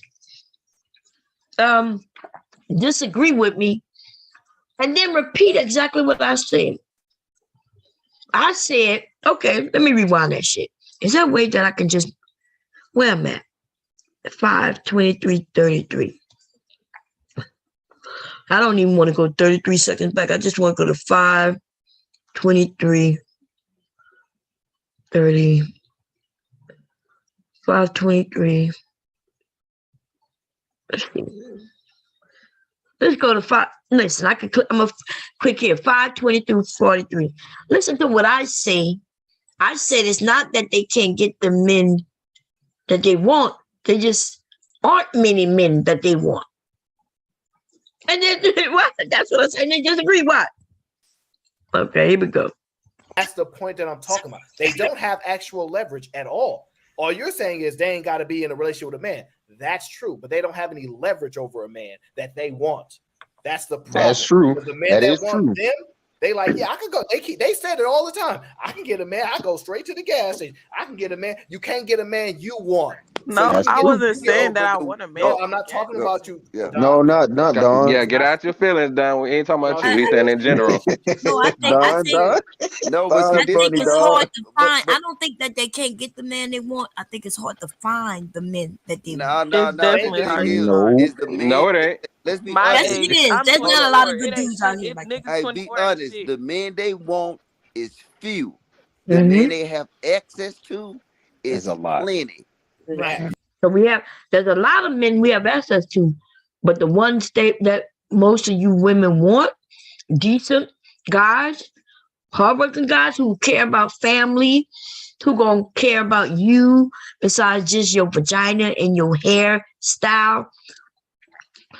What I was saying is that it's harder to find those men. They don't exist like that. There's not a lot of them. And then the ones who do exist, married or not in your location, and some of you men who over here on YouTube, I be wondering, like, why are you single? Because I know that you should be in a relationship if that's what you wanted.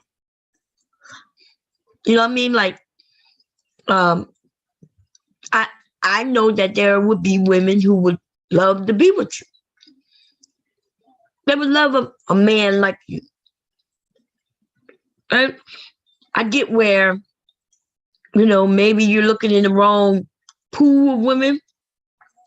Maybe the ones that you say you want, maybe they're hard to find too. Okay? I can't really speak on the women like some of y'all want me to, because I never claim to know about women to the level in which, you men do. You gonna know more about what women do and don't do than I do. I can only tell you what it is that I do. I can even tell you what I know that my friends I can tell you how women feel about certain things, right? But I can't tell you what women are doing. And I dare not tell men what women are doing in a sexual manner to men. I never tell y'all, no, women aren't doing that. Oh, women not bending over. Women not doing. Like, fuck out of here. It's just that most of these men won't be honest that they don't know nothing about men. There's not going to be a lot of men who know more about men than I do. And you could say I'm married all you want, but just because I'm married don't mean I'm dead. And just because I'm married don't mean I didn't have access to men. Still today, I have a lot of access to men. I'm listening to y'all. Y'all, it shocks me that you would say things like, Bob, but you don't know what's going on. And yet, y'all have watched me have men come up on my panel and tell me all their business. And if you think I can do that shit online without even knowing these men, what you think happens in person? I think I've already said I could go into a store, and I'm not even talking about the men who will come and just start talking to me. It's not even just fucking men. Women will start a conversation with me. It's not sexual, and tell me all their business. People love talking to me. And all I simply ask is, how you doing? Oh, hello, how you doing? I do like that. Everybody, I'm walking by, hey, how you doing? And every once in a while, somebody will stop. And they might say, oh, I had a bad day. I'm like, sorry to hear that. And then they will go into telling me the whole fucking story. And my husband hate going shopping with me. Like he done went shopping with me before, and I'm in one aisle, he might go into another one to go get something. He come back wondering where I'm at. I'm still in the same aisle he left me in, and somebody's standing there talking to me, telling me their whole life story. And then at the end he'll say, oh, who was that? I'm like, I don't know, some lady I just met, some guy I just met, telling me everything. Now, I'm not mad about it. I'm not angry about it. I sit there and I participate in the conversation and all of that shit. The thing about it, though, is, people, I don't know what it is about myself, but people like to give me information. And so when I have some raggedy ass bitches who will come and tell me some shit like, you don't know what's going on because your generation, bitch, get the whole fuck out of here. I have your own children, as long as they adults, because I ain't talking to no kids, tell me things they won't even tell you, and you their mother. Fuck out of here. Disrespectful ass bitches, man. These whores are crazy. Anyway, fair use. Mm-hmm. And listen, all I'm saying is the woman that they want, right? When they do go on that date, they gonna give it up. I'm just telling you, that's just what it is. Yeah, they gonna give it up. Y'all hear it? They gonna give it up. They gonna give it up. They gonna look. Somebody in the chat said, "Bob, stop." I said that. Look, they don't have a lot of good men that these women want, and the men stop. She calling cat. Somebody said exactly what I said, just in a different way, use different words, and they're right. But when I say something, now this is the dude I was talking about, that JB guy. This is his name. I gotta write it down so when I put his name in the title. Look what he said. And I don't look in the chat. I literally do not look in the chat. It's my first time seeing it. This nigga say, so I ask again, who wife is up?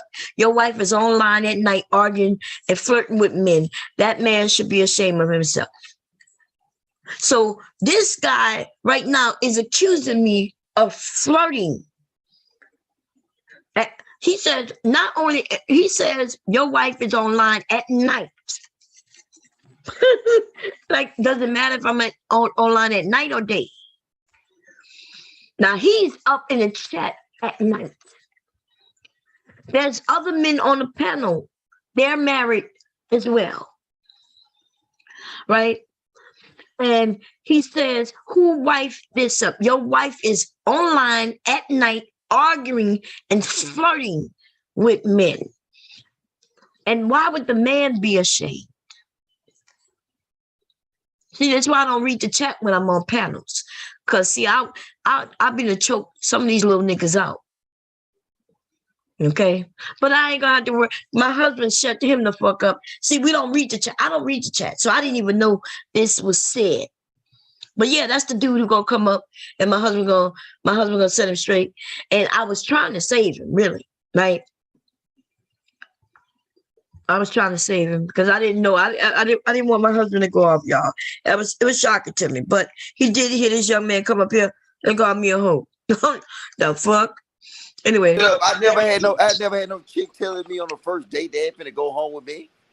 And I'm talking on the first date. So why y'all act like I'm a bad person? If a woman want to get with you on the first date, that's not a problem. Nobody's a bad person. Nobody never said that. Y'all made it seem like I was telling women to be whores. Y'all said that. No, I just don't want you telling women to expect marriage after 6 months, especially if they got a plan. Yeah, get your man. Listen, do not be with a man longer than 6 months and him not give you some type of commitment. Hey guys, don't be taking all these women out on these dates and spending all this money and you. They don't like they don't like. I didn't tell women to be whores, right? I don't promote and I don't down whorism. That ain't my business, right? In fact, I've never come across any woman online. Well, I have, right? A few of them, and it shocks me when they'll come like, I'm a sex worker, and when they say they're a sex worker, and then somebody say, well, what area? And they say, well, yeah, I do it all. I only had one person do that. It was on my panel, and I was quiet as a motherfucker, right? Because if I promote anything, and y'all have promoted some things. I promoted you women selling your socks, your stockings. I said, if you want to do phone sex, and I've also said, look, if you want to do camming, you could do that too. But this is what I was promoting when I was saying, hey, if you're struggling and on assistance, that little money is nothing. Here, you could sell your socks and get paid, right? But that's considered sex work, especially in these men's minds. It's sex work. On webcam is sex work. All that shit is sex work, right? In their minds. I don't consider it sex work, but okay, I'm even cool with taking that. But they'll say that I promote this shit. And so when I tell women that, listen, do not be dating a man for over a year. Listen, I dropped it to 6 months, but we could go a year. Let's say you a year. What the fuck is taking so long for him to decide that you're the right person? Now, ladies, that's what I want to know. But now, there's some other caveats, I guess you would say, if y'all live together. Well, that's kind of like that's a commitment, right? Like in a year, y'all decided y'all gonna move together, y'all moving in, y'all blending things together, y'all paying bills together. Okay, I can deal with that. But even if you do that, do not live with a man for over a year. And not request or require something a little more. And if you're scared that he gonna leave because he don't want to do certain things, if you okay with always letting him use that excuse, but it's gonna hurt you when he decide that there's another woman to come along. See, that's a man who's waiting, and he's waiting to see a better option. I think some women might be afraid that might be factual, right? And that's the way he living, and you allow him to live that way, it's not going to work out in your favor. You already know that's what he's doing. And as soon as somebody comes about who looks like it's a better option, he's still gonna be like, yippee-ki-yay, motherfucker, he's still gone. And now you're gonna feel even worse because you should have took your own future by the horns and gave him the ultimatum. Either treat you like you want to be treated or he got to go. There's too many men out here, ladies, and y'all holding on. Some of y'all holding on to losers. The whole situation is a loser. Like, sometimes you holding on and you realize y'all not even supposed to be together. It's not really working out for real. It's just that y'all comfortable or used to each other. But this shit ain't going nowhere because there's no commitment. That nigga say he want to protect his money, like the dumb. And I'm gonna say this, and you gonna agree with me, because the only way you don't agree with me is because you just don't want to admit it. A man who tells you he don't believe in marriage because he don't want to lose half his shit, and that's why you allow this man not to ask you to marry him. You let him get away with that shit. What is something wrong with you?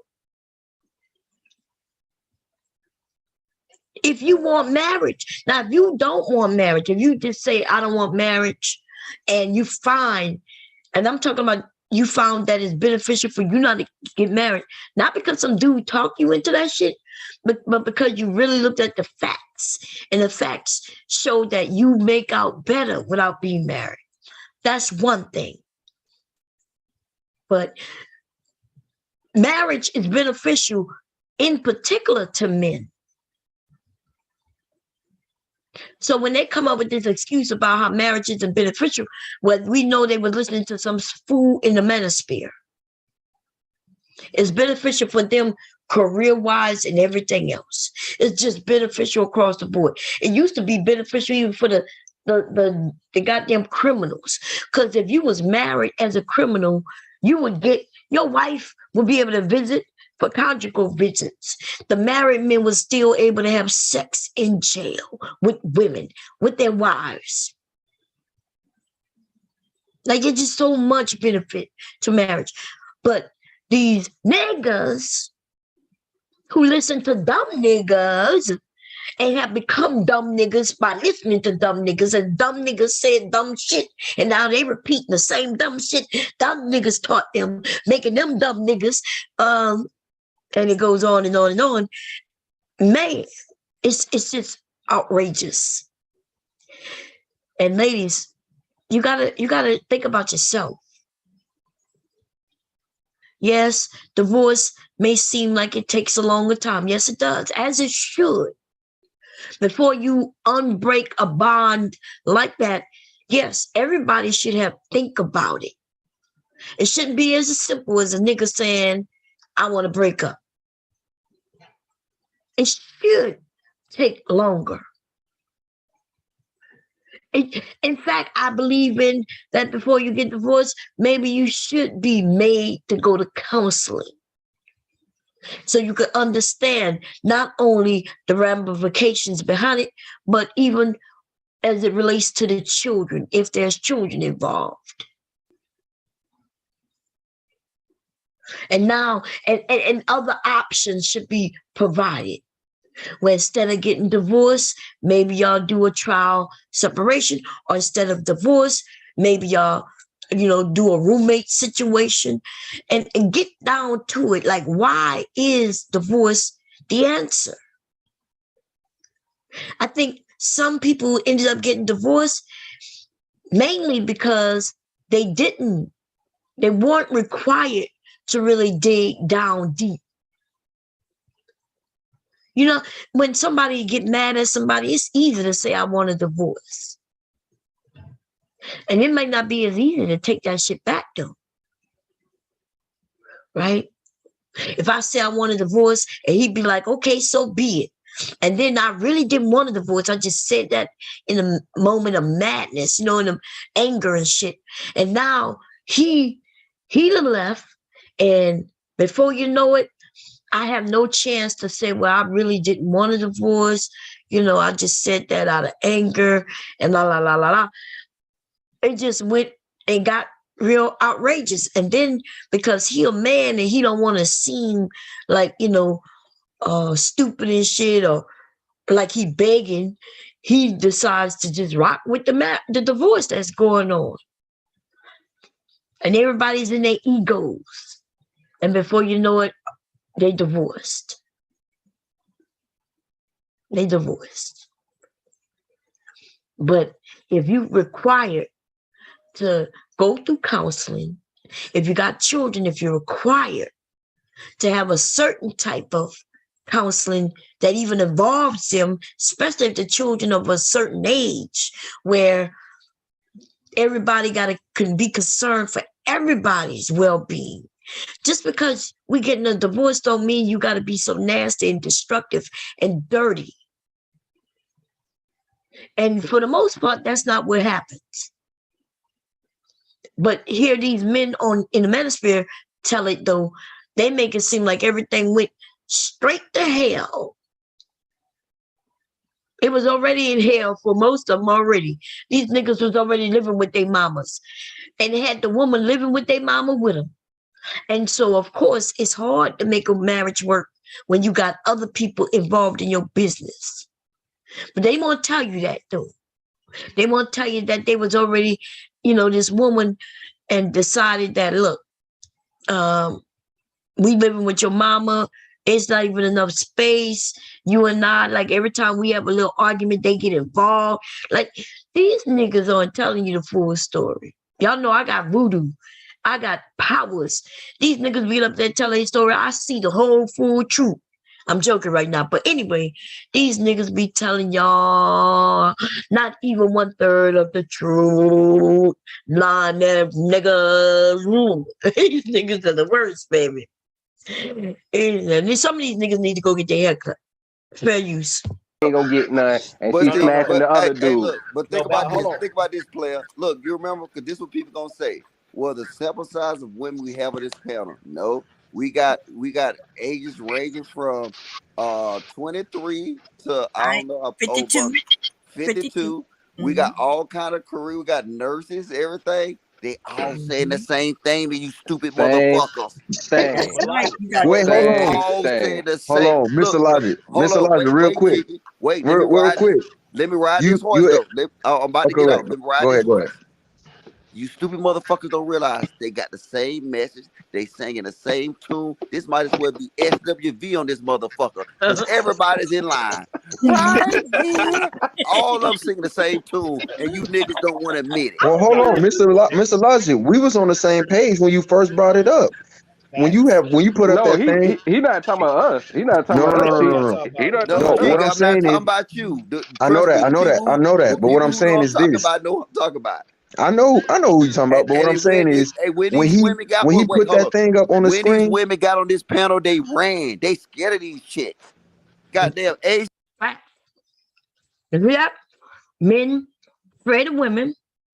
They afraid of the topics. They okay with being up here dogging women when we're not a part of the conversation. Right? Because they can say anything without any one of us being able to question. They're not paying attention to the chat. And if they do see what we say in the chat, they can ignore it. I don't pay attention to the chat at all, right? I just don't, because I know it's going to throw me off. I'll be roasting motherfuckers in the chat because they're disrespectful, but I'm cool with that, right? I just don't pay attention. But when the women start coming up, the men start running. They'll run. But you notice Cheeky and Mr. Logic are on the same page. Logic is saying, hey, this is what the women are saying. Right now they're on the same page. And remember what they talking about, what we're talking about. We're talking about this thing of 3 dates. You deserve sex. That's what we're talking about. Okay, 3 dates. Sex. Women are saying, nah, just because we went on 3 dates don't mean you get sex. I agree, and the young ladies agree. We got some mammy ass bitches that say, well, Mom, the ladies don't think like that no more. And yet I'm always having young women who saying the same thing I'm saying. The mammy's man just want a mammy. And it's okay. Mammy ass bitches. You would think I would be the mammy. Because I do side with the men and the women. For real. I'm not talking about no fake ass shit. Just saying something to get some money. I'm talking about I can really, you know what I mean? I'm siding with the men when the men are right. I'm siding with the women when the women are right. I'm siding with both of y'all when y'all right and when y'all wrong. Because I'm telling you that, hey, you know, y'all can work through this shit. I'm not up here just pointing fingers and saying, you wrong, you wrong, you wrong. I'm saying that even through you being right or wrong, there's a way to come together. There surely is a way to come together. I have a doctor's appointment. What time is that? I'm going to start getting dressed soon, I guess. I think it's at 2:30. I'm not sure. I'm going to call and find out. But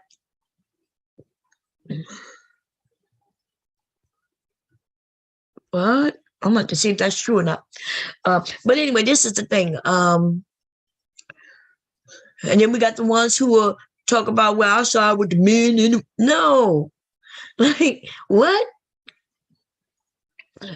So Logic is saying, hey, these women are saying the same thing. Logic said, he even said this himself a while back. He even says that, hey, I'm the type of dude, I've been with women and I ain't have to wait for no 3 dates. You know what I mean? Because he's saying that he's a grown-ass man and he's dealing with women, right?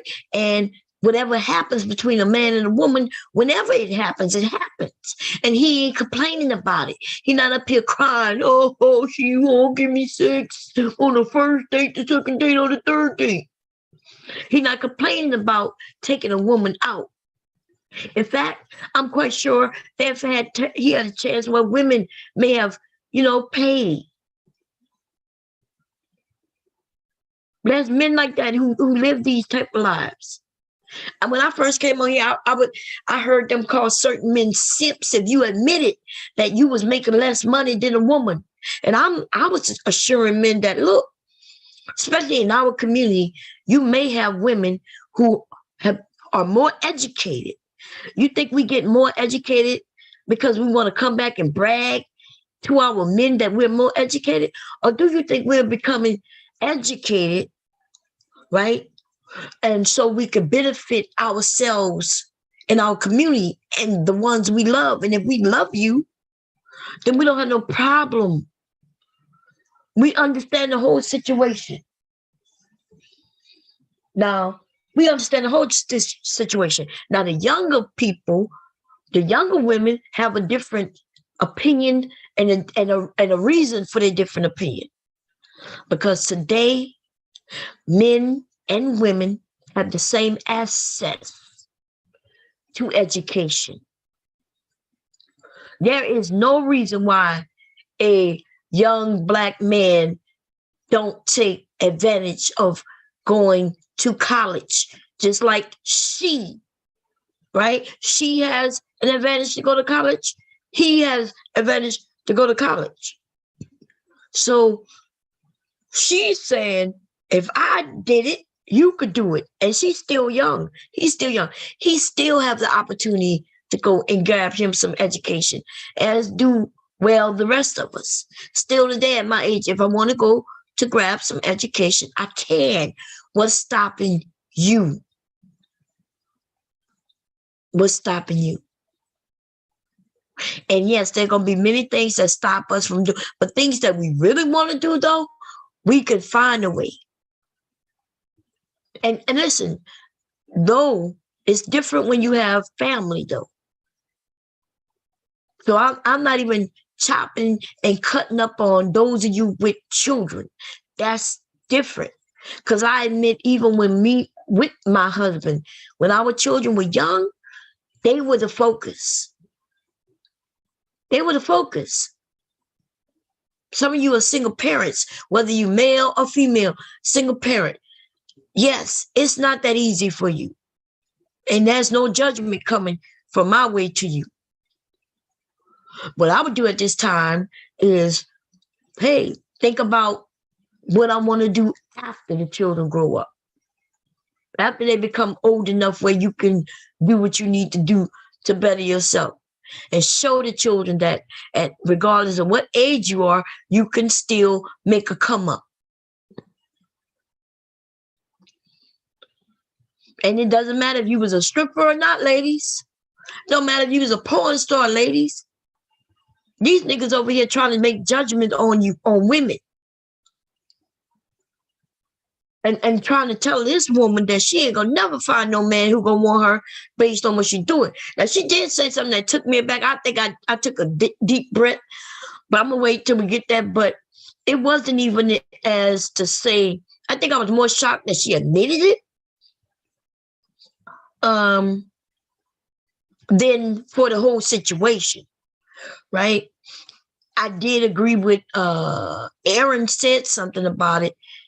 I think it was the first time I really fully agreed with what he said in that moment, but not everything he says, right? I think so. She mentioned that, hey, for now, it's not fair for me to date certain guys because I'm a stripper.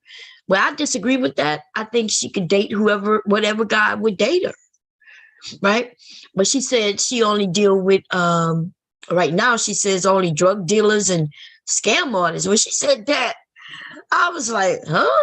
Like, I was like, she said, those the men she date now. And I'm thinking, like, what? And then it kind of brings me back to what she mean by dating, right? Because drug dealers dating, is that dating or is she talking about sex? I'm gonna see if I can interview her, and we're gonna hear a little bit of it. But let me get back to this fair use. Here we go. Asian dog. Damn, why I keep calling this chick Asian dog? What's her name? Arabian done. When they got her now, these niggas muted up and ran. They sure did. They was quiet. Okay, so again, this is what we're dealing with as far as like the mindset. Women really feel like they don't need men, because when you look at it and you look at when you break it down, they can pay for the services. The only thing that backfires is the woman's emotional need. They be trying to act. They be acting like women really would love to be men in that sense, to where they're not emotionally charged or emotionally led. Y'all heard this? This is from a virgin. Man, they stupid, man. I'm gonna ask y'all this question. You men really telling me y'all don't have emotions? Y'all don't have feelings? Because that's what he just said. He said women wish they could be like men. And because women have emotions. And I think he may have even said emotionally led. You know, we are a human. You know that, right? And humans have emotions. And guess what? We all react on our emotions.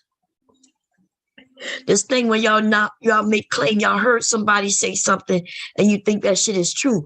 And that's because women, we're not raising our hands to tell you that it's not true. And then those of us who have raised our hand to tell you not to do, you just want to ignore us. I'm sorry, gentlemen, but you have emotions. We watch you grow up. We were your mothers, your motherfucking grandmothers. We were your sisters and we were your aunts.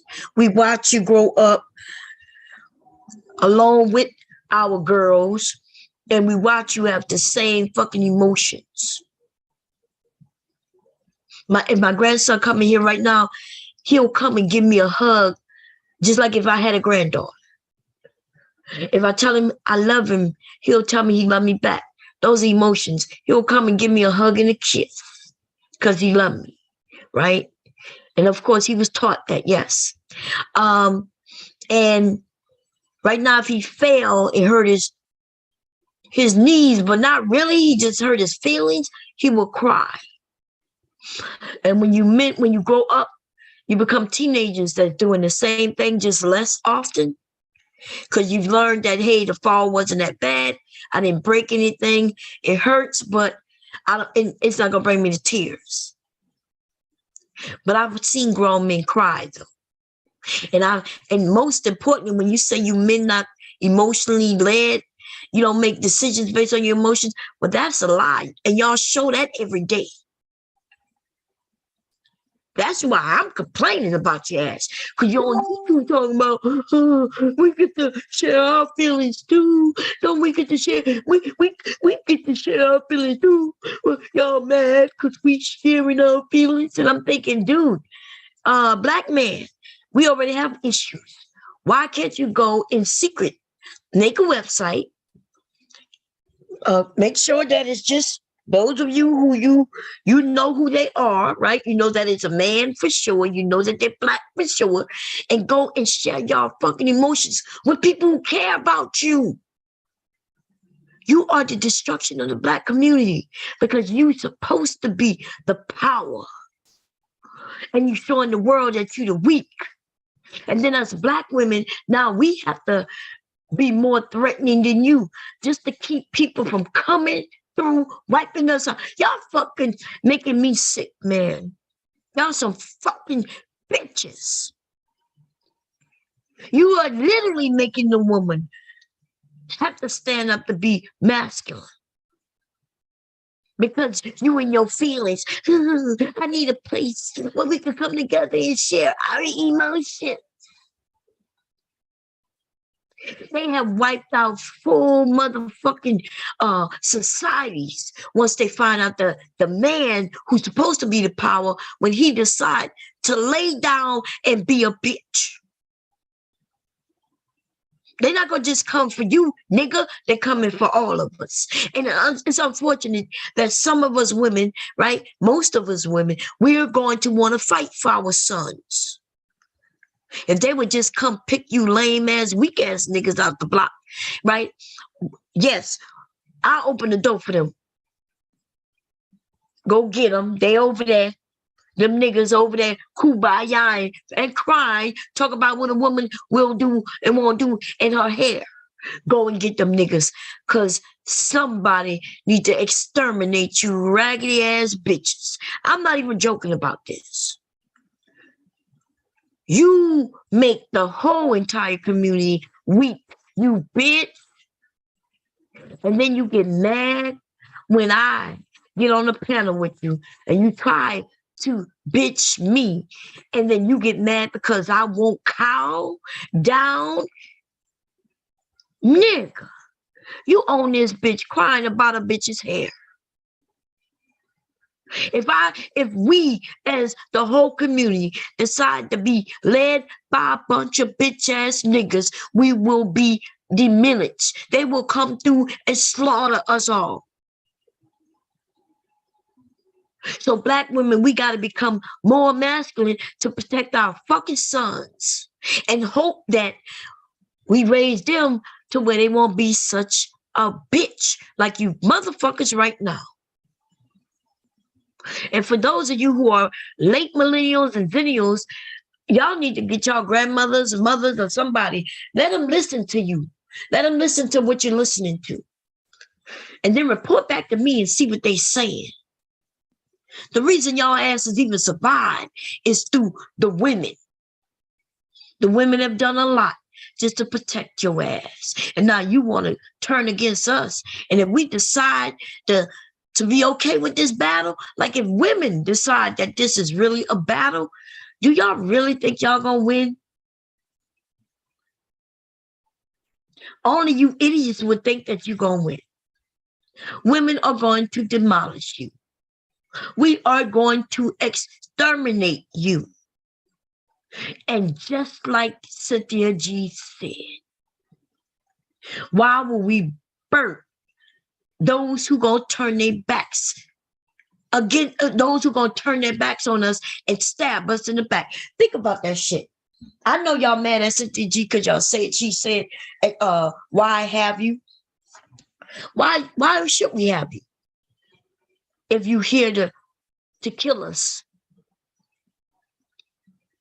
Why? Why should I have a son who as soon as he turned 18 or old enough to start listening to raggedy ass niggas on YouTube, he gonna then decide that yes, the woman is the weakness and take a knife and stab me through my back with it? Why would I burn that?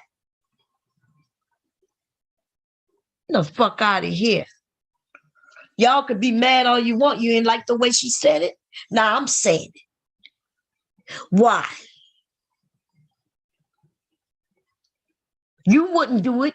You wouldn't have your wife have a daughter and you know for sure, without a doubt, that when she becomes a certain age, she is going to, let's say, have children by another race. She's not even here to help the community, build the community, but she's only going to be here to help build another community of people who will come and exterminate our community.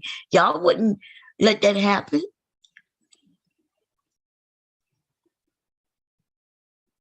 So I'm sorry if y'all don't like, listen, I'm sorry you don't like what she said.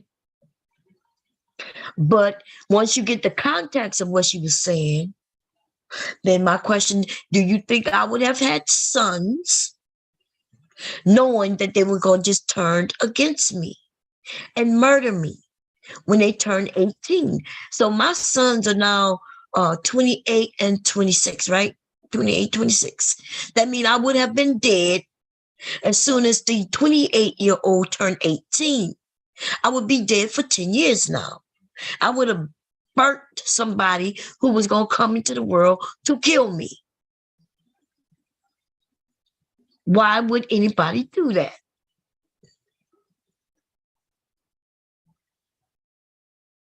So, yeah. And then when y'all cried about it, and then y'all want to cry about it, and then y'all got other men to cry about it, nobody wants to look at it for what it is. Nobody wants to admit that you're not going to have no daughter or no son. You're not going to want to have neither if you knew without a doubt that they won't kill you. Now, some people may feel like, okay, I'm going to take my chances. But if you knew without a doubt that they were going to turn on you. But here we are with a group of women listening over and over again to a group of men cry and whine about everything from our hairstyles to when we decide to go and have fun and twerk. They make it seem like we're out every day, every moment, out in the street twerking. They don't never mention that somebody went out having a good time and they're drinking. It's on a Friday or Saturday, might be even a Sunday, motherfucker. It might even be a weekday. But they took care of their business, did what they had to do, and now they let their hair down and have fun, and somebody captured it in video, and now you get to watch it on a Monday morning, and you get to claim that these women are always doing shit like this, instead of you putting it into context. These young women or young girls, and they was having fun with their girlfriends or even their boyfriends. I don't hear y'all saying shit when you see the white woman do it, right? The white police officer who was twerking for her white employer, right? I think he was the captain and she was just a peon in the police department for the holidays, and he was married and she wasn't even his wife, and she was twerking all on him at the party, right? At the job. There was a holiday party at the job, and it wasn't even at the job. It was at a hall, but it was only for the employees, and her ass twerking on her boss. And the wife wasn't even there. But somebody recorded it though. And you know what I didn't see here on YouTube? I didn't see you niggas talking about it. Making a big thing about this white woman twerking. Then they had an argument talking about black women are the only ones who twerk. That's in the stream. And I said, dude, First of all, the person who made twerking popular is a white woman. Miley Cyrus is the reason why the word twerk is even in the dictionary. She started twerking, everybody started twerking. But yes, Black people created twerk, but there's twerking in every culture. They just don't call it twerking. You ever seen belly dancing? What you think those women are doing? African dance. You don't see when they turn around, you don't see what they butt doing. They getting their butt to do in the circle and all kinds of, you don't know what that move is. If you don't understand dance, that's why you don't. You got the Hawaiians. What you think the Hawaiians are doing? They just don't turn from the back often, but they moving their butt side to side. They getting it to pop like that. It's ridiculous in how y'all attack Black women for something that all cultures are doing. Anyway, fair useless finish. The problem with women today is they're saying we can pay for all these services, but they hate loneliness. Women today are so lonely. Women today are so lonely. This is the virgin who has a girlfriend who's also, he claims, a virgin or withstanding. I'm not sure if she's a virgin or withstanding, right? On his behalf, waiting for him, and he hasn't proposed to her. They've been together a year. They haven't had sex. But listen, it's just a whole lot. And he wants to talk about women being lonely. Loneliness. How do we know about women being lonely? What the fuck is he talking about? People are lonely. But for some reason, only us Black women, we are bestowed on this thing called loneliness. Oh, loneliness belongs only to the dark. The Black people, yes, the dark. We're the dark, and we're the only ones who are ever lonely. Yes, it belongs to Black women and Black women alone. We are lonely. Black men, they don't know nothing about loneliness. White men don't know nothing about loneliness, and white women know nothing about loneliness. Asian people, the ones who really suffer from can't find a partner, well, they know nothing about loneliness. But Black women, we are disadvantaged, and we have been stricken by a disease called loneliness. And it's only us who are lonely. And the only remedy is to take some Black man and let him come shit on you, not offer you much of nothing. He's not even gonna offer you hand in marriage. But it doesn't matter, because as long as he can dick you down or mistreat you, then you will no longer be lonely, ladies. Just let them come, say what they want, talk to you any way they want, do anything they want to you.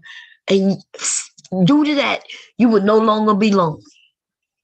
And these niggas think they really saying some shit. And the reason they could get away with this shit is because as soon as you say something, they stop you, interrupt you. And y'all haven't heard me say nothing in a while up here. It doesn't even matter. They won't even when they have a difference of opinion with another man, they interrupt him. So you know damn well they're going to interrupt me. But here we go, fair use. Hold on, Eric, I got to bust them down with this, right? Go ahead. That's you ever been to the Congo? No. I never been, but Okay. Who are you talking to? Me or Bouncer? No. Look, he said, you ever been to the Congo? You notice how he said, who are you talking to? Me or Bouncer? That's 10 people. Wait, how many people up here? 10 people up here.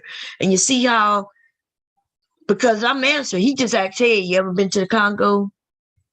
He's asking everybody. He's just like, we're having a discussion, right? And then this dude, though, are you asking me? What does it matter who he asking? He's asking everybody up there. Why don't you just give an answer? So I mentioned, well, I've never been to the Congo. The sheer fucking disrespect and pettiness of these bitch ass niggas. And they think they're men though, acting like whole women. They're not even acting like women. They're acting like bitches, like the petty bitches, right? PBs, petty bitches. PLBs, petty little bitches. They're not even being big petty bitches. They be petty little bitches. Almost like the little ones, the ones who don't know no better. And so their head is shocked and their hands are in the air. And they're like, who are you talking to?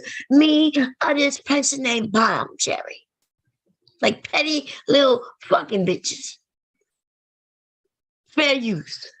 But they swear up and down. They're not emotional. They're not in their emotions. They don't make decisions on their emotions.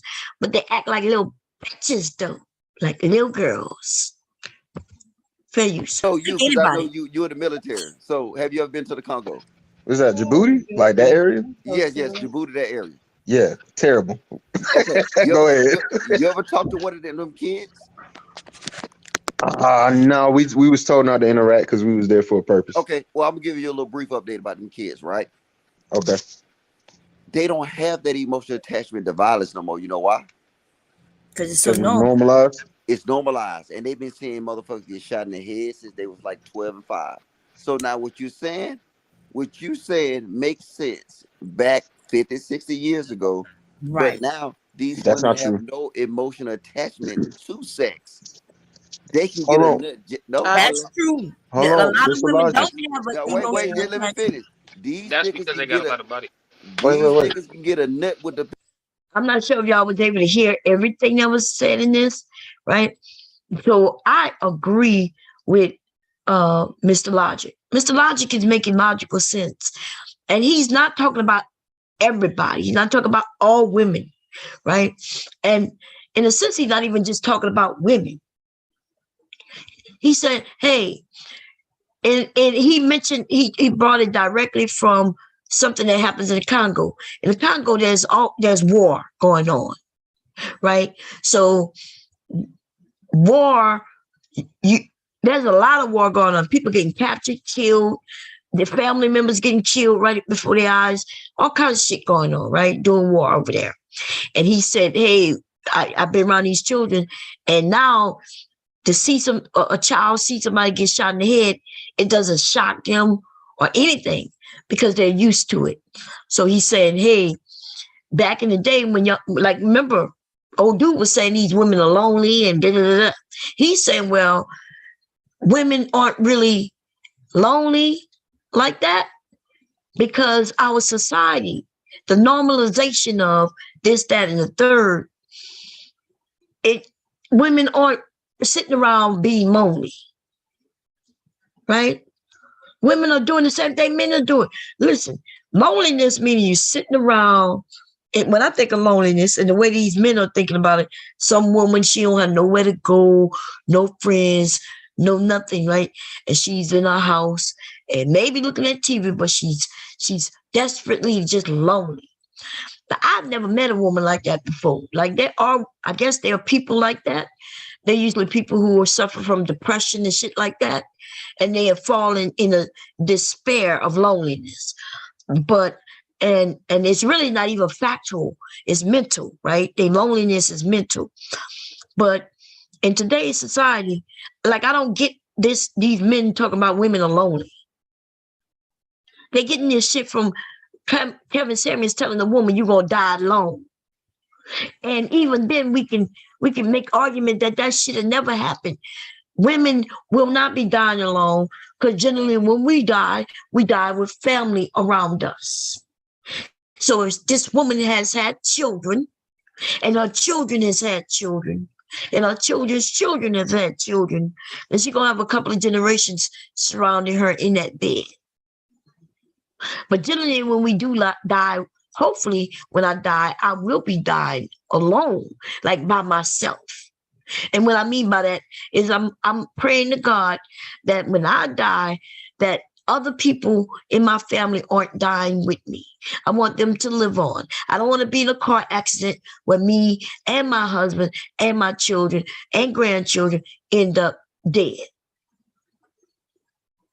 I'm okay with being in a bed and having my sons and their sons and their sons' sons standing around me, telling me how much they love me and how much they're going to miss me. And I'm going to tell them that it's going to be okay and to go out and live their lives and be good men and women. And if I die before my husband died, I'm okay with him getting remarried as long as this woman is going to be somebody who's going to accept our children and grandchildren and treat them well. See? You niggas don't know nothing about that. These niggas are selfish to where they want to die with someone. They want when they on their deathbed, they want to have somebody in the bed, the deathbed with them, dying also.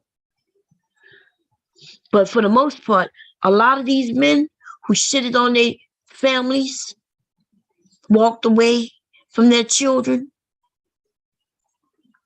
and now that his ass is sick, he can't find one of them children to really have his back.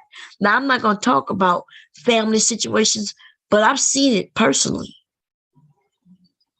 Right? Daddy wasn't in his real children's lives until his ass gets struck with an illness. He gets struck with an illness and he needs somebody to help him. Think about that. You left your children and you claim you left them because the baby mama, right? The mama, she wouldn't let me, she wouldn't give me no more sex, and I decided I'm not gonna pay child support. Or I left because she put me on child support, so I decided I don't want to see my children. And then even when your children get older, you still not reaching out. Until your ass, you about 70. Right? Your children in their 30s, 40s, and 50s. But you wasn't around them ever. You 70. You got, let's give it cancer. Right? You got cancer. But you dying, but you're not going to die tomorrow or today. So therefore, you need help. Right? You can no longer get up and walk and make your own lunch, dinner anymore. Breakfast, lunch, and dinner. You could barely go to the bathroom by yourself. And now you need assistance. You didn't make the type of money to be able to pay for said assistance. And now you come a knocking at your fucking children's doors. The women you was fucking with, and you was play grandfather to her grandkids, although they wasn't your real grandkids. Well, when you got sick because you wasn't the real grandpa, you wasn't the real dad, like, why would they want to take care of you? They know you got real children. Except you don't know your real children because you wasn't around them. So even the children you help raise, they not fucking with you because they got their own kids. And then your real kids who would love to take care of, for you to come in, they realize this burden is too much. This isn't the man who was outside my bed when I was sick with the chicken pox, when I ended up with the flu a few times, when I had a cold and needed somebody to help me blow my nose as a child. Nah.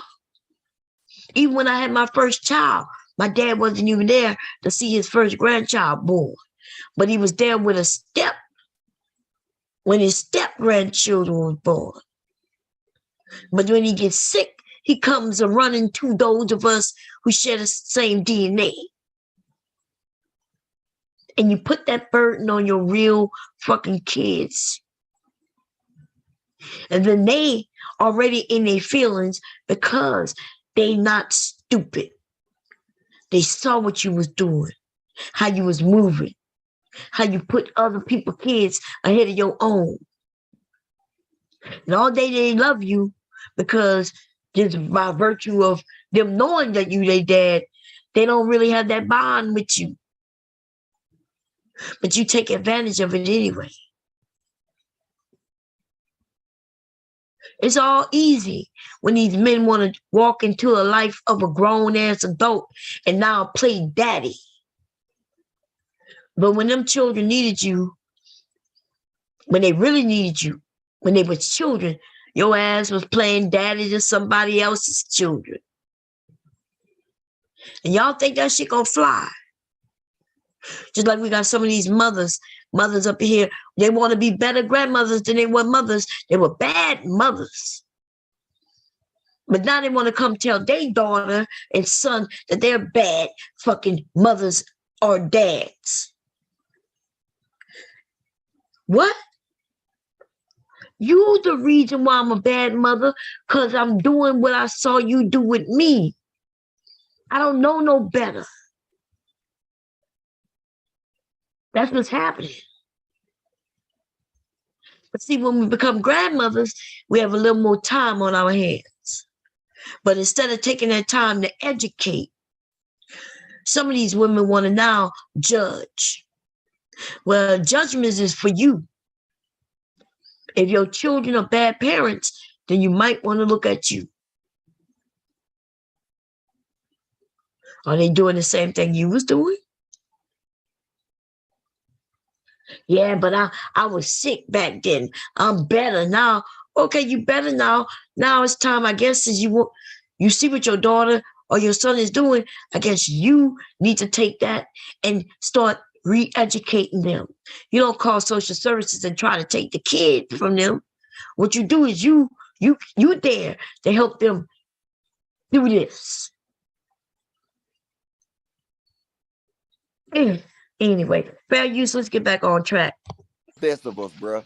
And until we start realizing that they can sit here and slob a nigga up, and they can goddamn dome a nigga up real fast and walk out and have no feelings, bro.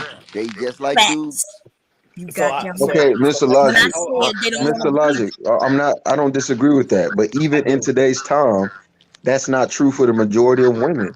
The reason why I know that is. No, it's not, Bomb Cherry. Through the music. Hold on, let me finish. Bomb Cherry, let me finish, and then they won't let me talk at all. I'm like, it's facts. It is due to the music. It's due to the movies. It's due to they got little girls playing a game called, what's it called, Lipstick Kiss or something? I can't think of the name of it. But what it entailed, there was elementary kids. The little girl would put the lipstick on her lips and give oral sex to the little boy. This was happening in elementary and middle school. And it's normal. It's normal. Oral sex is normal. In my day, oral sex, when I was a kid, oral sex was thought to be a deviant behavior. Now look at it. It's natural. And I'm not saying it should be a deviant behavior. That's not what I'm saying. What I'm saying is it once was considered deviant, and now it's considered normal. And what helps things like that happen is through the messaging. It's through the music, the media. My mother didn't teach me anything about no oral sex.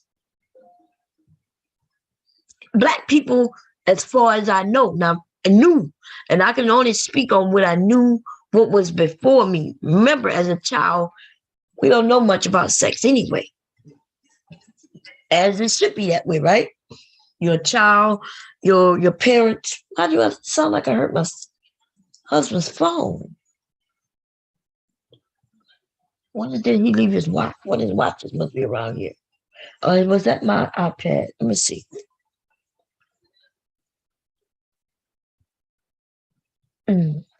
Okay, yeah, that was me. Anyway, yes, when it comes to children, even when I was a child, there's a lot that I didn't know, as I shouldn't, like I said, and therefore, even when I say, hey, in the Black community, oral sex wasn't that popular, well, I could say that. That doesn't make it factual, though, right? Because in the time frame that I'm speaking of, I was a child. I didn't know much about sex. Okay, the only people who could tell us if they was having oral sex back then, would be our parents. And that's something I don't foresee my mother and father ever telling me. What you think I could go up to my mother and father and ask them their sexual, the things they did in bed? It's enough we already know that they had sex, because that's how me and my brother was born and my little sister. But as far as oral sex and anal sex and all these different things in sex, you know what I mean? I don't know anything about that. I don't know anything about that. And I say that to say that even when we speak and we say that back then they didn't do this, and I'm saying that we don't know if they did those things. We know on the surface what they talked about and didn't talk about, but we don't know what they were doing. And that's the way it should be. We don't know what our parents were doing. Only you sick motherfuckers always like to bring up people and children and shit. Even in adult conversations, like it's the weirdest thing ever. Fair use. I'll come to you, I promise. All right. Mr. Logic, I agree with you. There is a subset of women who are able to just give that sloppy oppie 3,000 and just walk away like and then go kiss their boyfriend. But it's not every single one. I swear to God. Every single one. But little Okay, girls all right, okay. Don't get caught up in the semantics. All I'm saying is not. Let me finish, bro. No. Bomb Cherry. Let me finish. And then Mr. Elijah, you let me finish. I let y'all both go. All I'm saying is this: is the majority of women are not able to have sex without feelings, and I could tell. Now get it. Men, when they think they could tell us about ourselves. Even right now, you one of the women who cannot have sex without feelings. That's you. Right? That's you. I used to think I couldn't have sex without feelings. Right? I used to think, nah, I got to like him. I got to be emotional. And so that's what I thought. I never push it on other people, though. I never said, well, if I can't do it, then she can't do it. And then we can't start talking about numbers. I don't know. I don't even know what I can do. And I also know what other women claim they can and can't do. Just because they claim it don't make it so. Right? So, you see, and this is the guy who made it seem like a woman. This is the message I'm giving in this instance against this dude who's talking and running his mouth. He talks from both sides of his mouth. Earlier, he made it seem like women are just out here and we could just have sex with anybody. Now he's saying because our emotions, well, we can only have sex with those we want to have sex with. Remember earlier he was talking about how women could choose a man. It could be about his money. Now he says something different. And this is why these niggas are dumb. Because just in an hour conversation, less than an hour to be honest, he has said exactly two different things, opposing one another. Oh, these women, they so loose, they so easy, they can have sex, sex, yeah, they can do this, yeah, they don't need a man because they can do this, they don't need a man because they can get away with this, and they don't really need that. And now he's like, oh well, they're gonna be lonely, and they really can't have sex except for the man that they really like, and like that's the exact opposite, and that's what they do. They really have no message at all. The purpose is just to down the woman. It doesn't matter what is being said. He gonna take the opposite. He gonna take the position that shits on the woman. So right now he's saying women this, women that, women they gotta be emotional. So now he's making it seem like we emotionally illiterate, like we don't know how to control our emotions, but we have to be with a man because we lonely. See, the thing is that we lonely. And so now we just can't have sex because, see, it got to be emotions in it. And like, it's the opposite of what the nigga was just saying, but 20 minutes ago down in this video. God damn. God damn. I see it very often. Even the ones with high body count, got that one dude they really wish they could be with, but they can't. And they talk about how lonely they is. You just heard what he said? He just said, even the one with a high body count.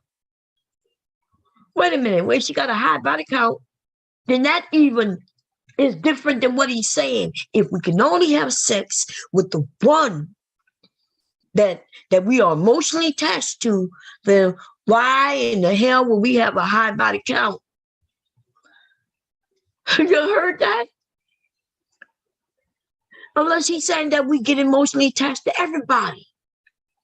That is also opposite of what he's saying. So that's what I'm saying. They talked about this high body count. Now he's saying, well, a woman, she can't have sex unless it's somebody she really is attracted to. And that's not the same thing. These dudes are stupid. And I'm not talking about these dudes on the panel. First of all, not even everybody up here is talking. And then Mr. Logic is being logical. I agree with him. Really, right now, in this moment, I'm saying that Cheeky is stupid, and a lot of people in the chat, too. Okay? Fair use, here we go. Women are lonely today, and the numbers are reporting it. We lonely, but we have high body counts. We have high body counts. That's what he said. Now, I'm not saying this. I'm saying he said this. We got high body counts. We in church. We just starting it out everywhere. We in the clubs, just twerking and everything. We doing all of that. But some kind of way we lonely. And we got high body counts.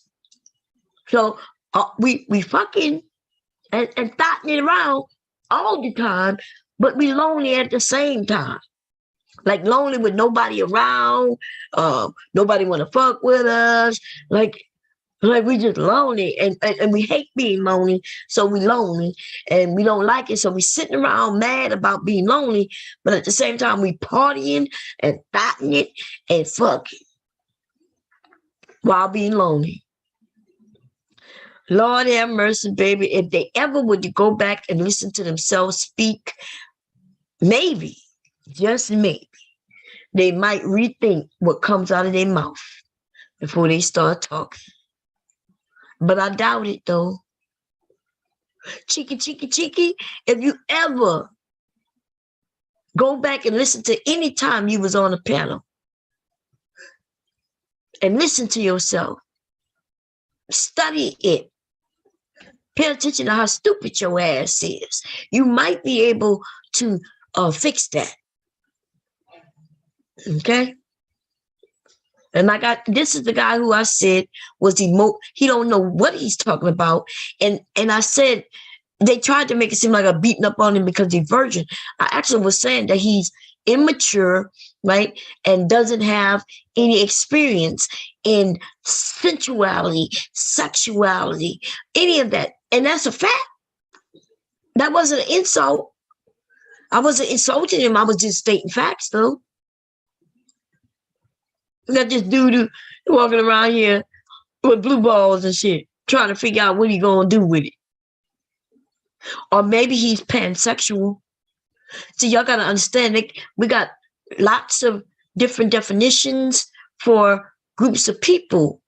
And so you gotta understand that there could be a group of people who never have sex. That's okay. Right? They belong in the LGBT community. They have given a title to them. Okay? There is a name for women and men who aren't really into sex. They don't have sex. They don't have no desire to have sex. In fact, the reason why they're in the LGBT community is because when these people get married to someone who may expect sex as a natural part of their relationship and they aren't into sex, then of course divorce ends up happening for the most part. But now that they have a term, and if they would just embrace the term, embrace their original thoughts and feelings about certain things, and so they can express it to their partners, then they will have better and more successful relationships. But they are in the closet. They'll rather make it seem like they're higher and better than others than just admitting that they are lacking in this thing called sensual desire. Like they have no desire to even be close to anybody, to connect on a sexual, in a sexual way of any type. They don't want to hold hands or none of that. But he wants to use that, his inability to connect to people that way. He want to make it seem like he's better. He's on a higher frequency. And I hear people say that all the time. Oh, because I don't think about sex, and I don't really want sex, and I don't desire sex. That just means I'm on a higher frequency. No. You don't get any higher frequency than you do when you are experiencing eroticism, like that, the emotions of orgasm. I don't think I think people make it seem like sex is just sex, it's just sex, it's just sex.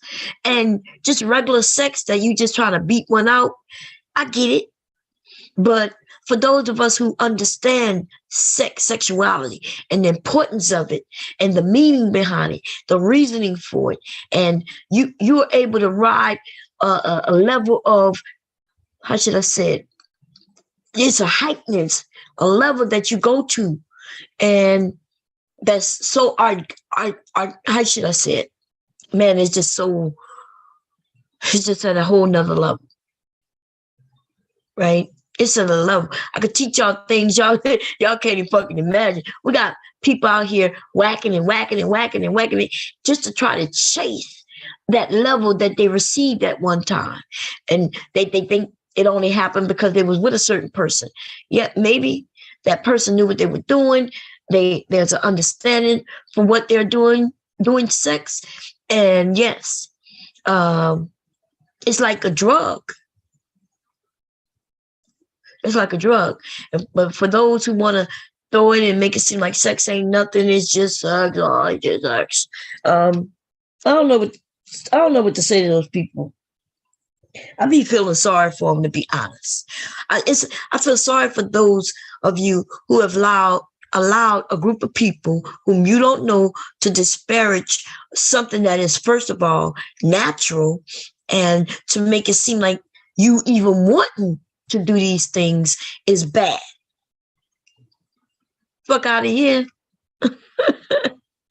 But if you only understood.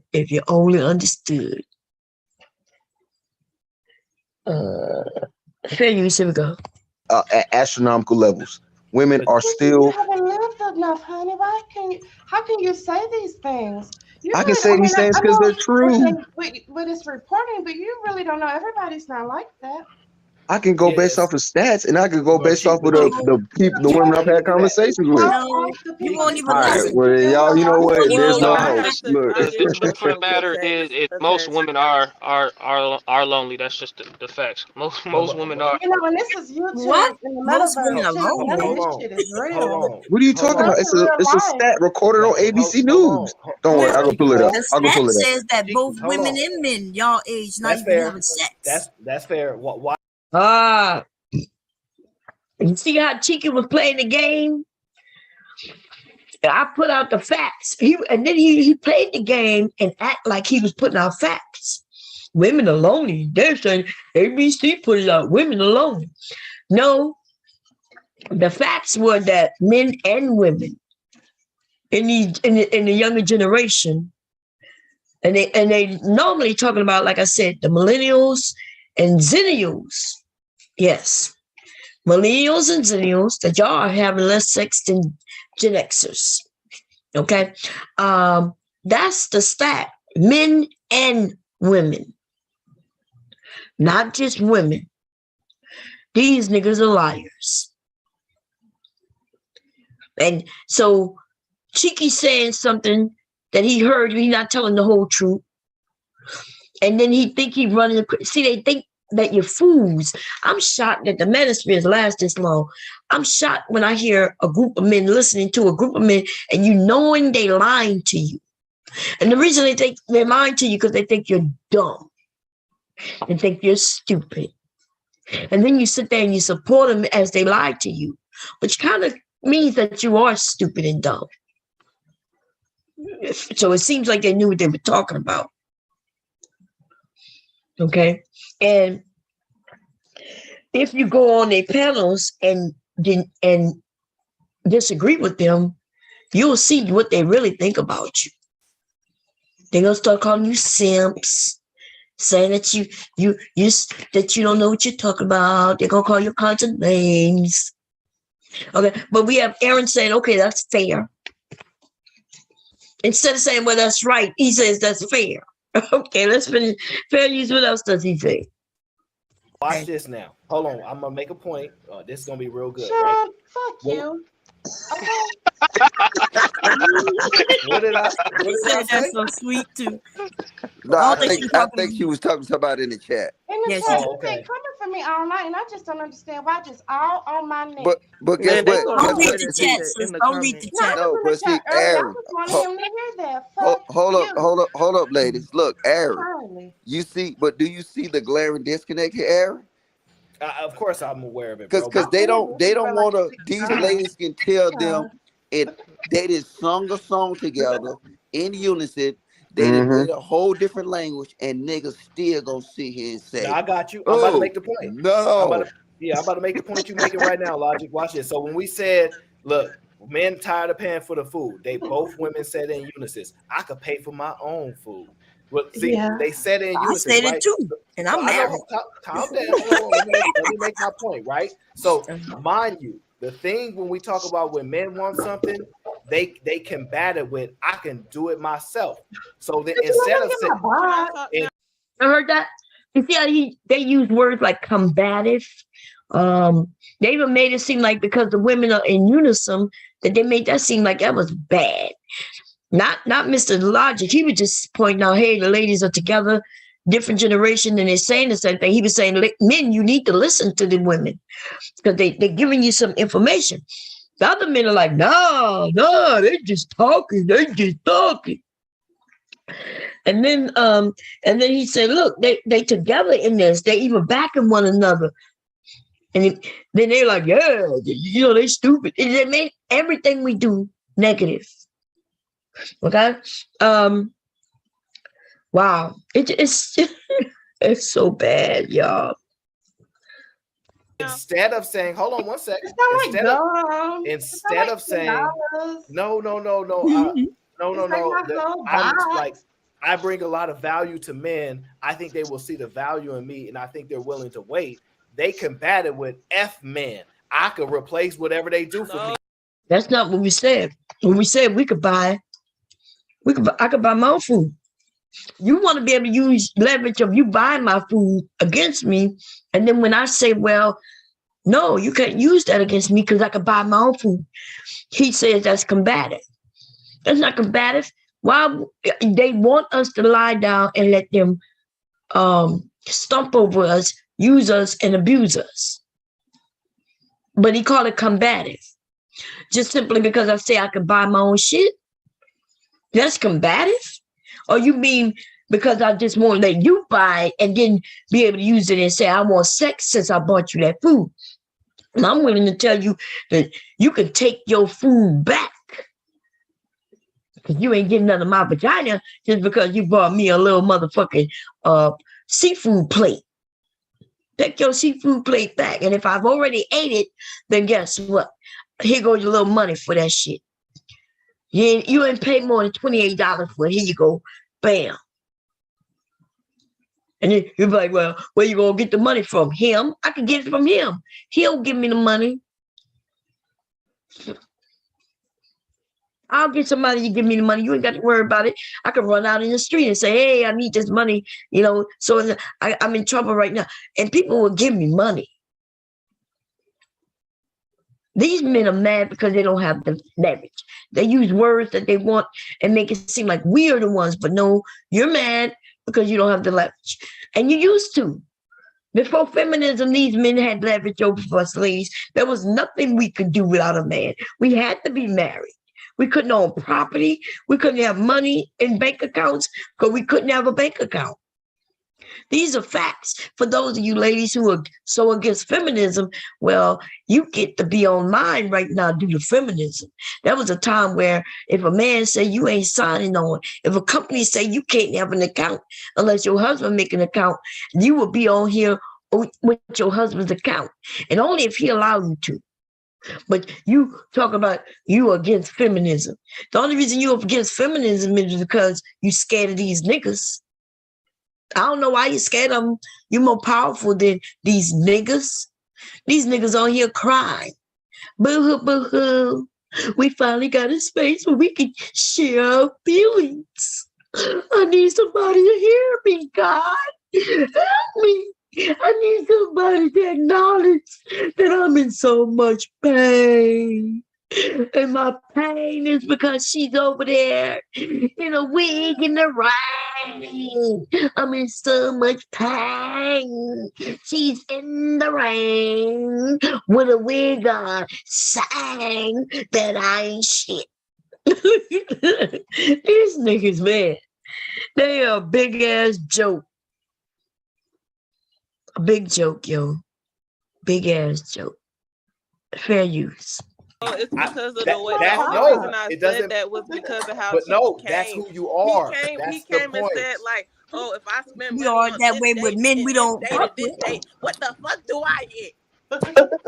Right. Like, nah, nigga, I can buy my own shit if you on that type of time. Like, that's what I was saying. But the men we like y'all said, Aaron, didn't you admit it? You and Mr. Logic said it. Y'all never had a problem.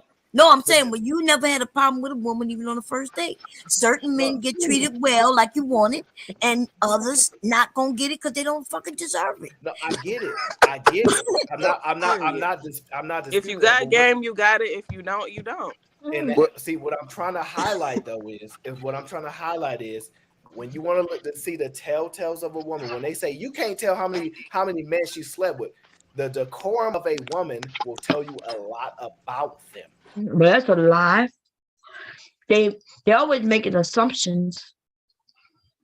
The decorum of a woman will tell you a lot about it. Won't tell you how many men she slept with. These men don't know nothing. First they were saying, well, when I have sex with her, I could tell. But you're a liar. You can't. I know y'all hate to hear it. The honest truth is, you cannot tell even if a woman is a virgin or not. These are facts. I know y'all hate it. Listen, women been keeping secrets for a long time. But it's not even so much that we've been keeping secrets. It's that it's inappropriate for women to talk about sex. Right? She was a floozy. Oh my God, she's over there talking about sex. She shouldn't even be admitting that she has sex. Oh no. She's over there, she's a floozy. What kind of woman talks about sex? What kind of woman wears pants? Oh my God, she has on pants. The two-legged pants. Oh, no, women don't do that. Oh my God, did she just admit that she enjoys sex? Oh, did she admit she hates sex? Oh, like anything that we do, ladies, is a tragedy at some point in history. Oh, she wants to have a job. She wants to make money. Oh my God, did she go in there and try to get a bank account? Oh my God. Did she decide to marry the man she loved instead of the one her dad told her she got to marry? Oh my God.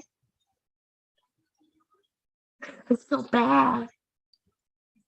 So we allow you men to talk and tell us things, right? We knew it wasn't true. It's a giggle where we get together, ladies, and we're like, yeah, he don't know. And then so now y'all been so programmed to think that everything that you men put out is true, that even when the women come and say, well, I know that's what y'all was taught, but now that we're speaking out, we're going to tell you the truth. And then you tell us that we don't know even about our own bodies. You don't know if a woman is a virgin. Even if she tells you that she's not one, and you sleep with her, you don't know if she's a virgin or not. You only could go by what she says.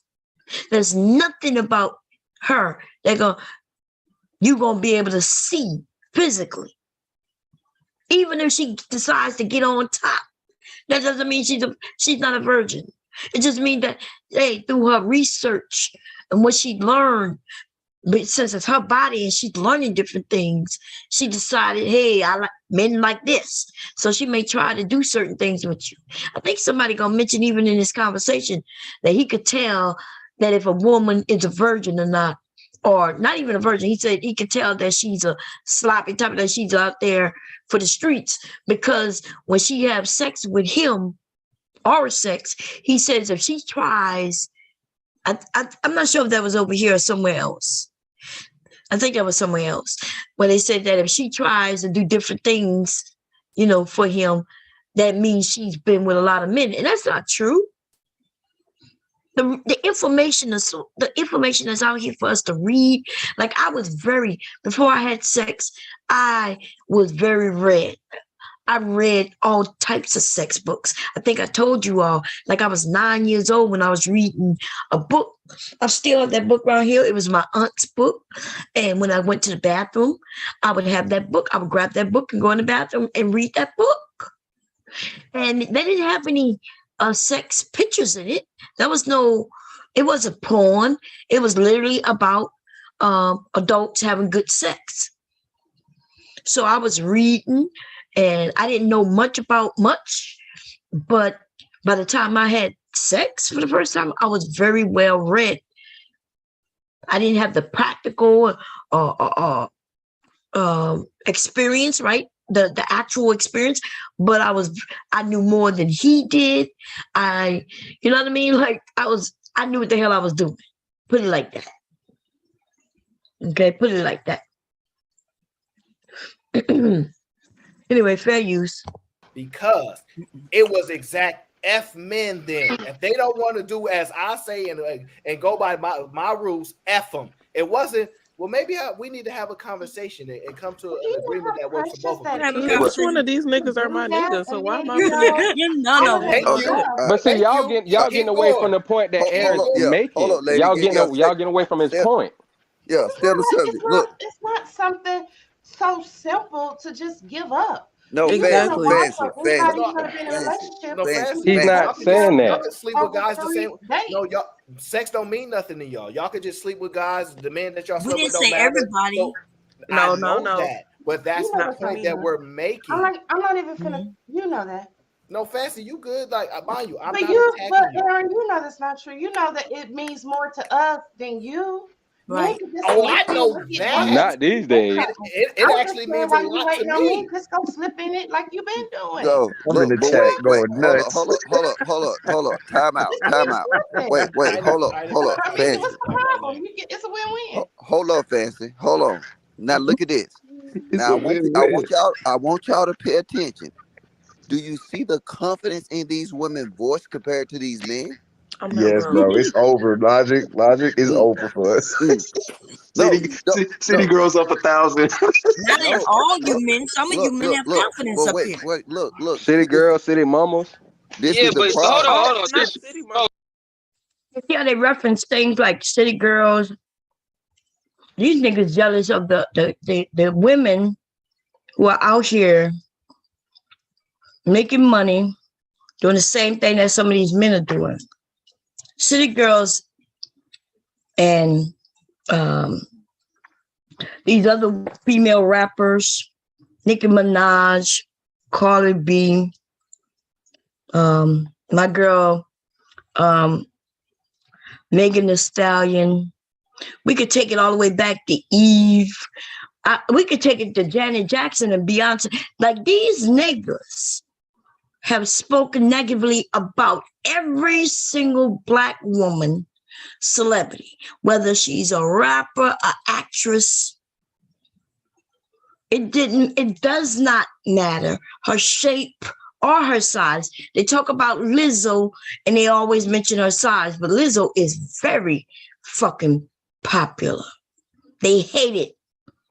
They hate Janet Jackson, Beyonce, Megan Thee Stallion, Cardi B. Look, it's Cardi B fault because Cardi B not really Black. I listen to some of these niggas, Cardi B not Black, Cardi B not Black. But they will surely take on Kim Kardashian and make it seem like just because she married a Black man, she get more Black status to these niggas. These niggas are jealous of Black women and women of color. And they simps for non-Black women. But they hate any woman who really have anything that they don't have. And that's what you have it. It doesn't matter if she's a rapper, or a city girl, or if it's a Beyonce. See, Beyonce is a whore too, according to these niggas, even though she's a married woman. You see, so, and then they just real reckless with their fucking mouths. Oh, hold on. Just because they confident, that doesn't mean that what they're saying is right. Like, that's not. Jay. But you know what? Hold on. Y'all are missing logic point. Y'all are missing logic point. Y'all gonna call, but hold up, baby. Fancy, hold up. Yeah. See, this is the problem. Y'all niggas will call me simps in the chat. But what Right. I'm showing y'all is y'all been out leveraged, y'all been outmaneuvered, and y'all been outwitted. And it's the game. And you I ain't gonna say it's over for y'all niggas. It is. It's over for a lot It's of over them. for logic. It's over for us niggas, bro. I ain't gonna cap to you. Logic. Yeah, that shit dead, bro. Logic. Listen to me. Casting our generation. City girls, city grandmas, city mamas up 3,000. Yeah, but you gonna remain a virgin until you die, though. You gonna remain a virgin. Hold up. Wait, hold on, player. Not... Hey, hold on, player. Let's spice this thing up. I got a quick challenge. Look, For all you niggas in the chat right now. Hold up. For all you hold up, Fancy. Hold up. For all you niggas. Do me and my son. No, look. You got a son? Oh God, you got a son. Oh shit. Look, she mentioned her son and listen to what somebody says. Well, look, you got a son. It's over for your son. Look, your son's gonna be heartbroken and dusty. He's gonna be dusty, broke, and heartbroken. Look, this nigga talking about this woman's son. You got a son, and she's not really paying attention. You're gonna hear her be angry about it in a little bit. Like, these niggas are so disrespectful. They haven't been disrespectful to Fancy, right? The whole time up here, because she rarely said anything. She didn't say much of anything. In fact, most of the women up here, we haven't said much of anything. But so she's one of the ones where they never go after, really. But this nigga, and then when they do it on the sly, unexpectedly. Like right now, she's laughing, having fun. She didn't say anything negative to nobody. Zero. Nobody. She didn't say nothing negative. She came up here to speak on hey, I shouldn't have to have sex with you just because we went on 3 dates. That's it. She ain't call him out their name, nothing. And then she was talking about something. She mentioned her son. She got a son. And this nigga just told her, oh, you got a son? He gonna be busted and dusty and da-da-da. And they think this shit is funny. They think this shit is funny. These dusty, busted ass, bitch ass niggas. Fancy just nicer than I am. And it's probably mainly due to age. It's also due to, availability, right? Situation. Like, for instance, if you're a single woman, you're probably not going to be as, you're probably not going to get as foul as I am. But I'm willing to go low. Like somebody said over here, my sister Taylor and the rest of them, when they go low, we going straight to hell. And that's how I treat these motherfuckers. When they start going low, then I go straight to hell with it. Now, as long as they're not going low with it, then we can have a conversation. But as soon as they start taking shots, baby, like this. Now, if they would have told me my sons was this and that and the third, y'all know I would have been popping off. Let's listen a little bit more. Fair use. Wait, hold on. Watch this. I'm gonna show you. I love my baby. Fancy. Hey, Fancy, go ahead. Hold on, Fancy. Is your earpiece fucked up, baby? Hold on. Shit. Goddamn. Look, for all these niggas that's in the chat saying that this not confidence that these women have, panel up. Panel up right now and cut that camera on. I think everybody look. We got two of them on cam right now. The only reason I'm not on cam, which Aaron saw me before I came up, is because I don't have on enough clothes. Listen. Okay, hold on. What did the chick? She said I got big confidence. What you said, baby? Say that again. So these niggas get hit. I got big confidence. Yeah, but listen though. She can have big confidence. She gonna end up with a cent. It don't matter. No way. See? Oh my God, y'all, it's over. Look, man, all I'm gonna say is passport bros, do what you need to. It's a whole virgin out here talking about passport bros. Nigga, you can't even get no vagina. Out of fear, out of whatever. You're 25 and these, and see, that's what I'm saying. Look, he could be a virgin by choice or whatever, but do y'all think he has any experience in anything? He don't even have the basic experience with vagina to penis experience, and yet he could talk and flap them motherfucking gums like he know what he's talking about. And anybody who, y'all motherfuckers is so bad off that y'all listen to a virgin tell you about relationships. My God. Now, I'm telling you, if this shit isn't proof of what I say, baby, I don't know what. Let me call and see what time I think my appointment at 2:30, but I'm not sure, y'all. I gotta call them. Let me call these goddamn doctors. I really don't want to go, but I got to. Let's see. There we go.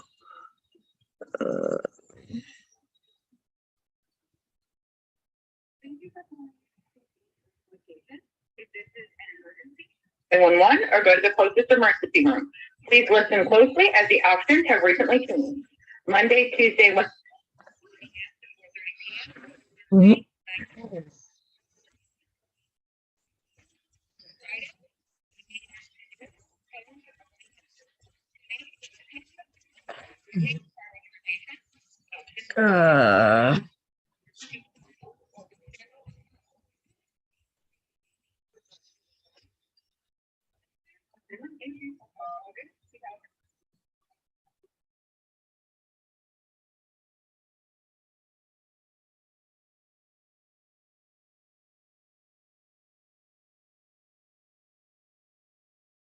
I hate appointments on Mondays. Hi.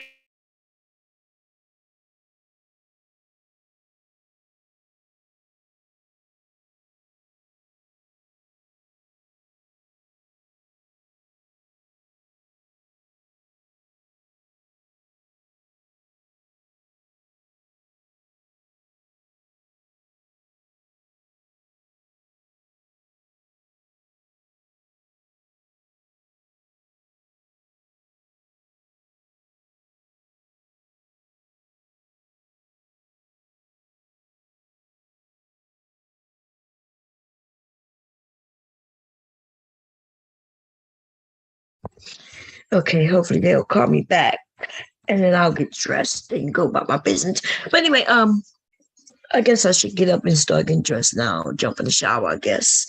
Did take a shower last night, but anyway, let's see. What was I talking about? We're gonna finish with this shit right here.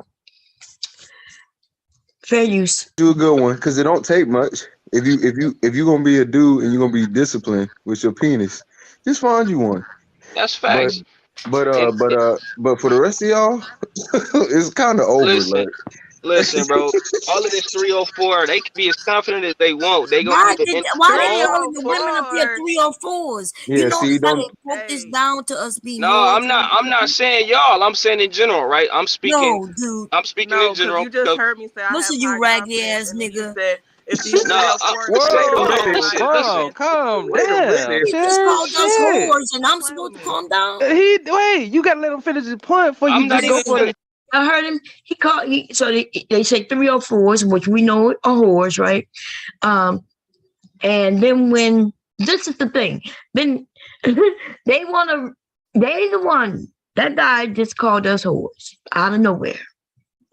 And then when we have a comeback, then now we should calm down.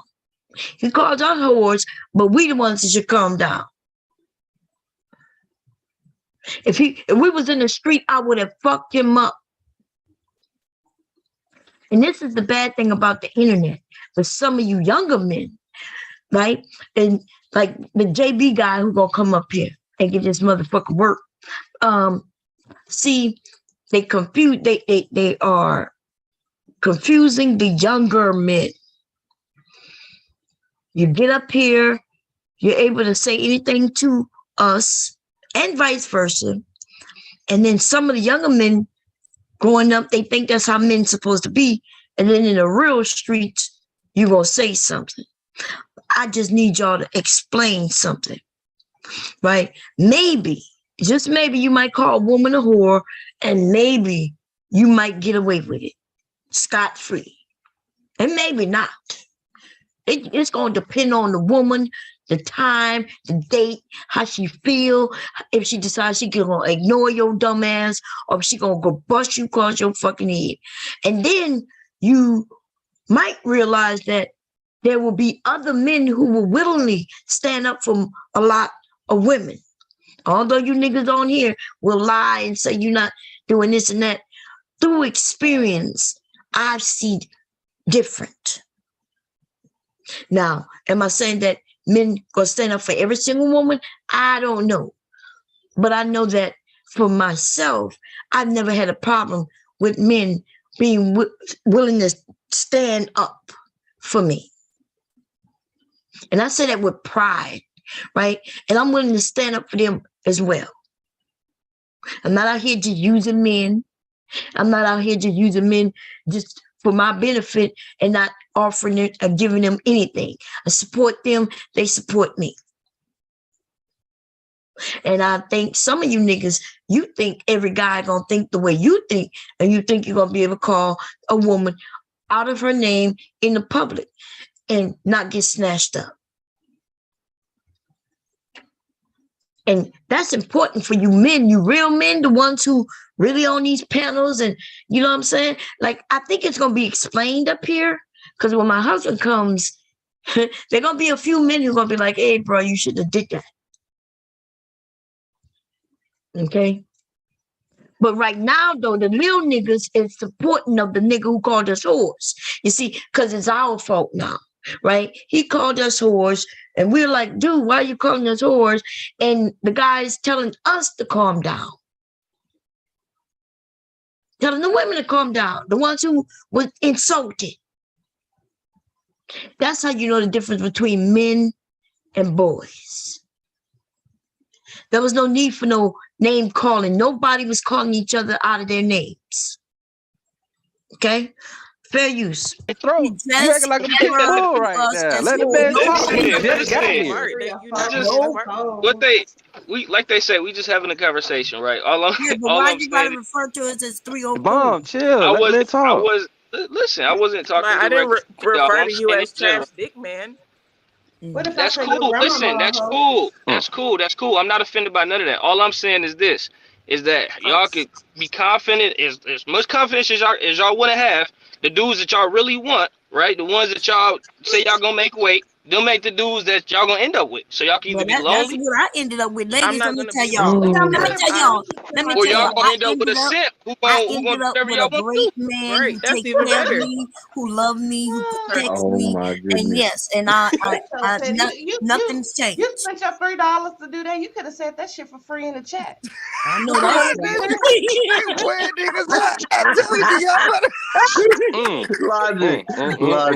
Logic. Look, man. You want to be a star that bad? You want to be seen that bad? No, because you know what? Look, watch this. I'm not talking to you. I'm not talking to you. This is the problem, right? I'm not talking to you. When I from the norm, I'm not speaking to you. No, that wasn't me talking about Logic. Something else. No, she's talking in the chat. Baby, chill. Look, this is the problem, right? Because they're throwing shots, and normally I just be kind of calm, and it's no, cool. you gotta stop. And then the one thing about it, y'all know I don't play about my son. Number one, I don't do that. Don't talk about that one. I'm not gonna do that. That's fucked up. Ain't nobody said that about your son. Don't even pay attention. And somebody said nobody said nothing about her son. I said, Dad, we heard it. He said, your son gonna be thirsty, gonna be this, he gonna be in trouble. That's why I hate when you men decide to speak up for other men. Maybe you wasn't there when somebody said something about her son. So don't say that nobody said nothing about her son. And then what's weird is that you men are so negative towards yourself. We got a little boy you don't even know, and you already ready to just throw him under the bus because you want to throw the mama under the bus, not because of anything the mother did to you, but just simply because she's a fucking woman. That's when you know you're dealing with weak ass niggas. Like I said, it's so many signs they give you. If they wanted to come and destroy the black men in our community today, it wouldn't be difficult because these young ass niggas, these raggedy ass niggas, the ones who don't know about being men, they gonna open the door. And some of them claim to be men, but they bitches, yo. They bitches. Like they gonna open the door. The cops gonna say, open up the door. We're coming in to take your life. He gonna open up the motherfucking door. And raise your hand. We're about to shoot you in the back of your head. He gonna turn around and raise his motherfucking hand. No fight in it. Not against another man. And y'all wonder why Cynthia G says the thing she says? Are y'all serious? She's wondering why you fighting. You on here talking about our hair and this and that. You have no fight for the ones who are killing us. And I'm not even talking about all black men. Y'all already know that. But I am talking about the ones in the manosphere. Every single one of you. Fair use. Sometimes you don't even pay attention to it. Somebody up here said her child was gonna be fucked up. Thank you. Hold on. Wait. On a real note, the ladies on the panel, please look. Just don't worry about the chat. I understand. We get caught up in the emotions, but on a real note, I've been. See that? This is the one who talked about her son, and now he gonna act like it wasn't him, and he gonna say, "Don't worry about the chat, nigga." The person who said something about her son is you, and you on the panel. God damn, lying ass niggas, non-trustworthy ass niggas, can't protect themselves ass niggas, but want to throw dirt on women ass niggas. Fuck out of here. So now he pointing it at us like, women, don't look at the chat. Don't get emotional. Don't. Fuck out of here. Been laughing, but I'm serious. Please don't worry about the chat, right? Because at the end of the day, they have no real bearing on your life. So let's not do that. Yeah, we finally got some women on the panel. Y'all talking y'all talk. I disagree wholeheartedly, but I'm gonna listen. I'm gonna listen because this is. I do. Knowledge is power, but I'm gonna be. But here's what I'm gonna do, regardless of my disagreement. No, look. Regardless of my disagreement. Hold on. You can't. Voluntary. But look, you got a girl waiting for you, and you ain't for a year, and you ain't giving her no commitment. I am giving her a commitment. You think I'm out here slaying other? You think I'm out here dealing with girls? Your dick ain't all there is to this. You know, a commitment, giving her some assurance that you really love her. You like. I don't think you understand what that means. I do understand that, but she knows. First of all, you keep acting like judging that man like that. Wait, man, she not judging me. Wait, hold on. Fuck all that shit. Read the super chat. What this dude just said? Thank you. I respect Dawn. Her body's nice. Hey, city girls up. Hey, city girls up 3,000,001. Look, some of them jealous. You see how they said city girls again? So if any of the men give any of the women compliments, man, they hate that shit. They'll laugh it out, call them a simp, and start referencing the city girls.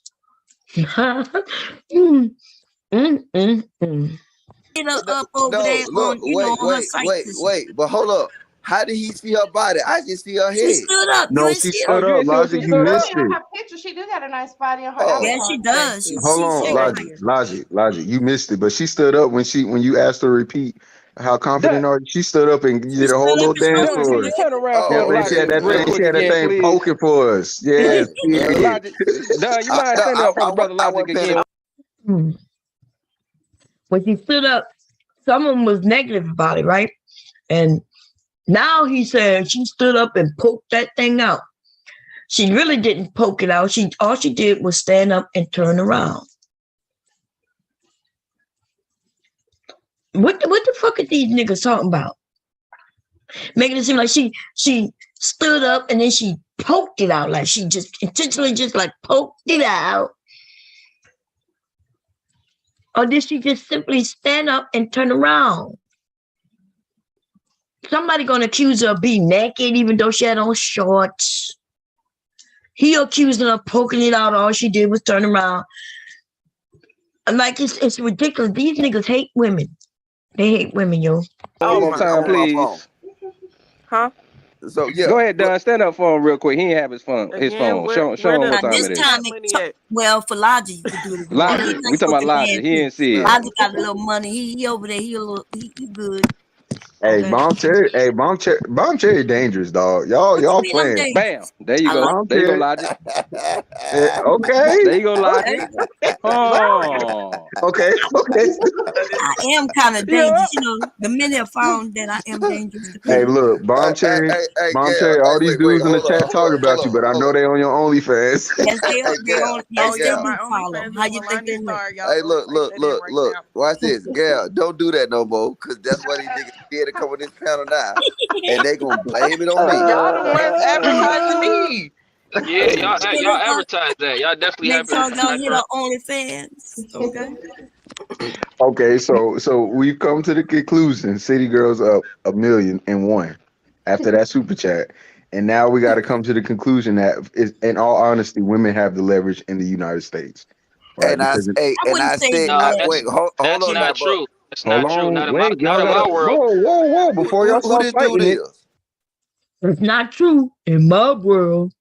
That's not true in my world. That's not true in my world. These niggas are cowards, man. Before y'all start fighting it, let's listen. Here's the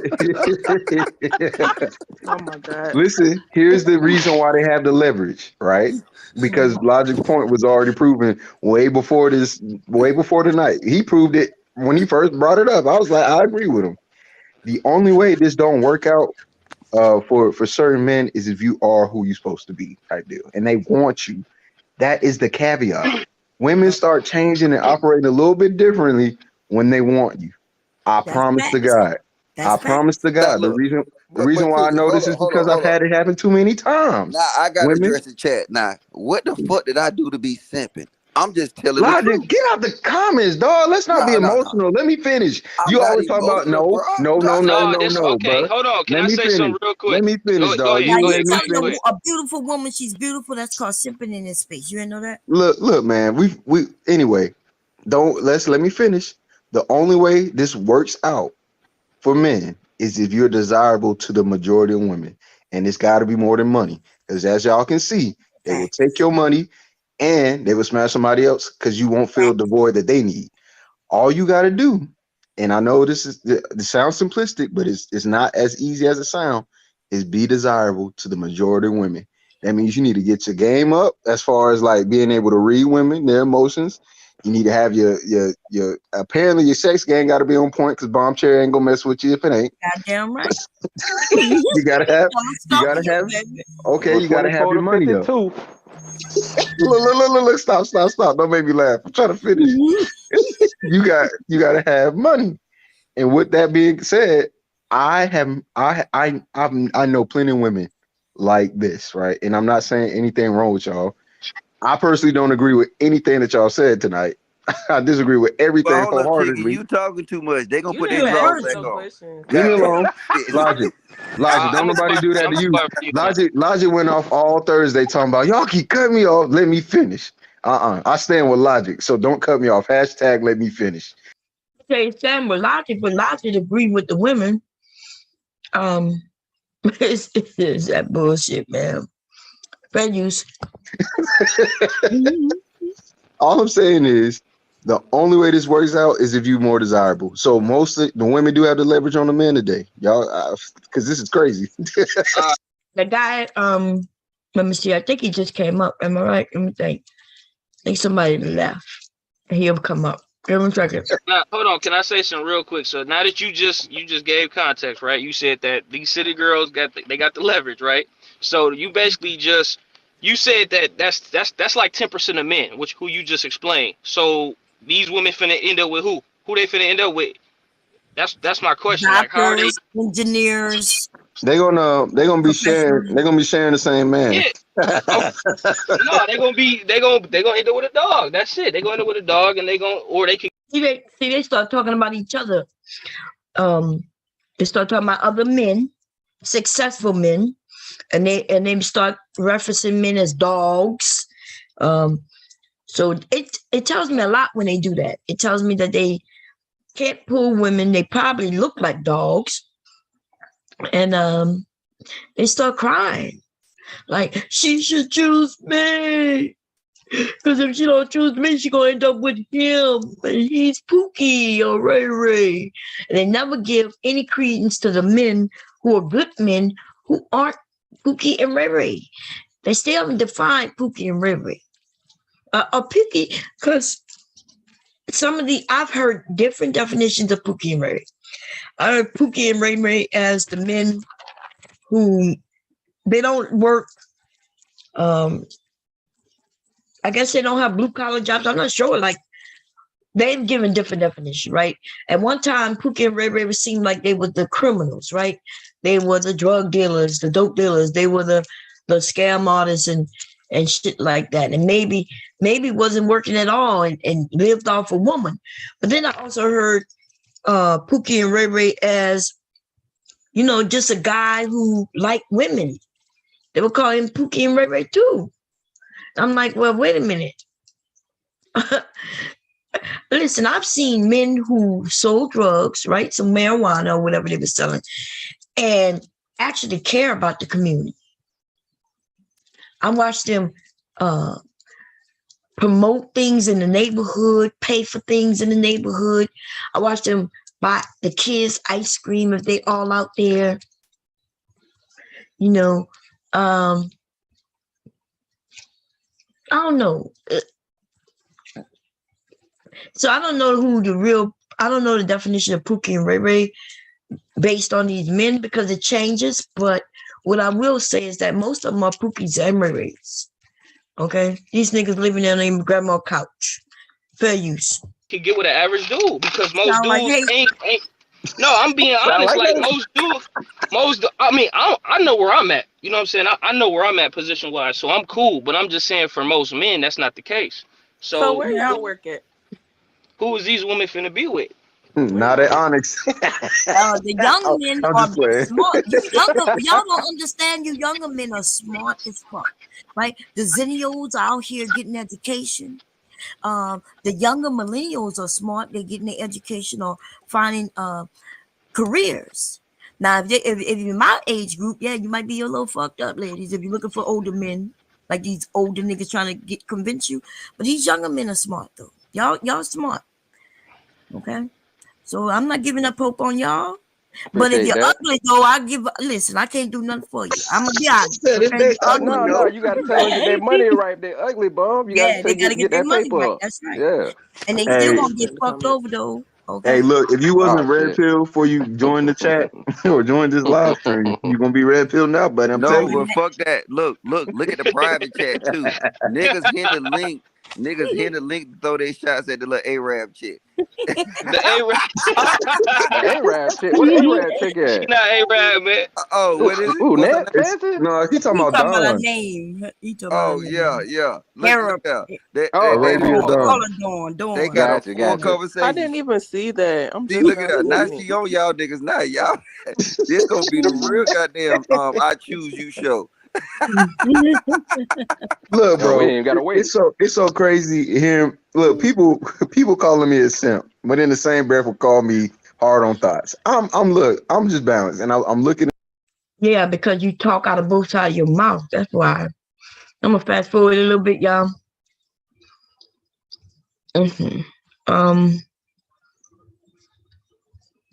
Because we were doing just joking around. Y'all know this is nothing bad, right? It got a little when he talked about her son, it got a little crazy a little bit, but it wasn't bad. And then around this time is when I see old dude is up here, so let's back it up to there. Let's see what we at. Delicious, and you look at her ex-husband. It don't mean it's still gonna work out because Delicious in my see they start talking about people marriages and shit. Let's see here. That doesn't mean that's a whore, though. Okay, here we go. BAG? No, not that. Only that. But I don't call them hoes now because, bruh. Okay. Delicious, and you look at her ex-husband. It don't mean it's still gonna work out because Delicious, in my opinion, since it didn't work out, like, hey, well, I can move on to the next person. So she still got some leverage, even though she older. She got a nice body. but hold on. Simp's been around though. This ain't nothing new. Like how are Simps new? No, not saying this. Oh, wait, hold on. Comrade JB is up here. Let's go. I got to get this in because JB, because all I'm gonna do is repeat points I said before. I seen grown men cry. Yep, over some poo-poo from the military, knowing that they had to pay these women half of their retirement. Dudes was in tears. Like I said, the game, you're out leverage. That's facts. Like, and if you don't understand this going into it, if you don't teach our kids, because you got to realize this, and I'm not talking about no single woman with boys. But just because a woman got boys, you think they gonna give up their leverage? Hell no. You think they gonna teach their son the game? Hell no. Because women will stick together over their own fucking blood. Okay, I see. Look, I'm looking at the chat right now, y'all, and somebody dared. Where is it? Somebody dared JB. They said they would give him $5 million cash app if you call Bomb Cherry a leprechaun, right? And looked like this nigga came up here on a dare or something and did what he did. And he I don't think he liked his results, but we're about to get into it. Okay. Let's hear it. Fair use. Sorry. My husband gonna get my retirement, my military pension. So Logic mentioned that men and women, the men in the military, he's seen them cry when they lose half of their pension to their wives or ex-wives. And so I, as a woman, say, well, My husband gonna have my pension, right? You see, they decide to ignore it because it works on both sides. The husband gets half of everything the woman gets, and the men get half of everything the woman gets. And sometimes that shit washes out, right? Where she may have a pension that's worth the same amount of his pension, and when they get divorced, they'll say, well, since it's all even out, you get to keep your full pension, you get to keep your full pension. Now, if you happen to be with a woman who doesn't work and you was okay with that, and then now you get divorced and now you not okay with it no more, because now you realize you got to give her half of everything you got. But anything she got, you get half of too. And whose fault is it when you was okay with her not having much of anything because y'all build together?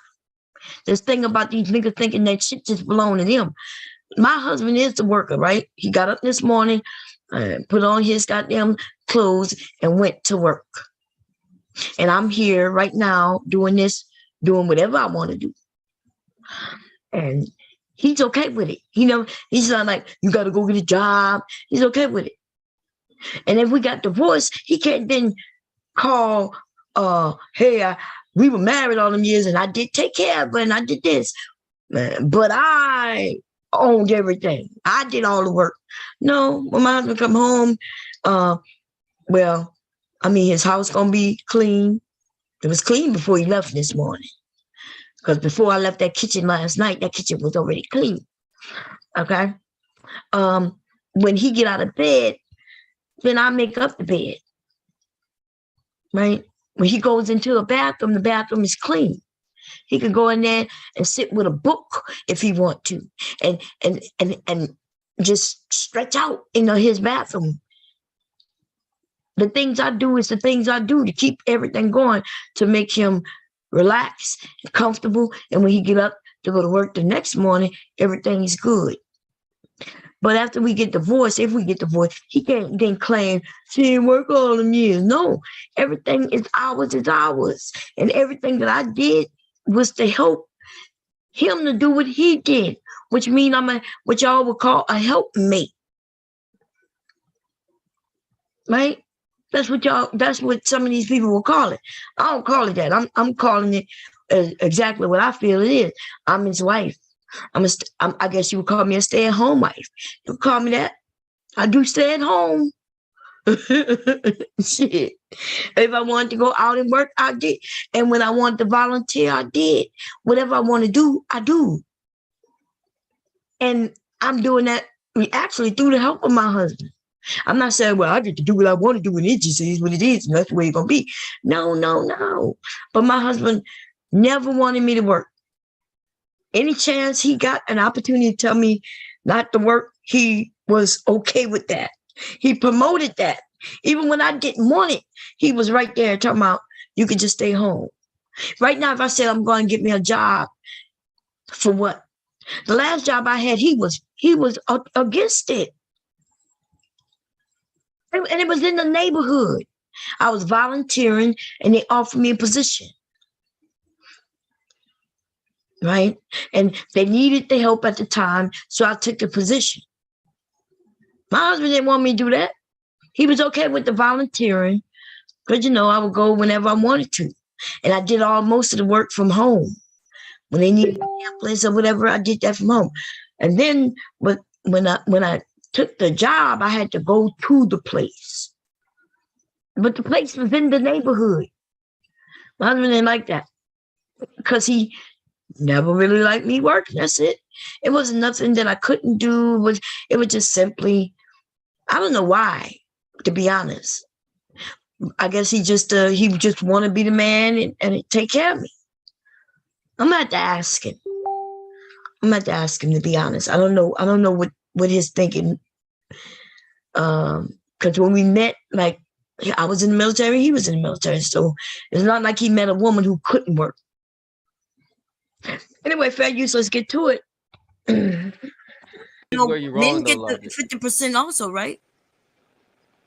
Hey, Logic, hold on 1 minute, bombshell. JB got. See, I asked that question. Men get 50% also, right? And they didn't want to say shit. Got some smoke for me. Go ahead, JB. Logic, you want to hear where you're wrong though? Yeah, I would love to. Because you were sitting here listening to, with the exception of Nerds Fancy, right?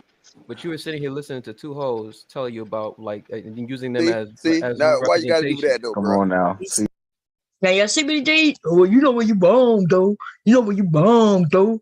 You, with the exception of Nurse Fancy, you up here listening to two hoes. I'm gonna rewind that because it was low. I want y'all to hear it again. Let's see where we at. We at 555. 555. We're gonna do 554.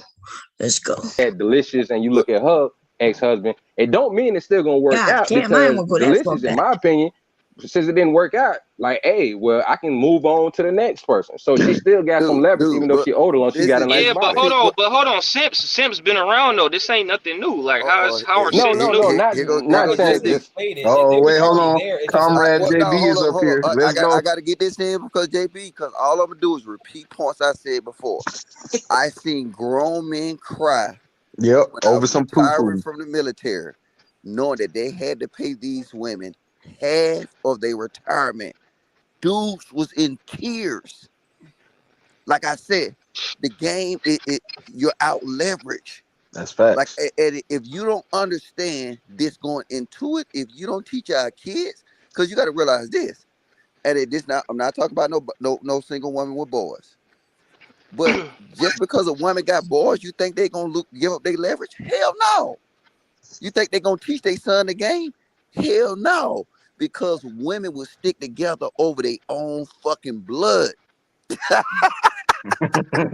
Logic. My husband gonna get Logic, here's where 50% you're of wrong, my retirement, my military pension. So Logic, here's where you're wrong, men get the 50% also, right? Hey, Logic, hold on 1 minute, bombshell. JB. And listen to what JB about to say. He got some smoke for me. Go ahead, JB. Logic, you want to hear where you're wrong though? Yeah, I would love to. Because you were sitting here listening to, with the exception of Nerds Fancy, right? But you were sitting here listening to two hoes tell you about like using them as now why you gotta do that though, Come bro? on now. See, now, we we're really having fun. No, JB, go ahead, JB. Go ahead. What you mean? Wait, no. Like, hold up. Why Listen, are we you so ratchet afraid to ass call nigga. things? Hold up. Why are we so afraid to call things what they are? The fuck? Y'all heard him? So he called two of us hoes, and then you heard the men. There were two out of everybody up here, besides the women, of course. There was two men who said, "Hey, you ain't have to do that." And then his comeback is, "Why are we scared to call things what they are? What the fuck?"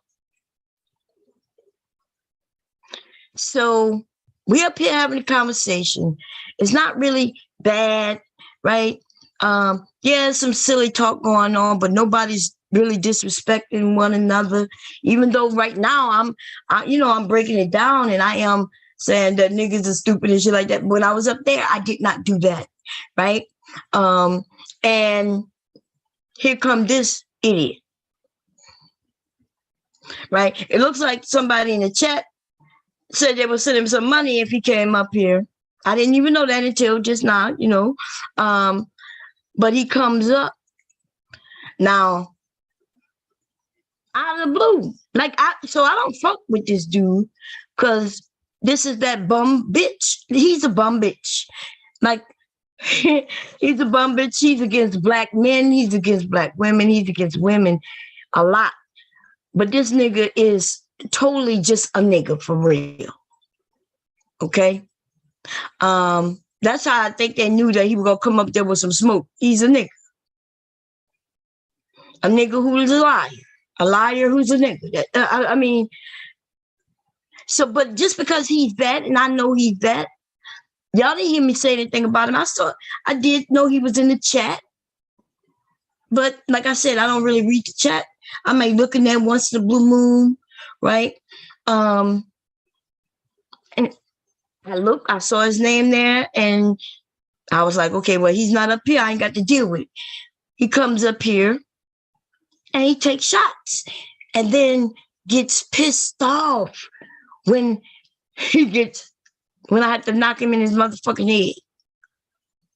Of course, I don't get the blame for knocking him in his motherfucking head, but on this day, then it happened a little differently. I'm not even sure you're gonna hear me try to calm my husband down, but we're gonna give it a second. Fair use, let's listen. Apparently, well, Like you one show of them, me where I'm a hoe, and then we can hold continue. up. So we hold can up. continue One this, of them, this conversation, you lying ass nigga. Listen, one of them has her I saw ass you sitting bare in naked. Listen, there, like just out there on IG. The other one is on stripper poles, but we can't call them hoes. We both on stripper poles. Now what? Bruh, you know what? You know what I don't call them hoes for?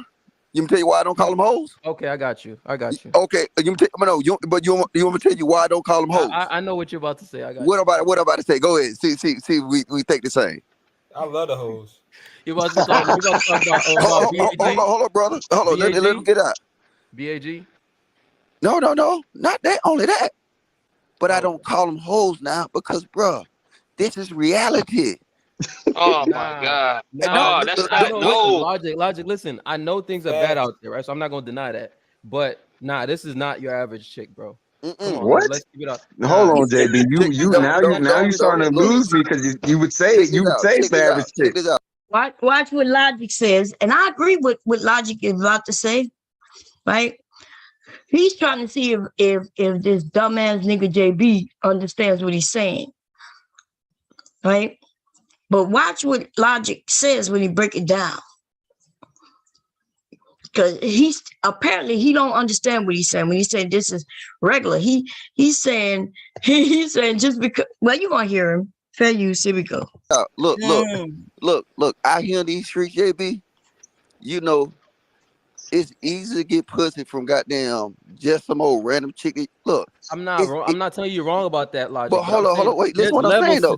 There's levels to this, bro. No, I know, and I'm telling you the levels exist. You know, it's easy to goddamn bust down a corporate chick on the first night than it is a stripper. He not lying. He sure right about that shit right there. It's so funny. But I mean, some of these niggas don't know. Well, hold up. That's what I'm saying. That's why where your message is wrong, because it's now part of the culture. JB, I've been waiting on you to get on this live. I've been waiting on you. Girl, don't argue with that busted ass nigga, girl. Don't do it. I don't know which stripper or which girl broke your heart, but baby, I ain't do nothing to you, and you don't know what that's the style language. That nigga into niggas. You got no worry about it. Hold up. So listen. So I don't know if you noticed, but initially I was the one actually telling Aaron to let you talk. Oh no, he about to go through this bullshit about initially. I was the one telling Aaron to let you talk. Like as if he was controlling the panel from the chat. Let her talk. And then he gonna say, well, until she admitted she was a stripper, and then now he called them a horse. And everybody was like, well, nobody cares about you saying let her talk. And why are you referencing her as a whore? So now he's just doing a lot of backpedaling in a sense. Then you start talking about being a stripper. I mean, if you're a stripper, you telling me, is that a good? Let me ask you this: you think what you do is a good representation for Black women? Are you done? Are you done? Can you answer the question? That's an answer. Oh, we need an answer. Can you answer the question? We need an answer. That I want to be a stripper forever. I'm asking you, can you answer the question? Do you think what you do is a good representation for Black women? I think that I'm a good representation of strippers that don't. Do you think what you do is a good representation for Black women? And I don't care about your money. I just asked you a question. Do you think it's a good representation for Black women? No, I don't. Next question. Okay, so then why are you so mad about me characterizing you properly? Because you are disrespectful.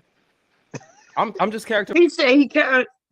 So just because she says she's first of all, why would a young woman be trying to represent all Black women? Right? Like these niggas just have too much time on their hands and not enough knowledge, right? But she says, no, I don't think it is. I'm just a young woman who is a stripper, who's saving her money so she can make different moves when she's ready. And yet this nigga want to put everything on her shoulders. But then he says, well, why are you mad that I'm I'm calling you what you are? And just because she's a stripper don't mean she's a whore. Right? Like apparently he don't know what a whore is. And therefore that shit where he's trying to make it seem like he's so smart and I'm just calling it what it is kind of shit not working, because he's not calling it what it is. He's just calling it what he wants to call it. He's just being very disrespectful. That's it. Now, if she was actually a prostitute, or if I was an actual prostitute and he was like, well, I'm just calling it what it is, and yes, that would be different. And then I promise you there's not going to be a prostitute who's not going to be proud to say that, yes, I'm a whore. She wouldn't be offended. And she's not going to be offended. She know what it is. But to come up here and reference women who aren't actual whores as whores, and then they get shocked when, why are you offended? Okay? But watch what he says, because he's going to say that that's what you're supposed to do. You're supposed to embarrass them, and if you embarrass them, they straighten it up. But when I start talking about his hairline and shit like that, this nigga starts talking about, well, you can't embarrass me. You just because she's not a good representation of black women doesn't mean she's a whore, right? She gets on stripper poles. So that would be a stripper. That doesn't mean that's a whore, though. But and it's if you close, don't understand the definition, this nigga said, but it's close though. But this man claims he's very educated, IT, starting businesses. When my husband ends up asking him for something, and I start asking him to spell it, and I go to the website, and there's nothing like what he claimed. And see, that's why I hate that my husband got involved, because I couldn't really stop him once he started. But my husband isn't a roaster. He's not on here to roast nobody, nothing. He was serious. He was really serious. See, well, I would have roasted this nigga and embarrassed him by proving that he was lying. See, my husband don't care about whether this nigga lying or not. My husband just want him to show up so he can break his stick. Well, you're going to hear it. You get on stripper poles, you a hoe. No, well, listen, you a hoe, and I don't even see a stripper pole around you, nigga. You a hoe. Was that wait, Bombshell, was that supposed to like make me crazy, feel bad? bro? No, but he said, but hey, Bombshell, was that supposed to embarrass me?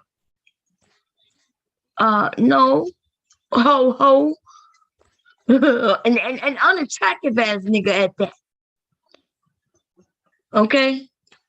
This nigga looks like that snotty ass little boys who running around the community with boogers all in their nose and always sniffling. And then as they get older, everybody remember him as Rodney with the runny nose. And then nobody in the neighborhood want him. He has to go out of the neighborhood to get a woman, because no matter how much money he get, we always gonna remember you runny nose Rodney. Rodney with the runny nose. Rodney was 10 years old with the runny nose, and his mama always go, Rodney, come here, let me blow your nose. Then Rodney turned 13, and Rodney still running around the community with the runny nose, and his mama come here, Rodney, let me blow your nose. Rodney turns 17, and Rodney still running around the fucking community, and his mama keep telling him, Rodney, come here, let me blow your nose. And Rodney can make $1 million motherfucking dollars, and everybody in the community gonna always remember Rodney as the nigga with the runny nose, who mama was always running up saying, Rodney, let me help you blow your nose. What woman thinks that's attractive? For you niggas who don't understand that nobody's vagina is getting wet, remembering a nigga with a runny nose and boogers hanging out his nose. We're not going to do that. And as soon as you men understand that, maybe you'll see it's good for you to go out of the community. And if you got to go out of the states, nigga, go by. No woman is crying about y'all going out of state, going out of the country. I think that's what you should do. In fact, what you do, pack up your bags and move, nigga. We're not gonna miss you riding with the fucking runny nose.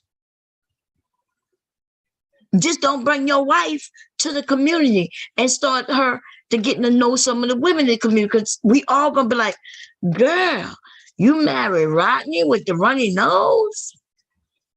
Don't never let nobody start talking, reminiscing about your high school days when you went to school and boogers all out your nose. When everybody remember that you used to eat your own boogers. Niggas, get the fuck out of here. Rodney with the runny nose and always eating on his fucking boogers. Nobody gonna forget that, Rodney.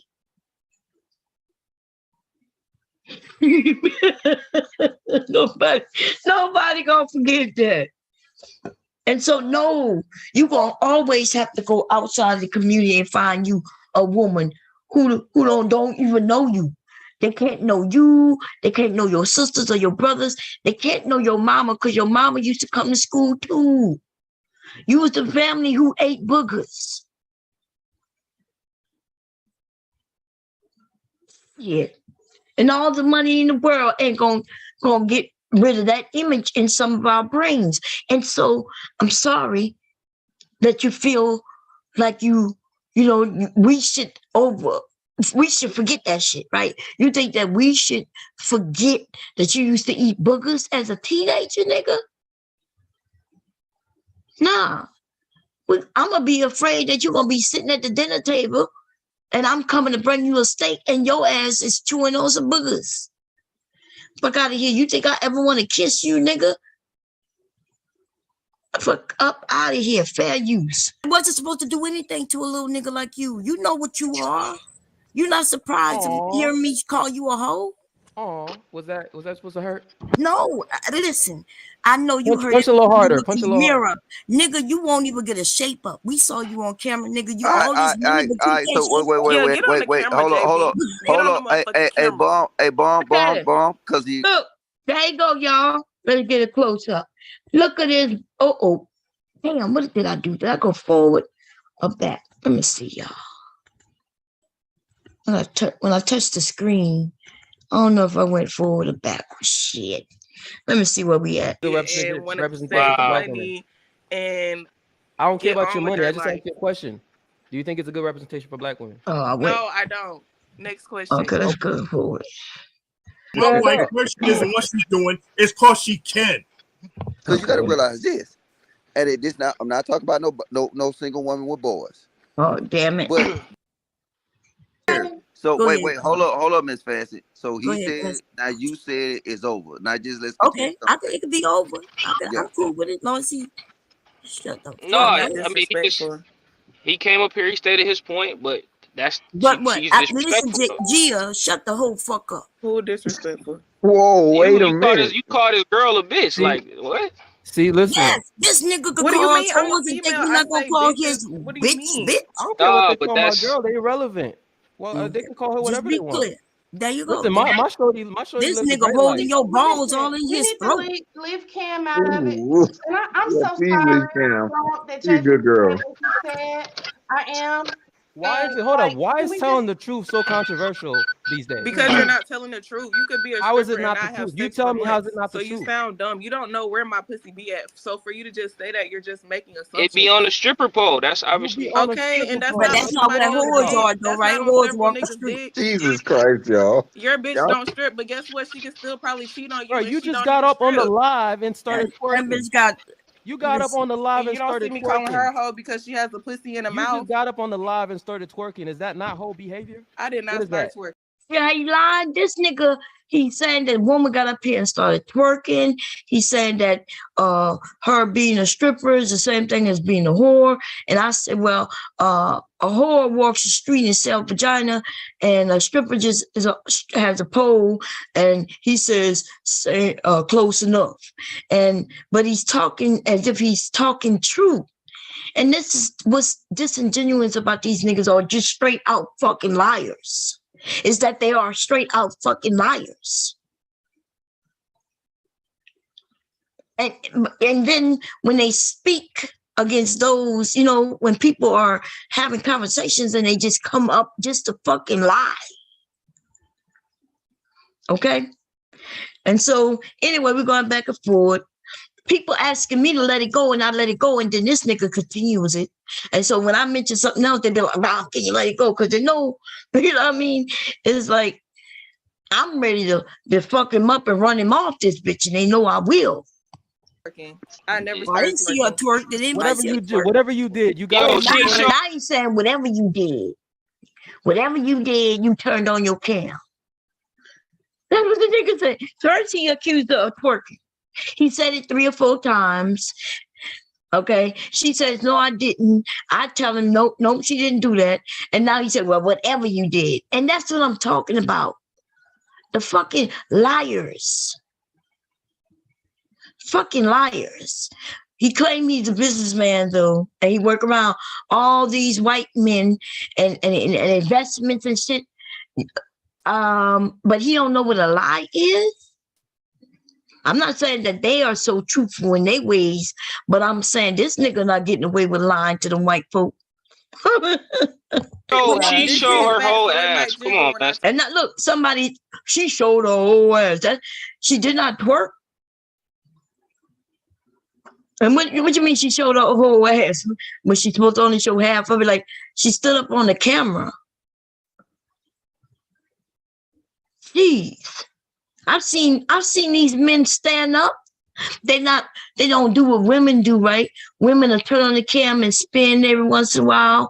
But I've seen men have their camera on, get up, walk away from their cameras. I've seen men stand up to say, hey, this is me. If somebody say, what's on your shirt? He stand up. And these niggas, I ain't never hear no woman accuse him of twerking or showing their whole ass, even though we may have seen the ass. We may have been able to see the back of them. These niggas, on the other hand, they over there stroking and making it seem like she was over there twerking. Some of them probably imagine she was on the stripper pole. That's what these men do. They make up shit in their minds. Stop. Is that Did she show the ass, or did she stand up and show she had on shorts? I'm single, so I can do what the fuck I want. It don't matter. Number 2, and Gia just sucking this nigga's dick. I think that's your girlfriend right there.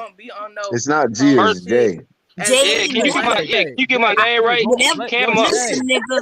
Listen, nobody give a fuck what your name is, but you sound like a bitch. Sound like you're sucking JB's dick. Jay and Jay sitting in the street. Bomb Cherry and everybody calm down. You better stay out of this. I'm warning them. Like, they can call us names, and when I start talking, then somebody else says, calm down, Bomb. And this is the thing, right? And then I have to start warning them. Look, you better stay your ass out of this. Stay your little fucking ass in your place. Either you're going to stop everybody, and mainly the one who came up to start this shit, or you're going to shut the whole fuck up talking to me, asking me to stop. Why this roach looking ass nigga. See, y'all, some of you men, y'all don't like when women reference y'all a certain way. And when I say y'all, I'm talking about black men, right? Some of you. And then you get little niggas like this roach, this JB ass nigga. Now the men, the real men who was up here, they tried to stop him in the beginning. But then they understood it's about to pop off because little nigga won't take their advice. Where the women, we got some of the women want to be as feminine as they can be. I don't give a fuck about no little nigga who remind me of a roach. We're going to have to be honest. I don't give a fuck about none of these little niggas. Now, mind you, while I'm talking, my husband, I didn't know that he was woke. I'm not sure. Maybe I woke him up. I don't even remember talking loud. Right? I don't think I was talking loud. I'm gonna send shots my way like this, Bone Cherry. We got too much love. What we doing? I do love you. But don't correct me, though. It's over now. It's over now. I do love you, but don't correct me. Hey, my name is Jay. My name is Jay. Get it right, please. Okay, but I didn't know. Okay, Jay. Jay, next time you approach me, my name is Arabia. Jay, listen, don't let this get I think Fancy said something. You don't know where to put my. Say it again, sis. You need to stop. Mom Cherry, hold on. Okay. Baby, hold on. JB, please. Okay, please. Please what? You saying calm down. She's saying calm down. She's saying mind your words, Jay. JB, mind your words. Why is telling the truth controversial? Listen, if it was a dude up here, how about this? How about this? Hold up. Yes, you would. Hold up. Yes, I would. Listen. Now we gonna have this conversation. When Jay Prince comes on here, and he starts talking about things. We call him Pookie. You got no problem calling him all types. Nope, I do not. No problem holding men accountable. I never call him Pookie. I like Jay. We can call him hoes. What are we talking about? I like Jay Prince. I'm not a hoe. What are we talking about? Definition of hoe. I like Jay Prince. I don't call him. Listen, hold on. Listen, if a hoe, I'm calling her a hoe. Let's do it. But your bitch a hoe. She probably cheating on your dumb ass right now. Oh my God, look, bro. Which one of you clowns is calling my wife a whore? Why you not? That's my husband, y'all. Okay, let me back it up a little bit. Because I was trying to calm him down. But they kept saying, calling the bitch a hoe. I'm gonna call her hoe. And I see him and I'm like, no, baby, it's not nothing. And then all of a sudden, okay, let me back it up a little bit. Where we at? 60601. 605. Damn, 602. No, I don't want to go to 602. That's too far back. 605, 606. We do 605. Let's try that. Okay, here you go, y'all. Fair use. Okay, please. Please what? She's saying calm down. She's saying calm down. She's saying mind your words, Jay. JB, mind your words. Why is telling the truth controversial? Listen, if it was a dude up here, how about this? How about this? Hold up.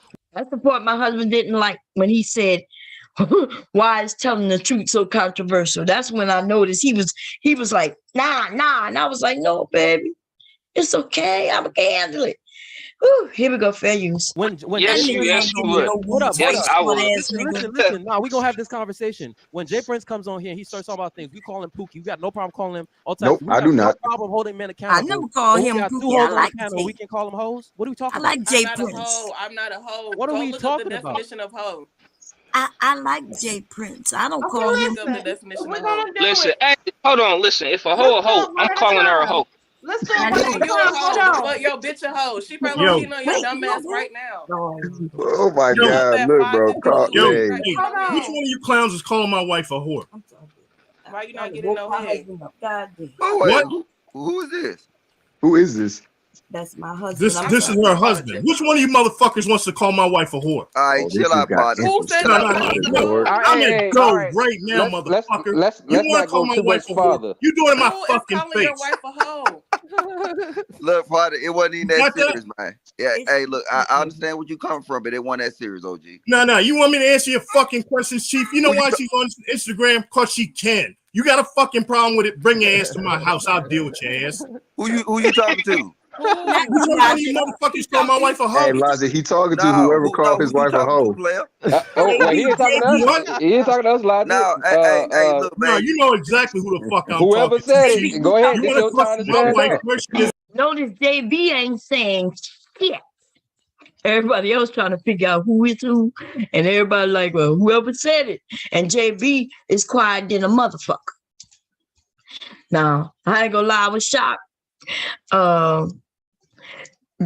I And I did try to stop him. Once I realized what was happening, I did try to stop him. But that ain't nothing I could do once he started. Okay. Apparently he was up, and I did not realize he was up. And he heard, and then he heard where people was trying to stop him from calling women whores, but he kept doing it. Okay. So fair use, and we're gonna continue listening to Mr. Bomb do something I haven't while he even used a cuss word. I haven't heard my husband cuss in years. Okay, here we go. And what she's doing is because she can. How about that? Whoever said called his wife out of name, y'all stand up now. Now, since you want to call them whores, how about this? What the fuck do you do for a living? Yeah, Jay. What I do for a living? Yeah, is it a good representation of black men? Absolutely. I run. Is it? You What the want fuck do you do? you? Hold up. Let me answer you. I'm a software engineer. I run a private equity firm. Like, this nigga lie. Private equity firm, and when you ask him what's the equity firm, is so motherfucking private that you ain't gonna get to know.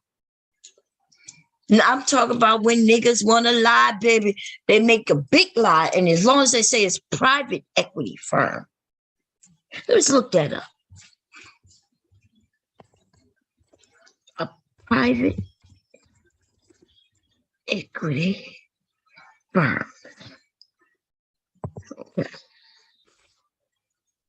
Okay, so private equity firms. Give me a second, y'all. You see, private equity firms aren't really so private.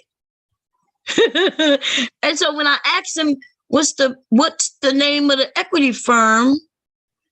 And he says, well, it's private. Private equity firm doesn't mean that it's an equity firm that's private.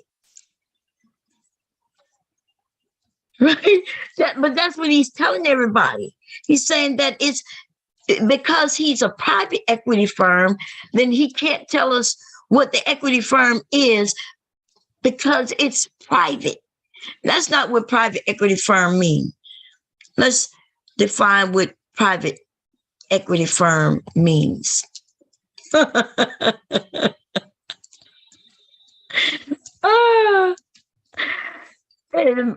private equity firm is an investment management company that provides financial backing and makes investment in the private equity of startups. So a private equity firm doesn't mean that it's a firm that's private.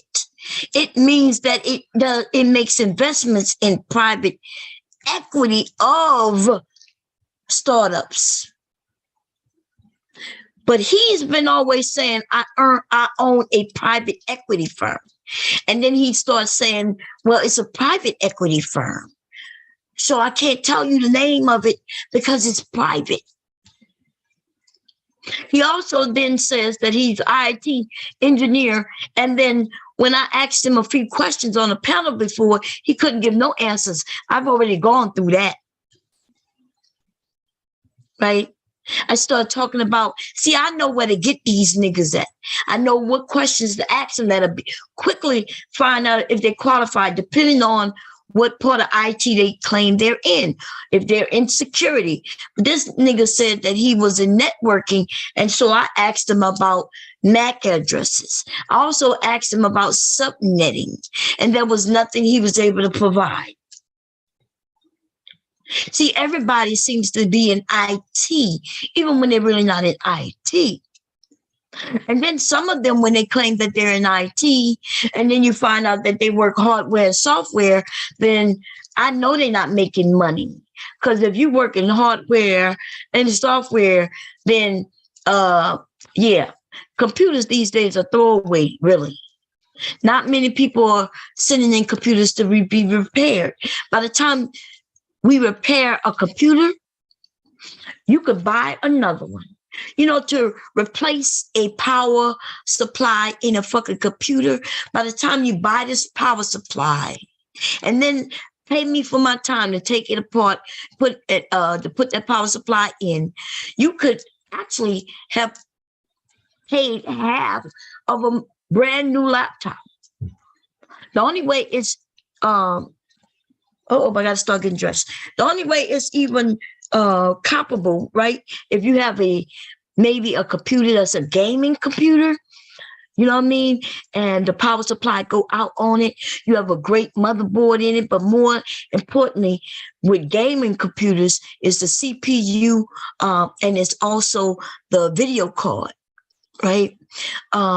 You may think about doing a little upgrading here and there, and you may replace that power supply if need be.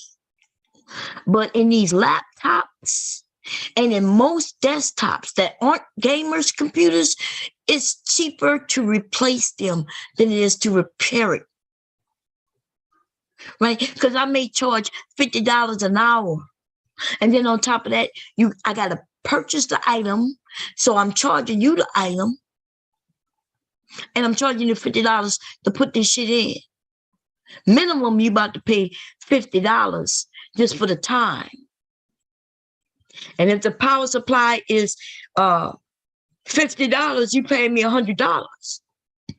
You could buy a laptop for $200. So it does depend, right? They got some people who find that they'll get it repaired. It just depends. It just depends. We're gonna cost. If you want me to add a graphics card, but you got a good graphic card that costs you $200, I got to pay $200 for the graphic card. Then I'm going to charge you that extra $50 to put it in.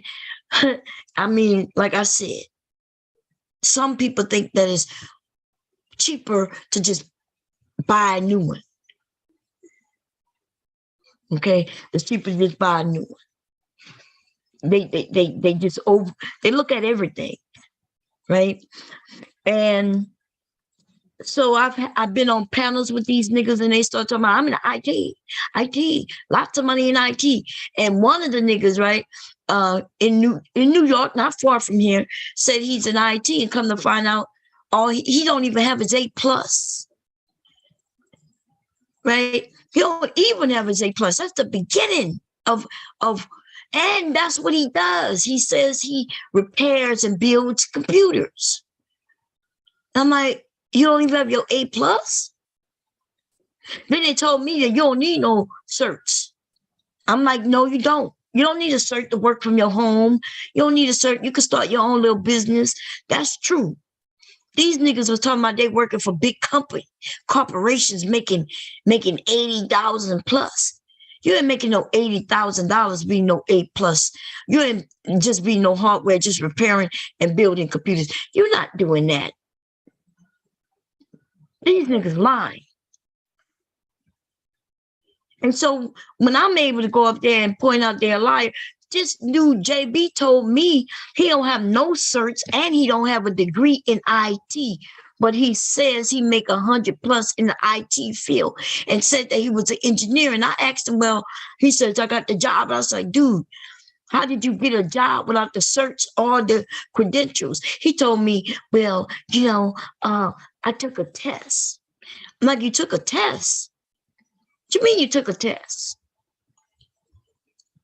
The fuck, you took a test? Like, so those with the degree and those with the certs, they didn't take the same test? See, that's what I'm saying. It don't make sense. They lies.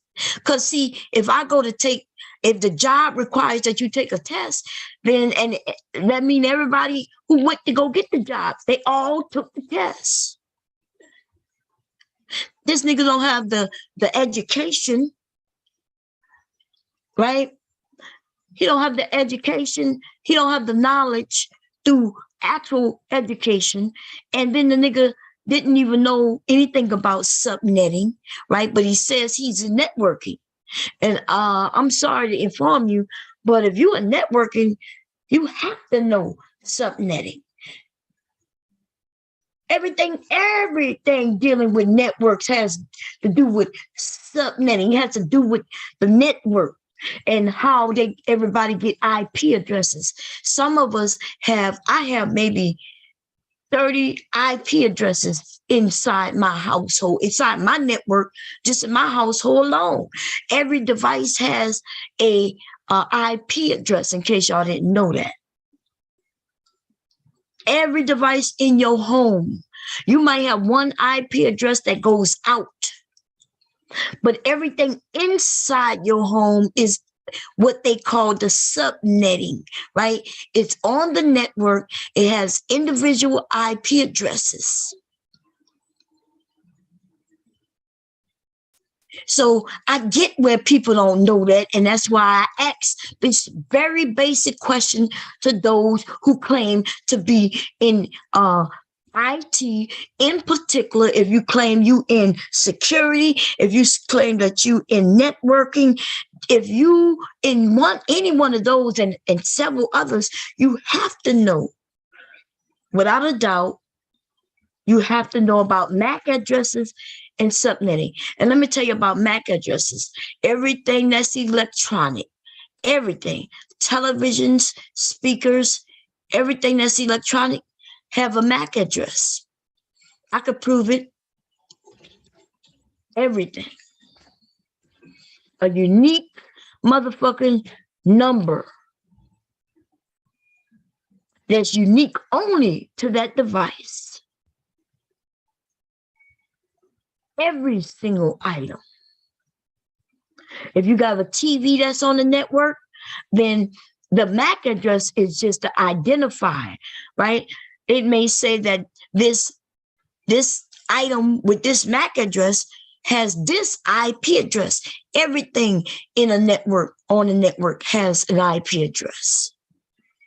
But your main IP address is the one that goes out to the network, to the outside your home, to the internet. That's why you could actually be on the phone and have an IP address that nobody could really trace, because that IP address connects to another IP address that goes out into the internet. But I told too much to you lying ass niggas who will take the information I share and you will make it seem like it's something you knew. But I didn't break it down though. But I did ask that nigga some questions and he didn't know. He wouldn't answer not one question. He hadn't. Now, you know, if he would have knew, because the answer was simple, he would have just gave it. But the nigga tried to start ignoring me. At first, he rocking for me. He coming for me, right? Once I admitted that I'm a computer engineer by trade. What does that mean by trade? That means I have the fucking education. I have the background. I have the, yes, I have the resume, right? Do I do the job anymore? I do not. I do not. Okay? I don't do the job anymore. It doesn't mean that I don't know the job anymore. It just means that I decided to start my own little business. But that doesn't mean that I don't still do the job. And it definitely don't mean that I don't know what the fuck I'm talking about. So I've caught that nigga in lie after lie. And the man haters, the man who hate women, right? Of course, they'll side with the lying nigga who can't prove that he's telling the truth versus any woman. Because, you know, a smart woman is a dangerous woman to these lame ass niggas. Okay, I hear my grandson. Oh, it's almost 2 o'clock. Come on, get up. I'm coming, man. I'm coming, man. What my baby crying about? What's wrong? You want some grapes? What's wrong with it? You don't want your face wet. You want some grapes? You want some orange apple? Which one? Mama got doctor's appointment. Mama about to be dressed. You want grapes? Want some grapes? Okay. If you want some grapes, you could come get some grapes out of my mom's room. You just don't want to get your nose blown.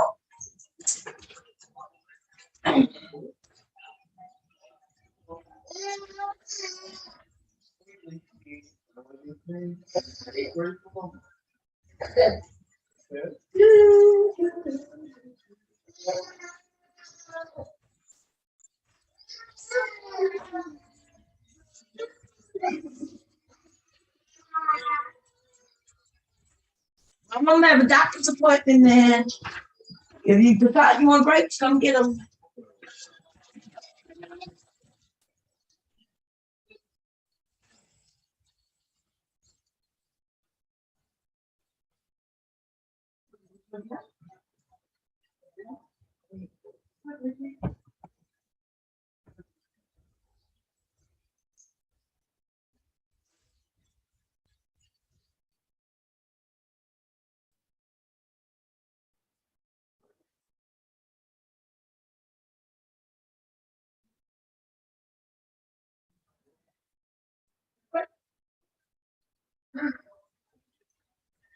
Mom gotta start getting dressed, okay? It's cold in here. Well, it's hot. Let me see what the weather is. Hey Siri, what's the weather outside? It's currently cloudy and 34 degrees. Expect winds starting in the afternoon. Then clear skies starting in the evening. Temperatures will be fairly consistent, averaging about 29 degrees. God damn cold.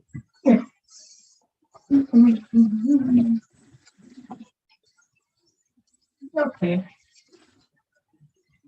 I guess I'm gonna wear a turtleneck. I'll wear a dress, I'll wear jeans. Wear the jeans and this turtleneck. Anyway, y'all, and see when we don't know something, when people think we don't know stuff, they can say anything. And so these niggas will say anything. And so I hope y'all understand what I'm saying. Just because he says he owns a private equity firm. And then when I asked him, more, they said he started to say it's private. That's the reason why it's private. It's a private equity firm. But that's not what a private equity firm is. Why would you have a business that's private? That doesn't even make sense. Right? This don't even make no sense. He says that his name is his name, and he's really his name, right? So it's not like he's scared of getting doxxed, because he says who he is, and you can prove who he is. But then he asks us to call a restaurant locally in some place to find out who he say he is. And he told a story once, and the story went something like, he was in line to get his, coffee or something, right? He was in line, right? Almost like at a Starbucks, right? But he says it's a restaurant, and people get drinks, or I'm not sure, right? Like if you was going to get you a coffee from Starbucks, but it wasn't a Starbucks. And he said that he got up there, he's in this line, and when he get there, he says he makes a little order for what he's getting, and he says he's going to take care of everybody who's in line. He's going to pay for everything. And the way he says it, as if it's a long line of people, right? He says, yes, it's this long line, and I tell the owner that I'm going to pay for everybody in the line, right? So then he goes to say that in this line was a couple of Black women.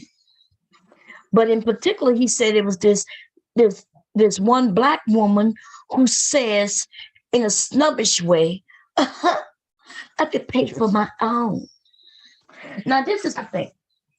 First, they say that we as Black women, we want everything for free. Yeah, your welfare queen. Yeah, you just want to use me. You want everything for free. Yeah, You just want to use men. You want everything for free.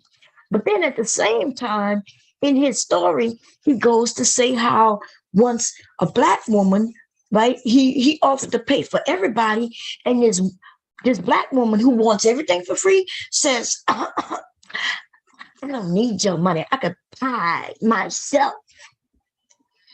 So which one is it? Is it that we want everything for free? We expect everything for free? We want free shit? We want the free welfare checks. We want the free food stamps. We want the free housing. We want men to buy us free shit. Or is it what he said in his story, where the women was like, I can pay for it myself. I don't need your money. And he says, ever since that situation is why he can't stand black women. That's what he said. Because the black woman says, I don't need your money. I can pay for it myself. Now, everybody else accepted. Everybody else was like, yay, yay for JB. Yeah, go JB, go JB. Thank you for buying everything. Go JB. Everybody was like, yay, hey, brother. Yeah, we're going to be friends. And you know, they were going to give him a shout out and everything like that. And everybody did that except the black woman. The black woman couldn't stand it. And I do believe that there's black women who won't give him the time of day. Look at him. Won't get a shape up, head all fucked up, claiming to make millions but look like a bum. And then he said that he gave Bernard Riley $15,000. Bernard Riley taking $15,000 from bums to buy some what? He said he bought Bernard Riley's show has gotten better. So it cost Bernard Riley $15,000 to get a better mic and some speakers or something, a better computer. Bernard Riley got to come up, huh? $15,000. That's what he said. He called Bernard Riley out by name, baby. And one for me getting dressed real quick, I would play it. Maybe I'll play a little bit of it. Let me see. But my husband was heated. I did try to calm him down. I did calm him down. There's a difference. My husband wasn't joking, though. He said, since you got all that money, why don't you catch a flight to Philadelphia so I can meet you and break your teeth? Right? Man, oh, man. See, my husband didn't care what came out of his mouth because he don't care. He asked him questions. He asked him, is this how black men, is how black men supposed to act? Is this conducive of, is he proud of showing this side of him as a black man? Like, you know, like when like JB asked that young woman, well, my husband turned the tables on him and asked him that. And it was shocking how he lost his voice. Right? When you have a man ask you a question, like he comes up there and what? I don't get these games these niggas want to play. See, these niggas want to be able to roast you. They really want to come up, be very disrespectful. And then as soon as you come back for them, they make it seem like you did something that was outrageous. Then they'll start making it seem like, no, but I was serious, though. I wasn't roasting. I was serious. I asked a legit serious question. Well, actually, no, that's not what you did. Then when you say, well, that's not the same thing, he say, well, close. So they play these games and they can't hold their own. And then they make it seem like women come together and we jump on them. No, what happens is you niggas start holding each other's dicks all in your mouths, gobbling, juggling on balls, and it's just ridiculous. But in that instance, when my husband came, nah, everybody was pointing at who did it. The man who did it, please stand up. JB, why are you so quiet right now? Okay? And I say this to say that people are on YouTube, and I know some of us joke and clown. I am okay with joking and clown, right? I do know who not to joke and clown around. The man who y'all see on side of me in this picture. Okay? That's him when we were younger. when we got married. Okay. He didn't joke and clown about me or anybody in his family back then, and he definitely do not like men calling me names. Now I can deal with it, but of course, men do not. You don't want nobody to call your mama a hoe. You don't want nobody to call your wife a hoe, your girlfriend a hoe, your daughter a hoe. Men don't like that shit. Women don't like it neither, but men definitely don't like it. Especially if you do it in front of them or around them. Most men know better than to do some shit like that. And you notice that nigga ain't asked my husband nothing about what I'm doing, why I'm. My husband was very clear. She could do it because she can. It was as simple as that. This nonsense of where's your husband at? And why he, listen, I could do it because I can. Okay, I ain't had to sneak around and do it. There ain't nothing out there that he don't know about. Okay, and if you don't like what I'm doing, brother man, then why are you watching? And I'm talking about watching. And then Cora came up. Cora comes up. Now, after my husband had put the man in his space, the bitch Cora comes up and says, I agree with JB. What did JB say? The only thing JB said is that two of us up there were whores. So she came up there on some slick shit, thinking that it was going to be cool, as if we're dumb. And that we don't know what JB said. And because she said nicely. Now, let me tell you something, real bit. You're not built for this. And you better learn your space in your motherfucking place, bitch. I don't know why some of you motherfuckers come on here and you think you anonymous. You think you invisible, bitch. You think that you don't use your real name, but you can't be touched. But who are you? Get on camera. We seen you live. You know how many teachers are in this nation? Believe it or not, it's not that many. You'd be shocked how easy it is to be defined your little dirty ass, bitch. Saying the things you saying. Y'all better stop playing. I don't have no motherfucking career to lose. And my husband wanted to, he could retire today. Like he could literally fucking retire. You know, like, you know, you can retire after being in the jail, in a job for 20 years.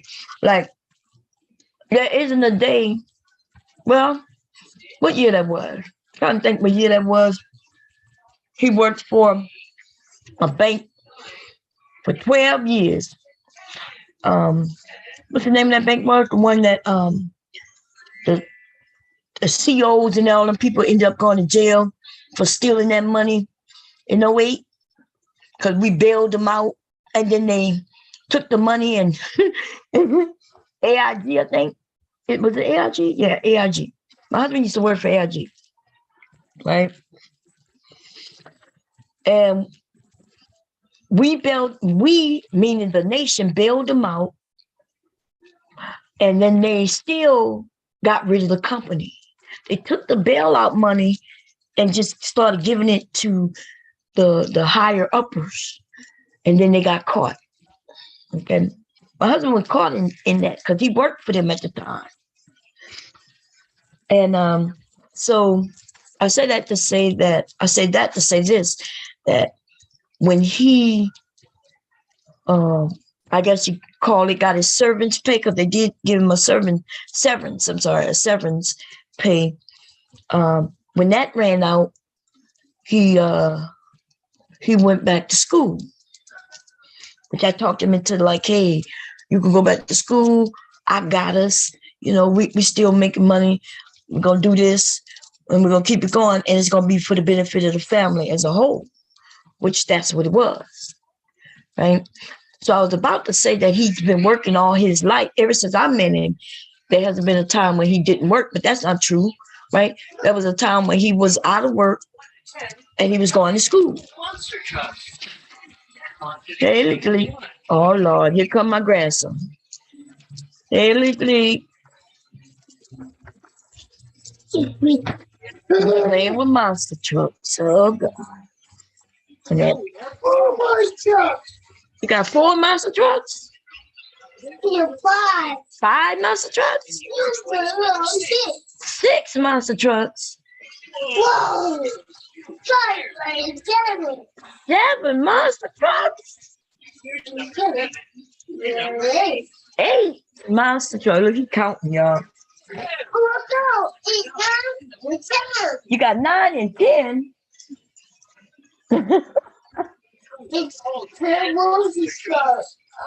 Oh, he got it. Can I help you blow your nose? Here you go. Hey, blow like Mama show you. You gotta blow. Look, you go like that.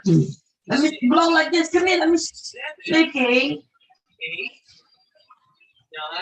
Come here. I'll show you how to blow. Come here. Remember how Mama show you how to blow? Come on. Let's get it. Come on. Hey. Oh. There we go. Good boy. Yeah, I'm gone. I gotta get dressed. I have an appointment. What time is it? Mommy. Huh? I gotta. Yeah, Mama gotta leave here in like 30 minutes. I'll get there. It don't take like 5-10 minutes to get there. Mama got an appointment now. What Mama gonna do? What is? But anyway, listen. I'll be back later, y'all. We're gonna get on JB or more on Cora. I don't know. We'll talk. I want to talk about the purge. The purge was funny. I know some of y'all. We had some new people. I ran into Mona. It was fun. Y'all. It was fun. Yeah, say bye-bye to everybody this week. My mom gotta go because you not let me talk. Mommy. Huh? Okay. You call me.